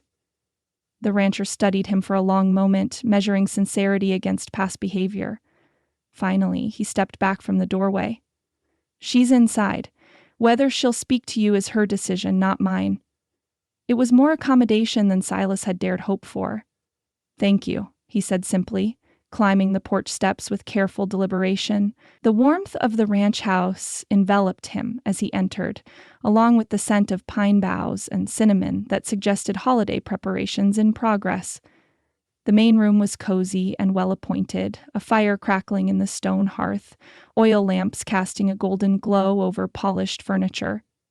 Two young girls, Lorna's sisters, he presumed, sat at a table near the fire, stringing cranberries and popcorn onto length of thread. They looked up at his entrance, curiosity evident in their youthful faces, but it was Lorna who commanded his attention immediately. She stood near the window, a book open in her hands, her expression frozen in shock at the sight of him. She wore a simple dark green dress that complemented her auburn hair and fair complexion. Even in his distracted state, Silas noted that she looked well. her cheeks flushed with health, her green eyes bright, no visible sign yet of the child she carried. "Mr. Montgomery," she said after a moment, her voice carefully controlled, "this is unexpected." "Miss Vance," Silas replied formally, removing his hat. "I apologize for the intrusion, but I needed to speak with you on a matter of some importance." James Vance cleared his throat. "Girls, take your stringing out to the kitchen for a spell. Mr. Montgomery and your sister have business to discuss." The younger Vance daughters gathered their materials with obvious reluctance, casting curious glances at Silas as they departed. James followed them, though Silas noted he left the door ajar, close enough to intervene if necessary, but offering at least the illusion of privacy. Alone with Lorna, Silas found the carefully rehearsed speech deserting him. She looked at him expectantly, her book now closed and held before her like a shield. "You look well," he said finally, the words inadequate but sincere. "Thank you," Lorna replied, her tone neutral. "You've come a long way to comment on my appearance, Mr. Montgomery." The gentle rebuke was deserved. Silas straightened his shoulders, forcing himself to the point. "I've come to apologize, Miss Vance. My behavior when last we spoke was inexcusable. The suggestion I made regarding alternatives was beneath contempt." Lorna's expression remained guarded, though something flickered in her eyes. Surprise, perhaps, at his directness? "Your attorney advised you poorly," she said after a moment, "but you chose to follow that advice." "Yes," Silas acknowledged, not attempting to evade responsibility. "A decision I have regretted every day since. It was cowardice on my part, plain and simple. I allowed fear of scandal, of entanglement, of disruption to my ordered life to override both decency and honor." The plain-spoken admission seemed to catch Lorna off guard. She studied him, searching for signs of insincerity and finding none. "You've traveled a considerable distance to tell me this," she observed. "Why now? Why not simply put the entire unpleasant episode behind you?" "Because I couldn't," Silas admitted. "Because the thought of you and our child facing the world alone, believing your father was rejected you out of hand, has haunted me these past weeks. Because..." He stopped himself, aware that emotions threatened to overtake reason. "Because it was wrong, and I needed to make it right." Lorna's expression softened almost imperceptibly. "And how do you propose to make it right, Mr. Montgomery? The situation remains unchanged regardless of your change of heart." "Not entirely unchanged," Silas countered, finding his footing now that the initial awkwardness had passed. "My offer of marriage still stands first and foremost, but if that remains unacceptable to you, I've brought alternatives. Genuine alternatives, not the shameful suggestion I made before." He gestured toward the door, indicating the sleigh outside. "There are supplies in my sleigh, everything a child might need for its first year and beyond. Furniture, clothing, toys, practical necessities, and perhaps a few indulgences." A ghost of a smile touched his lips. "Mrs. Peterson seemed quite bemused by my purchases." "I imagine half the town is speculating wildly by now," Lorna said dryly. "Let them speculate," Silas replied with unexpected vehemence. "I care little for their opinions and less for their gossip." Lorna's eyebrows rose at the uncharacteristic outburst. "You've changed since you left, Mr. Montgomery." "I've had time to consider what truly matters," Silas acknowledged. "And it isn't the judgment of small minds or the appearance of propriety."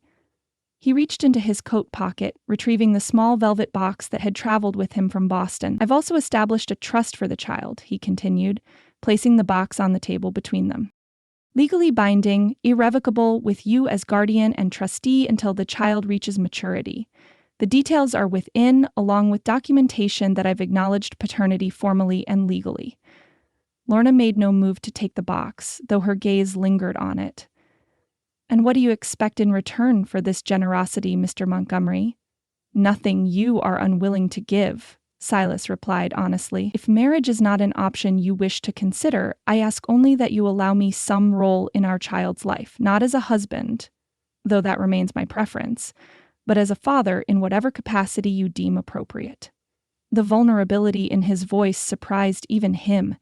It was not a tone familiar to Silas Montgomery, the controlled and calculating businessman. Yet he found he didn't mind the exposure, the sense of having laid his hopes bare before this woman whose opinion suddenly mattered more than any other. Lorna regarded him thoughtfully, her initial wariness giving way to careful consideration. "You speak of a role in our child's life," she said slowly. "Yet you've just returned from Boston. Your business, your family, your entire life is there. How do you propose to be a father from 1,000 miles away?" "My entire life is not in Boston," Silas corrected her. "Not anymore. I've purchased the Crawford property, as you know. The renovations to the main house are nearly complete, and the mill will begin operations again in the spring, providing employment for local men. I intend to make Redemption Springs my primary residence." "Because of the child?" Lorna asked, genuine curiosity in her voice. "Because of the child," Silas confirmed, "and because I've found the West offers opportunities that the East, for all its civilization, cannot match. The chance to build something new, something of value, the chance to be judged on one's actions rather than one's pedigree or connections." A flicker of something like respect appeared in Lorna's eyes, though she maintained her cautious demeanor. "These are generous offers, Mr. Montgomery, but I'm not certain I can accept them. The last time we spoke, you made your feelings about our situation quite clear. How am I to trust that you won't change your mind again, once the novelty of playing benefactor wears thin?" It was a fair question, and Silas had expected nothing less from her direct nature. "I deserve your skepticism," he acknowledged, "but I'm not asking for immediate trust, merely the opportunity to earn it over time, to demonstrate through consistent action that my commitment to you and our child is genuine and lasting." Lorna moved to the fireplace, absently adjusting a pine bough that formed part of the Christmas decorations adorning the mantel. Silas recognized the gesture for what it was, a moment taken to gather thoughts, to consider implications, to decide on a course of action. He remained silent, allowing her the time she needed. "I had planned to leave for San Francisco after the new year," she said finally, her back still to him. "My aunt has agreed to take me in until after the baby comes. Perhaps longer." The news, though not unexpected, still struck Silas with the force of a physical blow. "And now?" he asked, unable to keep a note of apprehension from his voice. "Have your plans changed?" Lorna turned to face him, her expression thoughtful. I don't know," she admitted. "Your arrival has complicated matters." "Life is rarely simple," Silas observed, "particularly when it involves two stubborn individuals with strong opinions." A reluctant smile tugged at Lorna's lips. "I believe that's the first time you've acknowledged that we share that particular trait, Mr. Montgomery." "One of many we share, I suspect," Silas replied, encouraged by the slight thaw in her manner, "though we've hardly had the opportunity to discover them under more favorable circumstances." Lorna considered him for a moment longer, then seemed to reach a decision. "I need time," she said directly. "Time to consider your offer, to determine whether it truly represents the best path forward for myself and the child. I won't make hasty decisions based on emotions or immediate needs." "Of course," Silas agreed, relief washing through him at what was, at least, not an outright rejection. "Take whatever time you require. I've rented rooms at the Golden Spur for the foreseeable future until the Crawford house is fully habitable." "And the sleigh full of supplies?" Lorna inquired, a hint of her earlier dryness returning. "Yours, regardless of your decision about the trust or my role in the child's life," Silas assured her. "Consider them a Christmas gift if you prefer. No obligations attached." "A rather significant Christmas gift," Lorna observed. "Perhaps," Silas acknowledged with a small smile. "But I find I've developed a sudden appreciation for the holiday spirit." A noise from the kitchen, dishes being deliberately rattled perhaps, suggested that James Vance's patience with their private conversation was wearing thin. Lorna glanced toward the sound with a mixture of amusement and resignation. "I should go," Silas said, recognizing the hint. "But with your permission, I'd like to deliver the packages before I return to town. Some items require assembly, which I'd be happy to assist with." Lorna hesitated, then nodded. "I suppose I should at least see what you've brought before making any decisions. Though I warn you, acceptance of cradles and rattles doesn't constitute acceptance of your broader proposal. Understood, Silas agreed, oddly heartened by her cautious response. It wasn't the immediate reconciliation he might have hoped for, but neither was it the outright rejection he had feared. It was a beginning, tentative, fragile, but real. As he moved toward the door, Lorna's voice stopped him. "Mr. Montgomery." He turned back, finding her expression softer than it had been throughout their conversation. "Yes, Miss Vance." "Thank you," she said simply, "for coming back, for acknowledging our child. Whatever else happens between us, that means a great deal." The quiet sincerity in her voice touched something deep within Silas, a place he hadn't realized existed until this moment. "Thank you for listening," he replied, equally simple, "for giving me the chance to make amends, however inadequate they may be." Outside, the night had grown colder, stars brilliant in the cloudless sky. As Silas began unloading packages from the sleigh, assisted somewhat grudgingly by James Vance, he found himself oddly at peace, despite the uncertainty that lay ahead. He had made his offer, acknowledged his responsibility, taken the first step toward redemption. The rest would unfold as it would, one day at a time. When the last package had been carried inside, the wooden cradle that had required special ordering from a furniture maker in Carson City, Silas prepared to take his leave. Lorna stood in the doorway, wrapped in a shawl against the evening chill, watching as he checked the harness on the team. "Will you come tomorrow?" she asked unexpectedly. "There's a crib to assemble, apparently, and Emma is desperately curious about the mechanical horse you mentioned." Silas looked up, unable to hide his pleased surprise. "If that would be acceptable to you and your father, yes, I'd be delighted." "Around noon, then," Lorna said, her tone practical, though something warmer lingered beneath it. "Papa and the girls will have returned from church by then." It was a small concession, this invitation to return, yet Silas recognized it for the significant gesture it was. "Until tomorrow, Miss Vance," he said, tipping his hat as he climbed into the sleigh. As he guided the team back toward town, the lights of the ranch house receding behind him, Silas found himself smiling despite the bitter cold. The path ahead remained uncertain, the wounds of the past not yet fully healed, but for the first time since learning of Lorna's pregnancy, he felt a sense of rightness, of purpose, of hope. Whatever the future held, he was exactly where he needed to be. Chapter 11: Unexpected Arrangements. Lorna stood in the doorway of the small cabin, her gaze sweeping across the single room that would soon become her home. Sunlight streamed through the windows, illuminating the newly scrubbed wooden floor and freshly whitewashed walls. The place was modest, but sound a snug dwelling built decades earlier by one of Redemption Springs' original settlers. Situated on a gentle rise just outside town, the stove works perfectly, Silas said from behind her, setting down the trunk he'd carried from the wagon. "I had Peterson test it thoroughly before I finalized the purchase, and there's a good well out back just 20 paces from the door." "It's more than adequate," Lorna replied, moving further into the cabin to allow him entrance. "Though I still maintain this arrangement is unnecessary. I could have remained at the Triple V until your condition became obvious to all," Silas finished for her, his tone gentle but firm. "Your father agreed this was the best solution, Lorna. For you, for your sisters, for everyone concerned." Lorna sighed, unable to argue the point further. The past month since Silas's return had brought changes she could never have anticipated. Her plans to leave for San Francisco had been delayed, then altered, and finally abandoned altogether, as Silas had steadily, patiently demonstrated his commitment to her and their unborn child. The cabin purchase had been his most recent surprise, a compromise between the scandal of her remaining at the Triple V and the exile of leaving for California. Here, on the edge of town yet still within reach of her family, she could maintain her independence while awaiting the child's birth in relative privacy. "I suppose you're right," she conceded, running a hand along the smooth surface of the small pine table that occupied the center of the room. "Though I still worry about what people will say when they learn I'm living here alone."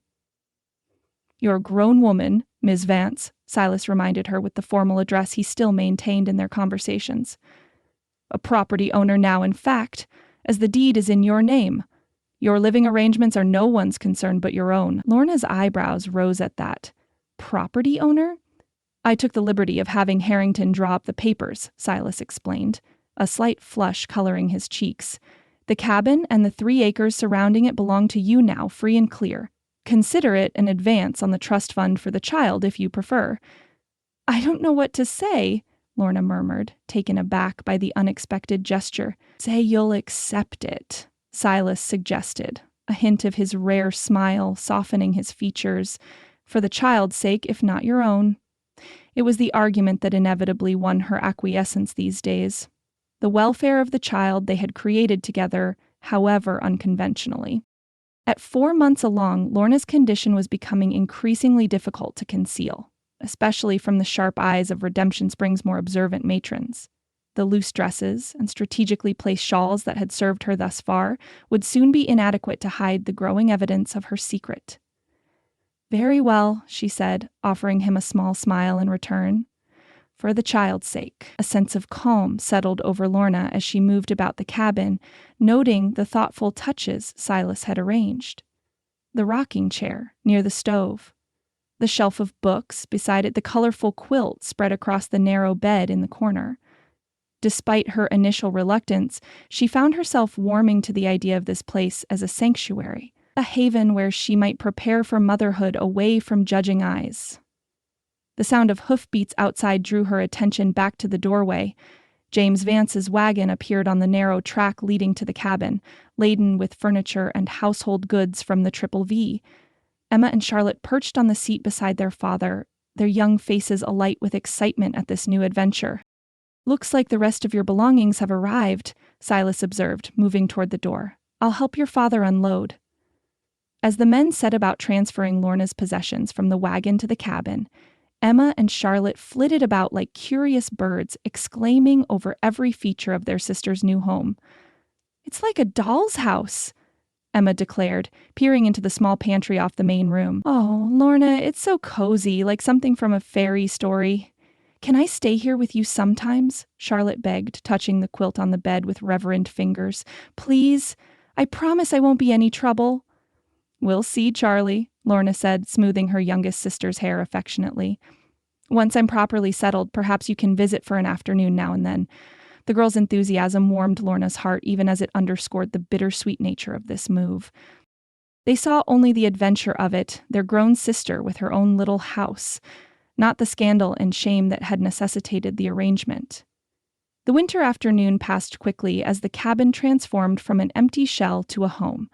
James installed shelves while Silas assembled the cradle he had brought from the east. Emma arranged Lorna's books and knickknacks with artistic care while Charlotte proudly lined up jars of preserves and sacks of flour in the pantry. By the time the sun began to dip toward the western mountains, the cabin had become unmistakably Lorna's, a reflection of her practicality and simple tastes with touches of beauty in the wildflower sketches she had framed and the colorful braided rug before the hearth.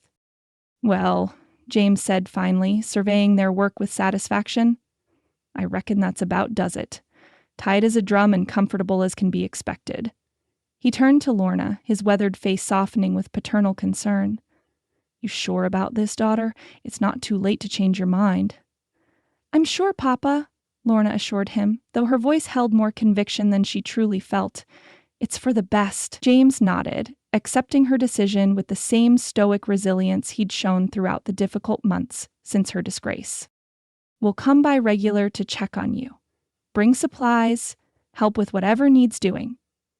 "Thank you," Lorna said softly, "for everything." The moment of farewell was harder than she'd anticipated. Emma clung to her, suddenly tearful at the reality of separation. Charlotte, trying to be brave, asked a dozen last-minute questions about visiting arrangements. Even her father's embrace seemed to linger longer than usual, his rough hand gently cupping the back of her head as it had when she was a child. Only when the wagon had disappeared down the track, Emma and Charlotte waving frantically until they were out of sight, did Lorna allow herself a moment of doubt. The cabin, so cozy and welcoming just moments before, suddenly seemed very small and very isolated as twilight began to gather around it. "They'll be back before you know it," Silas said quietly from behind her, "and it's barely a 30-minute ride to the Triple V if you need them." Lorna nodded, composing herself. "Yes, of course. It's just strange."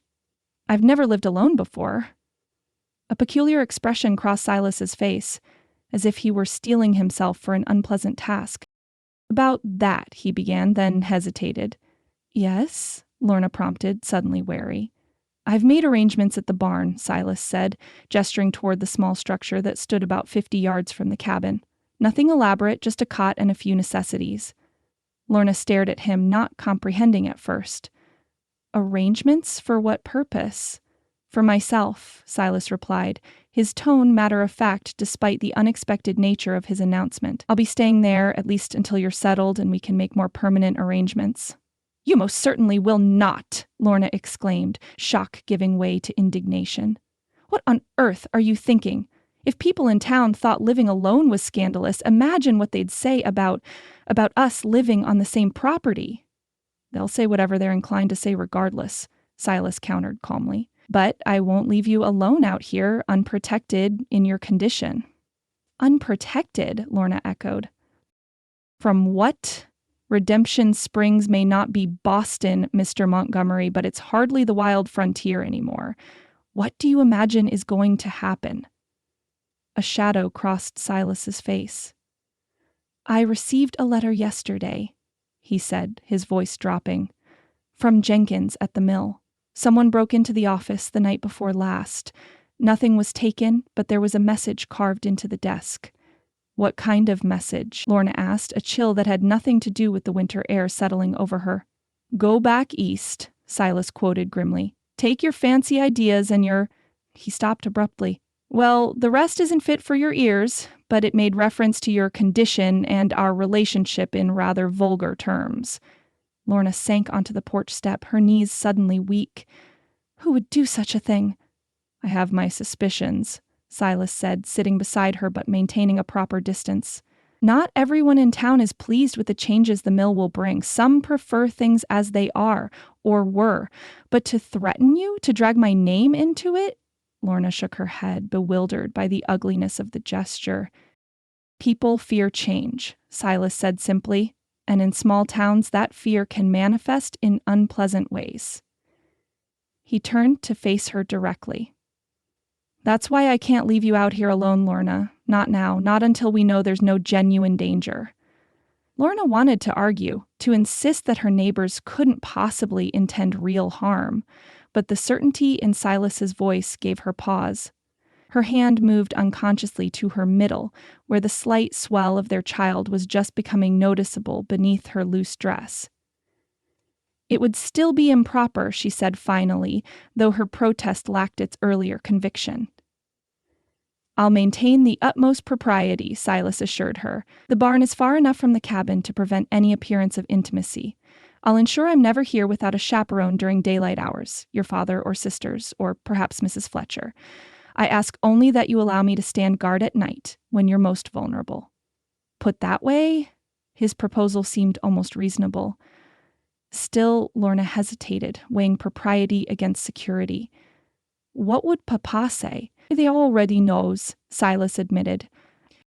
We discussed it yesterday. He was reluctant, but ultimately agreed it was the safest arrangement for the time being. You discussed this with my father before mentioning it to me, Lorna asked, indignation flaring anew. I sought his permission as the head of your family, Silas explained, a hint of impatience coloring his tone. Would you have preferred I made such arrangements without his knowledge? I would have preferred to be consulted first, Lorna retorted. It's my life, my reputation at stake. And our child's safety, Silas added quietly. That's what matters most to me, Lorna. If you can suggest an alternative that ensures your protection without compromising your independence, I'm willing to listen. Lorna fell silent, unable to propose a better solution on such short notice. The threat implied by the vandalism at the mill, however nebulous, was not something she could dismiss lightly, especially now that she was responsible not just for herself but for the life growing within her. 1 week, she said finally. You may stay in the barn for 1 week while we determine whether there's any real danger. After that, we'll reassess the situation. Silas nodded, accepting the compromise without argument. Thank you, he said simply. I know this isn't what you envisioned when you agreed to the cabin." "None of this is what I envisioned for my life," Lorna said softly, gazing out at the gathering dusk. Yet here we are. A companionable silence fell between them as the first stars appeared in the darkening sky. For all her protests, Lorna found herself oddly comforted by Silas's steady presence beside her. The past months had revealed a constancy in him that she had not initially credited, a reliability that, whatever else might be said of their unconventional situation, offered a strange sort of security. "I should light the lamps," she said finally, rising from the step, "and see about preparing some supper. You're welcome to share the meal before you retire to the barn." "Thank you," Silas said, standing as well. "But first, let me bring in enough firewood to last the night. The temperature drops quickly after sunset this time of year." As Lorna moved about the cabin, lighting lamps and assembling a simple meal from the provisions her father had brought, she could hear Silas outside, the rhythmic sound of an axe splitting logs for her fire. The domestic tableau was so ordinary, so reminiscent of marriages she had observed throughout her life, that for a moment she could almost forget the extraordinary circumstances that had brought them to this point. Almost, but not quite. The week Lorna had stipulated stretched into 2, then a month, as January gave way to February and the mountain winter tightened its grip on Redemption Springs. No further incidents occurred at the mill, but neither did Lorna press the issue of Silas's departure from the barn. A routine established itself with surprising ease, each of them finding their place in this unconventional arrangement. Silas spent his days overseeing the final renovations at the mill, which was scheduled to begin operations in early spring. He returned to the cabin each evening before sunset, arms laden with supplies or firewood, sometimes bringing news from town, but never gossip or unpleasantness.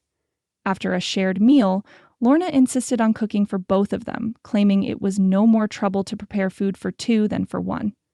He would retire to the barn, leaving her to her privacy. On Sundays, he escorted her to church, his presence beside her a silent but effective shield against the whispers and stares that still accompanied her appearance in public.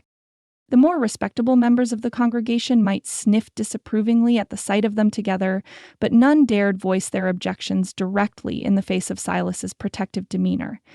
It was after one such Sunday service, as February's chill began to give way to the first hints of spring thaw, that the uneasy truce between Lorna and the town's matrons finally shattered. They had lingered after the service, Lorna speaking with Mrs. Fletcher while Silas conversed with her father nearby. At 5 months along, Lorna's condition was now evident to anyone who looked closely, though her winter cloak still provided some concealment. She had grown accustomed to the sidelong glances, the abrupt cessations of conversation when she approached, the careful distances maintained by women who had once called her friend.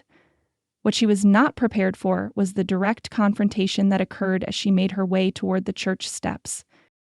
"Well, if it isn't the school teacher turned scarlet woman," came a sharp voice from behind her. "Flaunting her shame for all to see, and on the Lord's Day no less." Lorna turned slowly to find herself facing Mrs. Peterson, the shopkeeper's wife and self-appointed moral guardian of Redemption Springs. Beside her stood Mrs. Buchanan, Ford's mother, her thin lips pressed into a disapproving line. "Good morning, Mrs. Peterson, Mrs. Buchanan," Lorna said evenly, determined to maintain her dignity despite the public nature of the confrontation. "I hope you found the sermon edifying." "Don't you speak to us of edification, girl," Mrs. Peterson hissed, color high in her plump cheeks. "Not when you're standing here in your condition, bold as brass, with that Eastern libertine hovering about as if he's done nothing wrong." "Mr. Montgomery and I have made our peace with our situation," Lorna replied, fighting to keep her voice steady as she noticed others beginning to gather, drawn by the commotion. "I suggest you do the same." "Made your peace?" Mrs. Buchanan interjected, her voice brittle with anger. "My son nearly married you. Can you imagine the disgrace that would have brought upon our family? And now you parade about with your wealthy protector, living in sin on the edge of town where you think decent folks won't notice." "That's quite enough, Adelaide," came Martha Fletcher's firm voice as she appeared at Lorna's side. "Judge not, lest ye be judged. Or did you sleep through that part of the sermon?" "This doesn't concern you, Martha," Mrs. Peterson said dismissively. "We're merely expressing what every decent Christian woman in this town is thinking." She may have bewitched the men with her innocent act, but we women know better." "Do you indeed?" The quiet question came from Silas, who had approached unnoticed during the exchange. His voice was perfectly controlled, but something in his expression caused Mrs. Peterson to take an involuntary step backward. "And what exactly do you know, madame, that justifies this public harassment of Miss Vance?" "We know that she's—" Mrs. Buchanan began, only to falter under Silas's steady gaze. "With child," Silas finished for her. "Yes, she is. My child. A fact I have acknowledged openly and for which I have taken full responsibility." He glanced around at the gathered crowd, his eyes falling momentarily on Ford, who stood at the edges, looking uncomfortable. "Unlike some in this community who are quick to cast stones, but slow to examine their own conduct." "How dare you?" Mrs. Peterson sputtered. "We are respectable women, who seem to have forgotten the basic tenets of Christian charity," Silas observed, offering his arm to Lorna. "Miss Vance, our wagon is waiting. Mrs. Fletcher, would you care to join us for Sunday dinner?" Lorna placed her hand on his arm, drawing strength from his solid presence. "Thank you, Mr. Montgomery.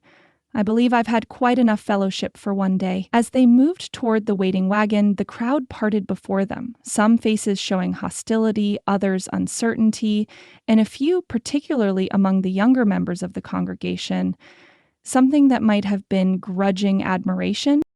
"Are you all right?" Silas asked quietly once they were seated in the wagon, Martha Fletcher beside Lorna and James Vance taking the reins.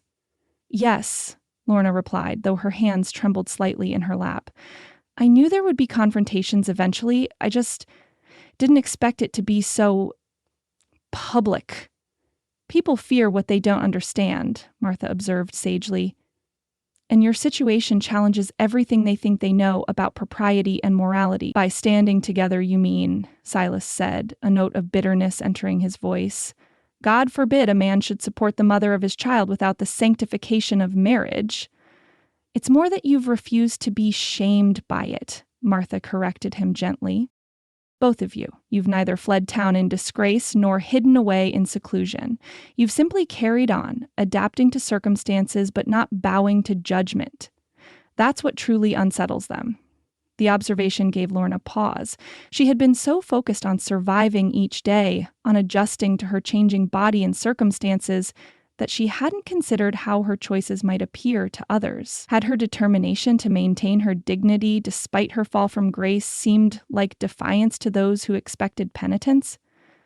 "I never meant to challenge anyone's beliefs," she said softly. "I only wanted to find a way forward that I could live with." "And so you have," Martha assured her, patting her hand. "Don't let those bitter women make you doubt yourself, child. You've shown more courage and grace these past months than the lot of them combined." The words warmed Lorna, even as the confrontation left a bitter aftertaste. By the time they reached the cabin, however, the peace of the setting had begun to restore her equanimity. The small dwelling looked welcoming in the Sunday afternoon sunlight, smoke curling from the chimney where she had banked the fire before church. "I'll see to dinner," she announced as they alighted from the wagon. "I have a stew that needs only reheating, and there's fresh bread from yesterday." "Let me help," Martha offered, following her inside while James and Silas remained outside, deep in conversation about the incident at church. As the women moved about the cabin, preparing the meal with the easy coordination of long practice, Lorna found herself reflecting on how much her life had changed in the months since Silas's return. The initial awkwardness of their arrangement had gradually given way to a comfortable routine, a partnership of sorts that, while not the marriage he had originally proposed, provided a framework within which both could fulfill their responsibilities to their child. There were still boundaries, of course. Silas never entered the cabin after dark except in emergencies. He maintained a formal address in public, careful never to suggest an intimacy beyond their shared concern for the child. And Lorna, for her part, had gradually let go of her initial suspicion of his motives, recognizing the genuine commitment behind his consistent presence and support. It wasn't the life she had envisioned for herself, but it was a life she was learning to embrace day by day. The sound of male voices outside grew louder, suggesting some disagreement between her father and Silas. When the door opened, James entered alone, his expression troubled. "Where's Mr. Montgomery?" Lorna asked, setting plates on the small table. Gone to check on something at the mill, James replied, his tone indicating there was more to the story. I'll be back shortly. What happened? Lorna pressed, recognizing the evasion in her father's manner. Did you argue? James sighed, exchanging a glance with Martha. Not exactly. Montgomery received word from one of his workers about more trouble at the mill. Nothing serious, he added quickly, seeing Lorna's alarm. Just some graffiti on the new signboards. He wanted to see to it personally. On Sunday? Lorna frowned.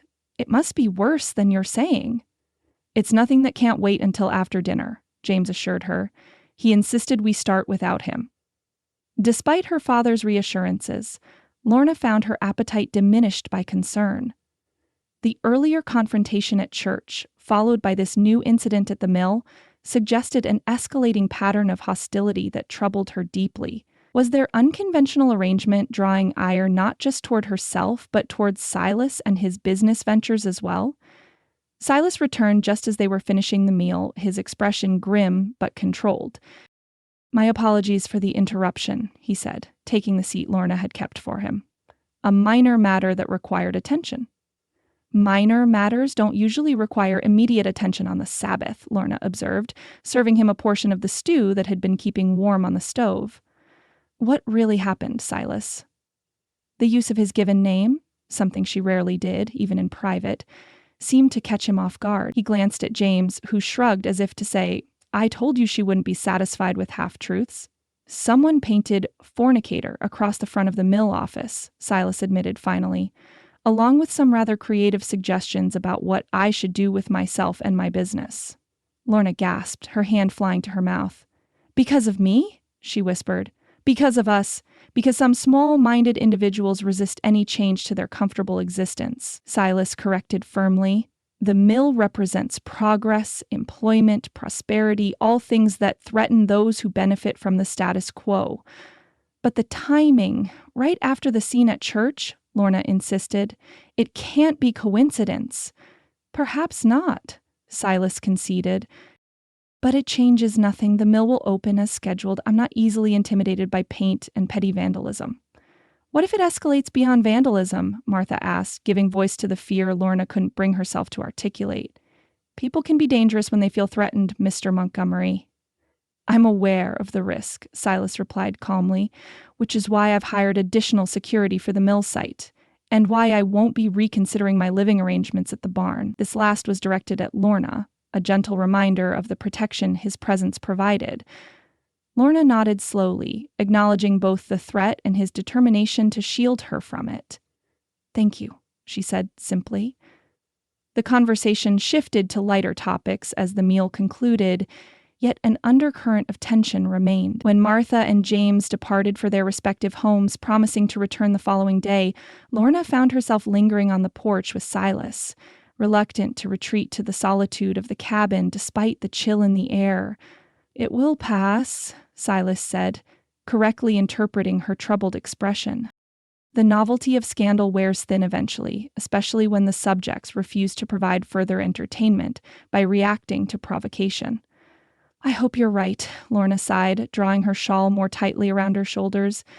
I just hate that you're being targeted because of our situation. I'm being targeted because I represent change, Silas corrected her.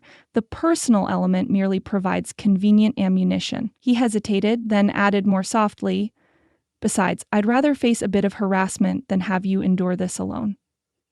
The simple statement, delivered without expectation or demands, touched Lorna deeply. Impulsively, she reached out to place her hand on his arm. Thank you, she said, meeting his gaze directly. For everything. I don't say it often enough, but I am grateful for your presence these past months. Silas covered her hand with his own, the gesture brief but warm. No gratitude necessary, he assured her. We're in this together, Lorna, whatever comes. As February yielded to March and the first green shoots appeared in the hills surrounding Redemption Springs, that simple promise sustained them through continued hostility from certain quarters of the town.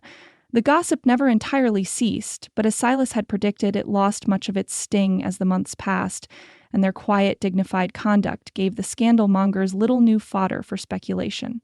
The routine they had established deepened, evolving from necessity into something like contentment. Each evening, as Lorna watched from her window while Silas made his final check of the property before retiring to the barn, she found herself reflecting on the strange path that had brought them to this point. An unconventional family of sorts, bound not by legal ties but by choice and commitment. It wasn't the life she had planned, but increasingly, it was a life she could embrace without regret.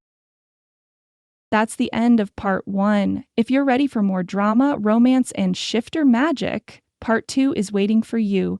Find the link in the comments or description below. Thanks for listening and see you in the next part.